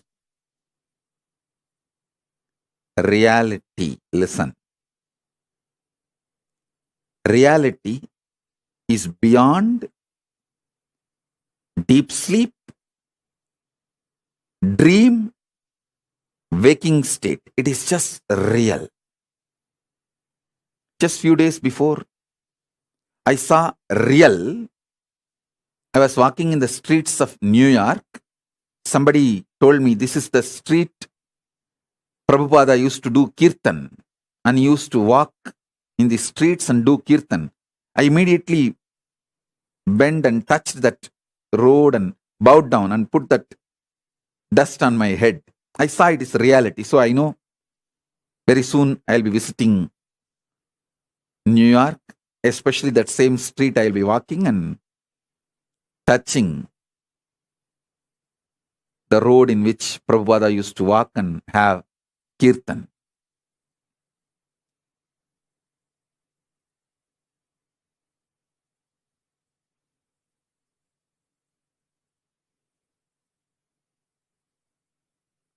Listen. Reality is not deep sleep, dream state, waking state. It's beyond these three. I can say all these three are included in reality, but all these three does not complete reality. See, you can't say just the deep sleep, dream, and waking state, all these three put together as reality, but in reality, these three are included.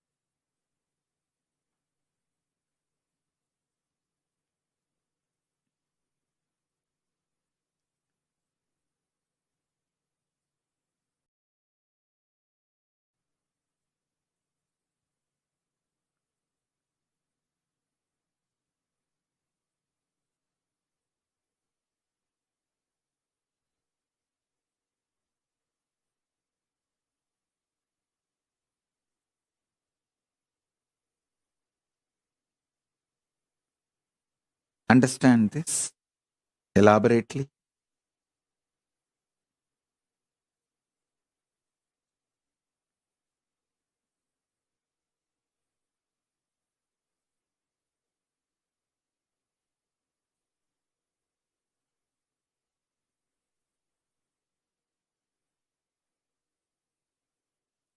If you walk through the Sankhya, the conscious cognition process, that's the exact translation I will provide for the word Sankhya. Sankhya is not mind building method, it is conscious cognition building method, conscious cognition conclusions building method.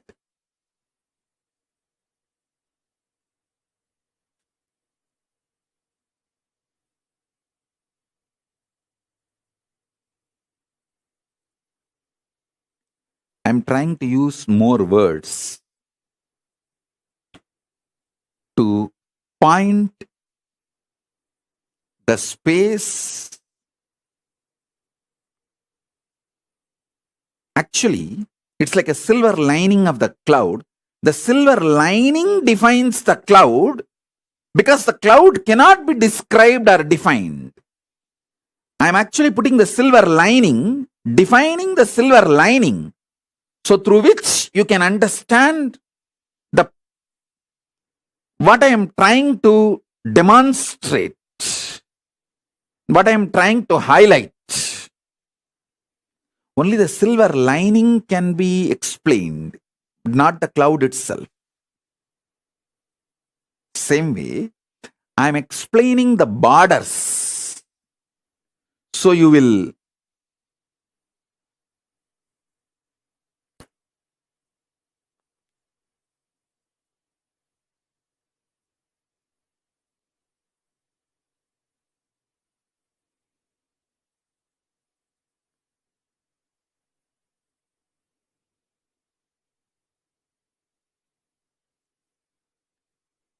understand what I am trying to explain.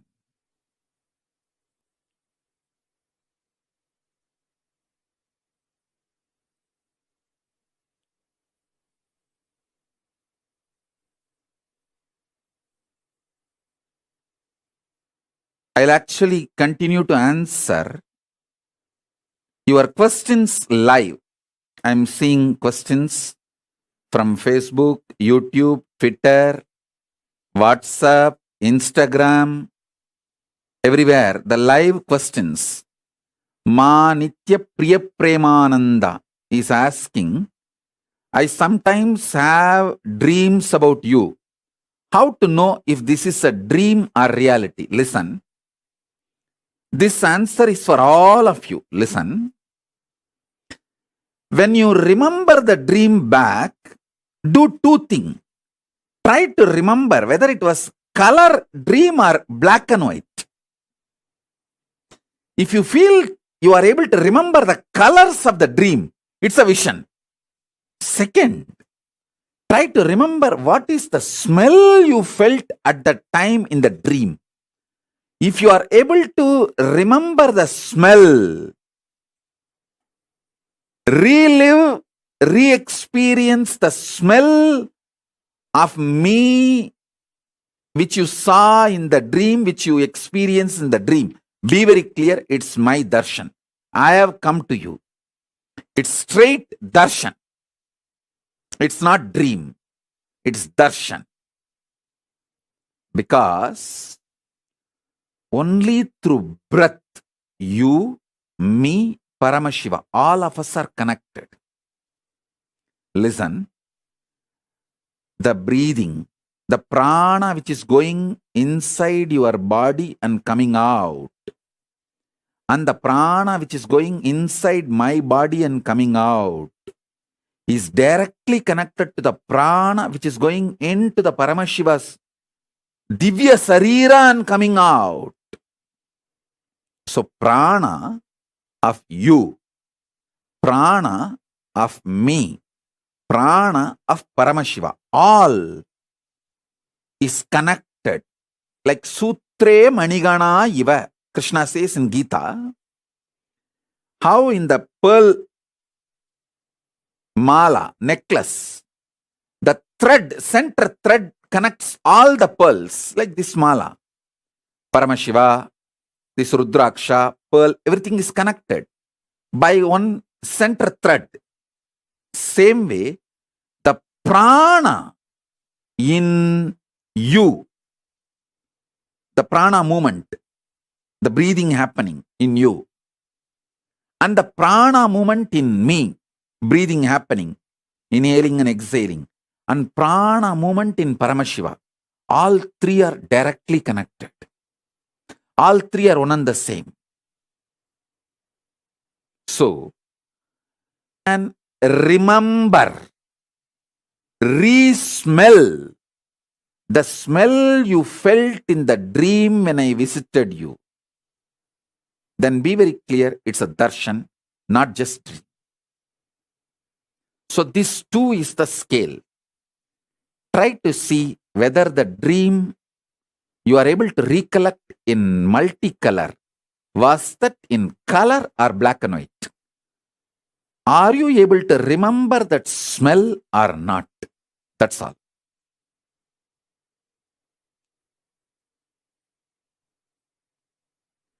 Mohit Gupcham Chandani is asking, Nithyanandam Swamiji, electrostatic force acts between opposite charged particles. Does this mean positive thoughts will attract negative thoughts? Listen very carefully. The so-called positive thoughts cannot exist without the so-called negative thoughts. Like that is why this positive thinking and all doesn't work. Life positivity only works. Positive thinking does not work. Life positivity is different from positive thinking. Be very clear. Positive thoughts and negative thoughts will always coexist. Life positivity is the foundation. That's a constant. If you study the electromagnetic forces laws, electrostatic forces laws, all the principles, the constant is life positivity. There is no life negativity for life positivity. But there is negative thought currents for positive thought currents. Both are centered on constant, which is life positivity.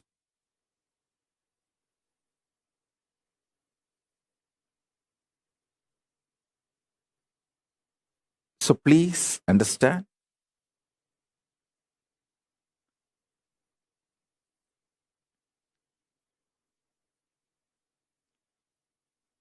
When you feel you are a broken part,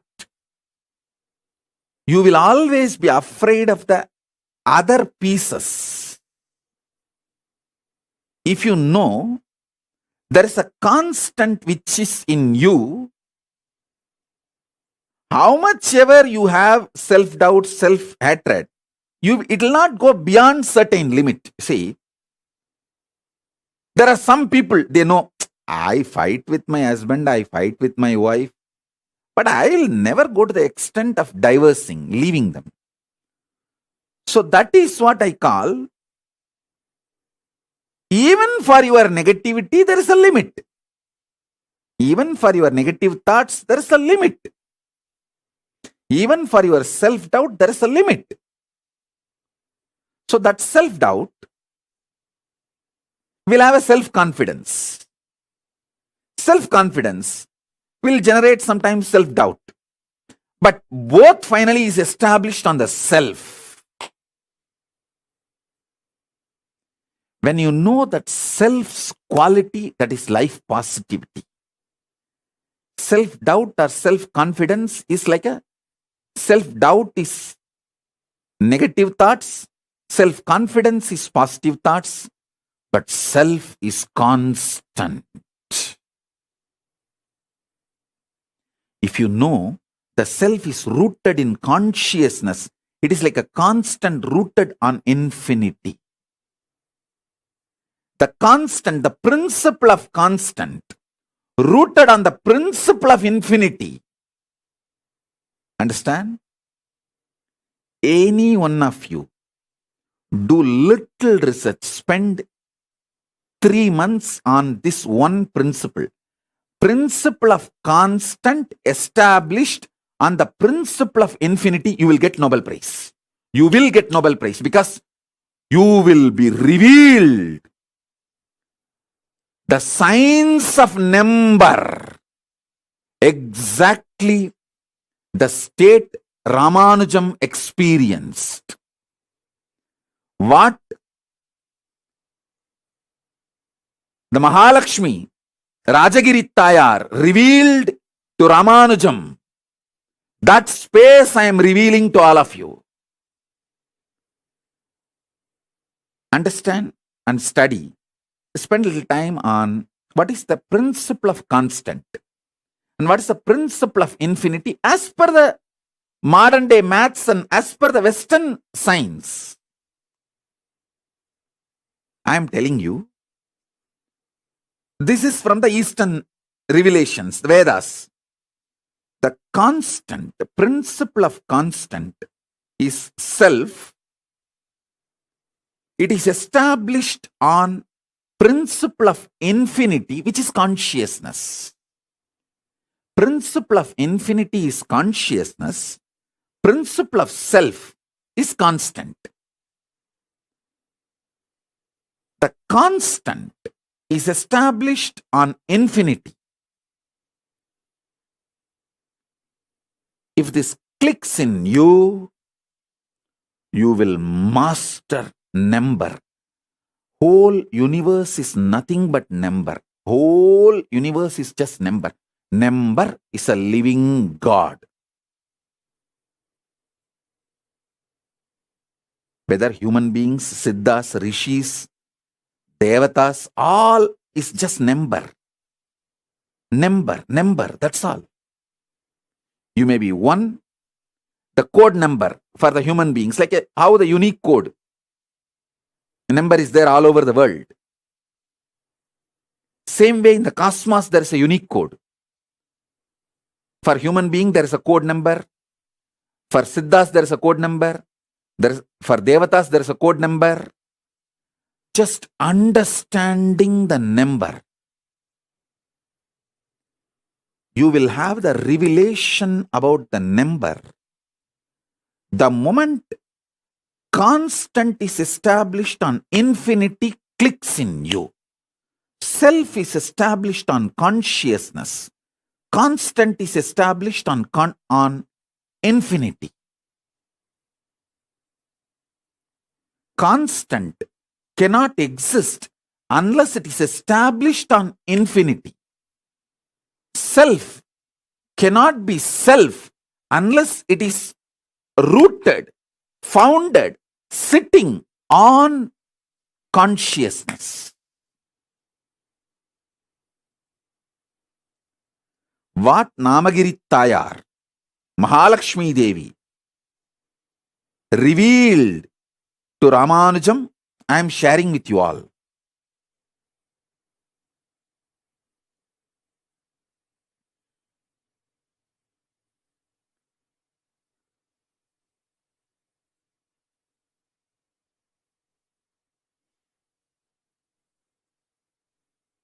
Sri Shivanyana Swarupananda is asking, how does Shraddha relate to someone who has performed Maheshwara Puja for themselves? Shivanyana Swarupa, listen. All Hindus listen. If you have performed Maheshwara Puja for yourself, when you reach Kailasa after death, I will not let you I will not let you starve. But if your next generations don't give you Shraddha, you will not have social respect in Kailasa. You will not be treated properly in Mahakailasa because you did not take the collective integrity to keep the Kailasa Dharma, Hinduism, Sanatana Dharma alive on the planet Earth. You fellow need to be punished for the criminal negligence. Take responsibility for your next generation to keep practicing Sanatana Hindu Dharma. If you receive the Shraddha, that is the proof your next generations are practicing Hindus. If you don't get the parcel from Buloka, I will not let you starve. It's like in old age home, when you get gifts from your kids, how among the oldies you get little respect. Wow, still my son cares about me, still my daughter cares about me. I got a flower bouquet, I got a iPhone, I got a muffler. My granddaughter stitched some clothes for me and sent. How you feel the pride. Same way you will be respected in Kailasa if your 7th generation sends you Shraddha properly. I will not let you starve because you have done Maheshwara Puja to yourself, but you will not have the social respect if your next generations are not giving you the Shraddha. You have not taken the collective responsibility, then why should you enjoy the respect in Kailasa? Rot. I'll make the Chandala colony and you be in the Chandala colony in Kailasa. Irresponsible, criminally negligent. You will not be starved, but criminally negligent Chandalas did not bother to inspire, bring up the kids to live the Sanatana Hindu Dharma. Just gave birth like a pig.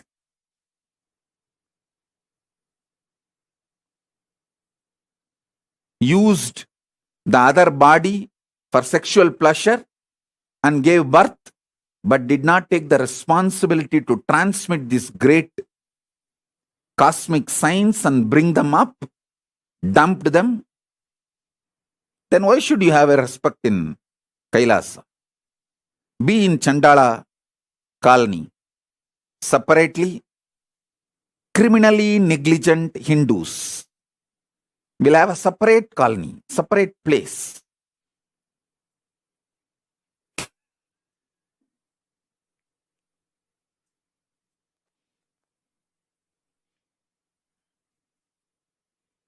Deepa Satish is asking, Swamiji, if a person did not marry and did not take sannyas also, then how to get shraddha? Just rot. Either you should marry properly and keep that family tradition continue, or take sannyasa, and that sannyasa sampradaya continues, and sannyasa sampradaya does Maheshwara puja regularly to all their ancestor sannyasis. For the sannyasis who were part of the sampradaya and left the body. So either one way you receive the shraddha. If you have not done both, then rot. You have no liberation, you have no mukti, and you have no place in Pitruloka. Be in Batala, dark worlds, and rot. And don't try to use me or try to get any support from me for your criminally negligent lifestyle. Don't try to be like a neo-Hindu. Oh, Swamiji, please don't be so harsh and strong on us.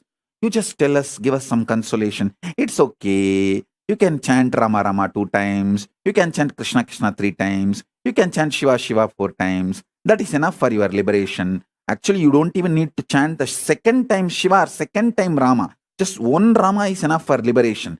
If you have that kind of an initiation and conscious reality. And when you don't have that conscious reality and initiation, don't try to use those statements to justify your criminal negligence. The shitty neo-Hindus using all the great Vedantic principles to justify their criminal intelligence and trying to teach me Hinduism.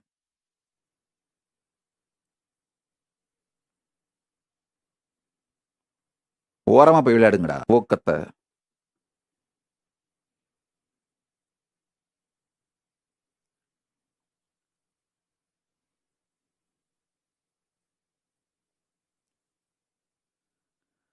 Kela Browserd is asking, what if you don't have a children and you are the only Hindu in your family?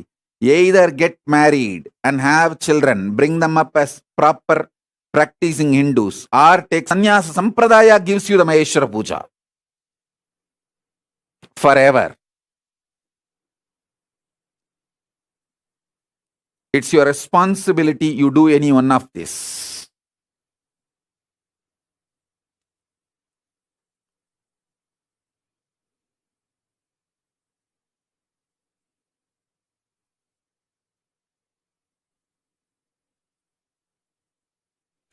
Sona Kamath is asking, is it important to know about our past lives? I tell you, unclutch deeply, you will know about your present life. Present life is nothing but the extension of the past life. So whatever you need to know about the past will be revealed to you. So you can build your future. That's all. Next question. Shachi Aranke is asking, beloved Swamiji, how do we know the difference between delusion, fantasy, positive visualization, Satya Sankalpa? Shachi, listen. Shachi, are you there? Listen.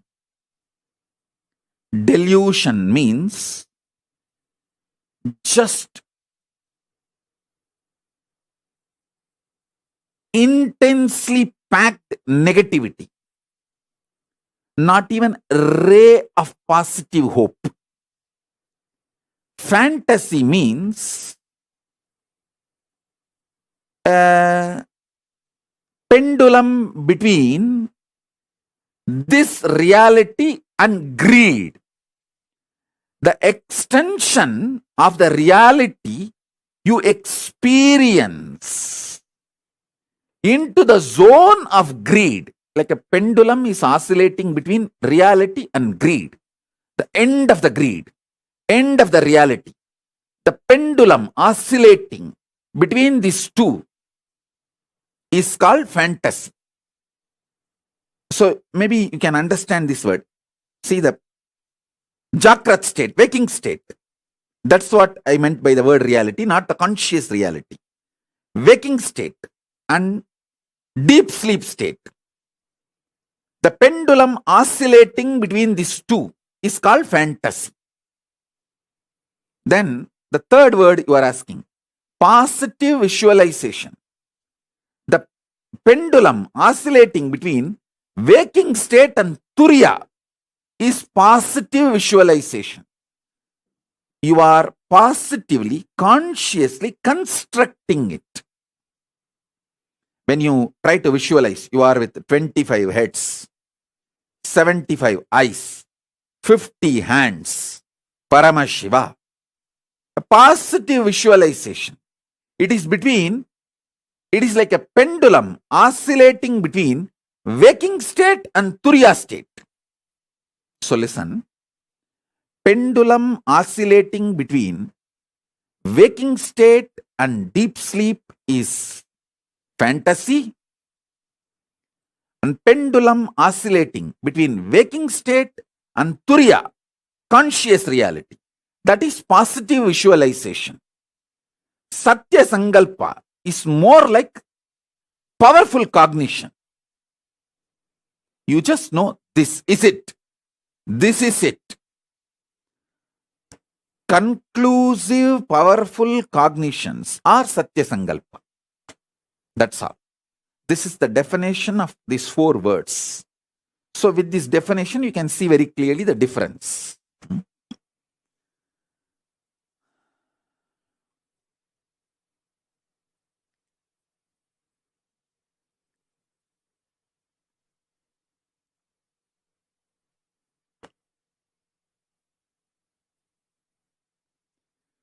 Mohit Gupchandani is asking, Swamiji, weak nuclear force is able to change the charges of particles via beta decay.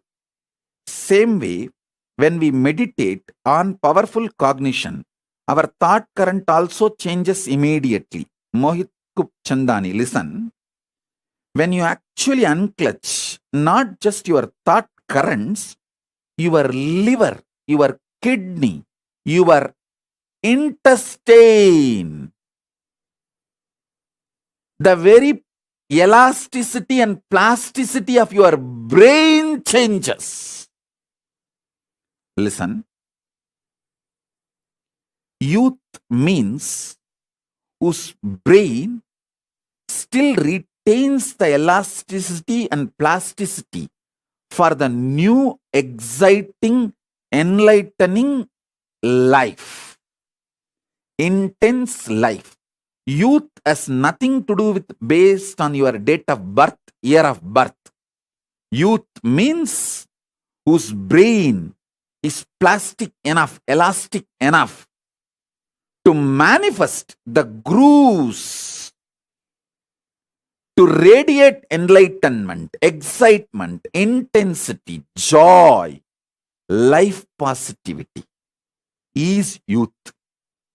So when you unclutch, sit in unclutching, your liver changes, your intestine balances, the elasticity and plasticity of the brain, the ability of your brain to develop the new grooves changes. It's no more a dead, frozen stone. It's a living clay in which the new grooves can be formed.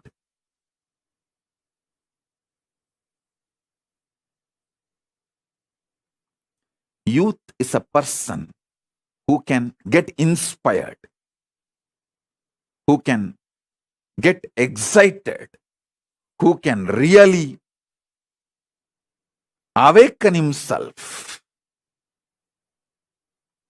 for developing the grooves of enlightenment.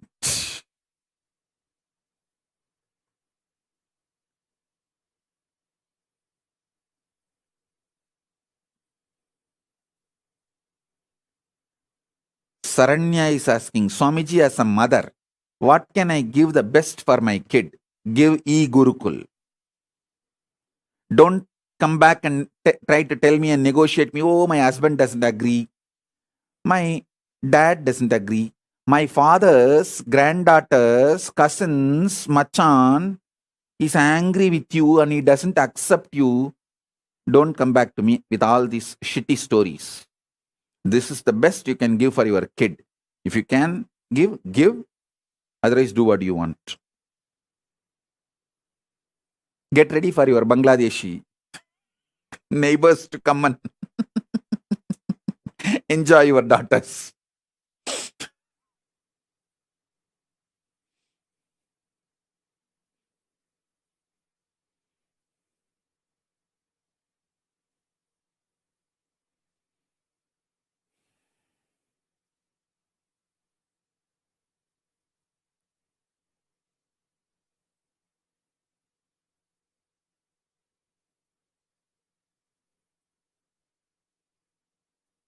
It is so sad.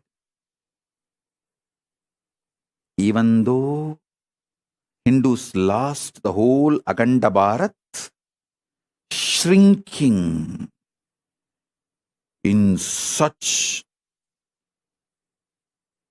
terrorizing speed in last 100 years. And still these fellows are, oh, Sanatana Hindu Dharma cannot be destroyed. It is Sanatana means eternal jing jing jung jung.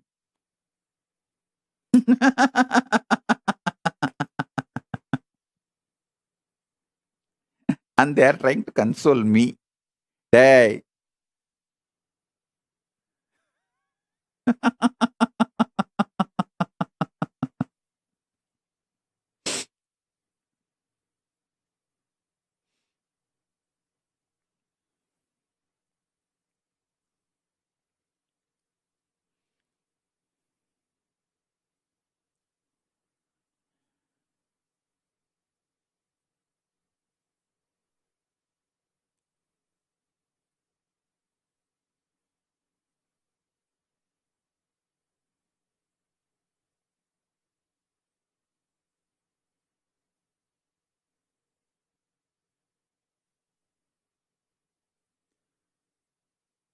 Shalini Viswanathan is asking, can girls give Pindadarpana for parents and ancestors? Agama very clearly says girls have to give, not can girls give. I do not know about how this idea girls cannot do Shraddha or last rites got into the so-called Neo-Hinduism. There is enough agamic reference. Even the other day, Ma Achala and Pranapriya pulled out. I have a clear Shastra Pramana. Daughters, wife, sisters, girls, women can do last rites as per Agama. I'll upload that Shastra Pramana. I'll tell Ma Pranapriya and Achala to upload that Shastra Pramana. It is available.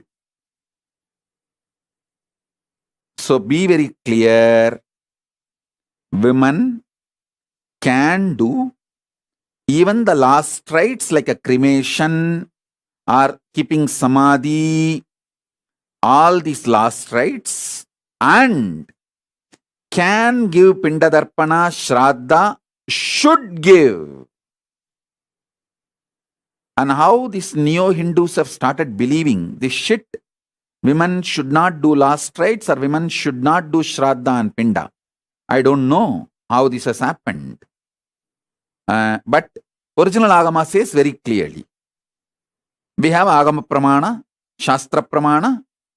Women can do last rites and should do Pindadarpana and Shraddha for ancestors and parents. These neo-Hindu intellectuals destroy the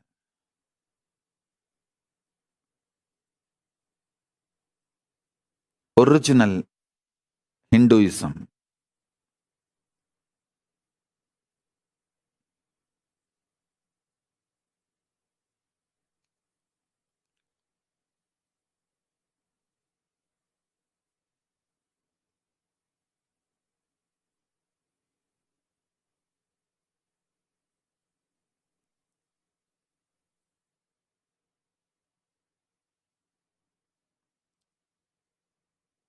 नेत्रधर हर नित्यानंद शक्ति प्रदायक नित्यानंद जय जय जय जय Nityanand. Kim Ki Lee is asking, Swamiji, what exactly do you mean when you say to someone that you will remove their karmas?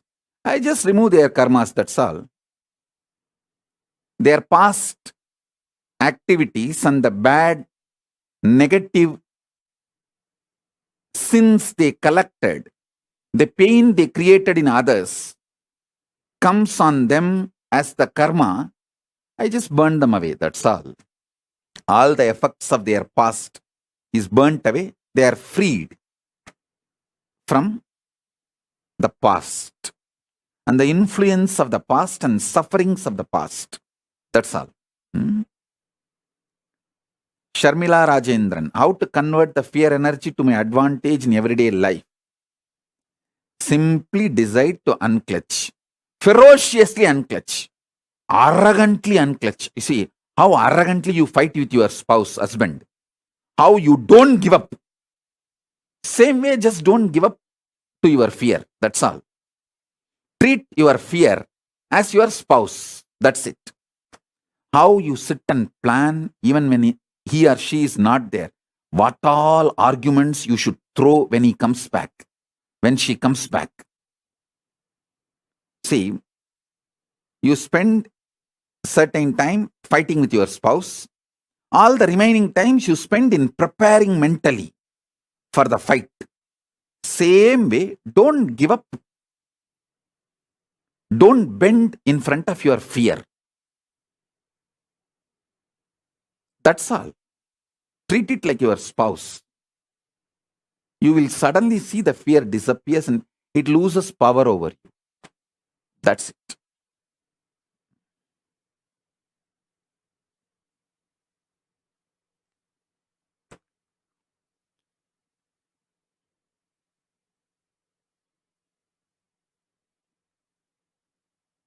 Maya Das.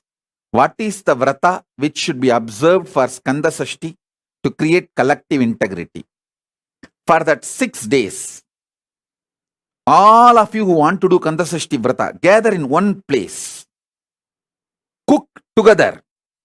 Have only one meal during the sunset. Whole day don't eat anything. Do Skanda Sashti Parayanam 36 times. Sit as a group from morning till evening. That 6 days, take off.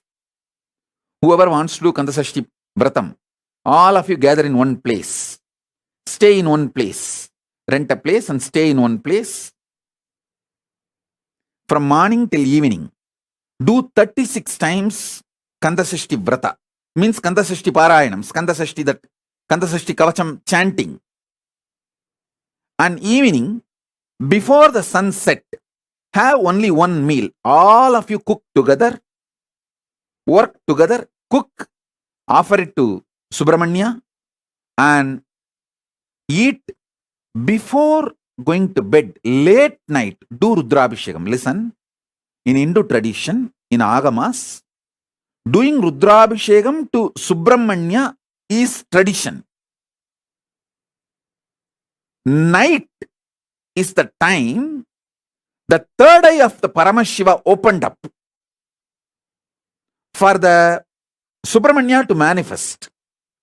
So night time, do Rudrabhishekam. After the sunset, do the Rudrabhishekam to Subramanya.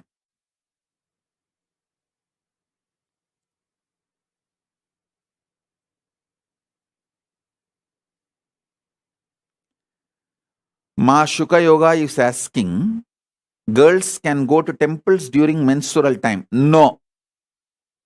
Any temple gives as a rule in their pattadi. See the prana pratishta, whoever has done the prana pratishta of the deity, they make the pattadi. If that temple's pattadi does not allow women during the periods 3 days to come into the temple, you should not go. And if you ask me, I will tell not only you should not go to temple, even inside the home, you should isolate yourself. You can go to your personal puja room, like a Atmartha puja, you can do. You should do Atmartha Puja. That is okay. But you can't go to the place where Parartha Puja happens.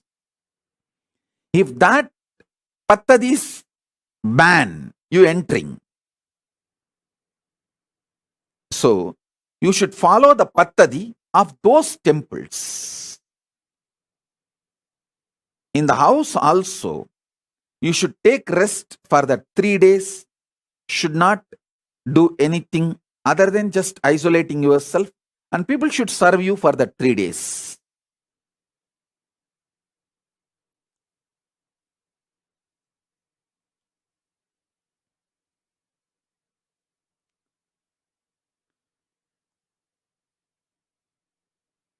Shachi Arange is asking, can women do Gayatri mantra, other Vedic mantras? Yes, you can do Gayatri and other Vedic mantras, and it will not lead to any hormonal imbalance or any problems. You can do. You can do, and we have enough references of Rishikas. Tons of reference. I have a long list, at least 100 Rishikas were there during the Vedic times, and in the Vedas itself, we have a reference of 100 Rishikas. Not just Maitri and Gargi. There's a big list. So enjoy Vedas.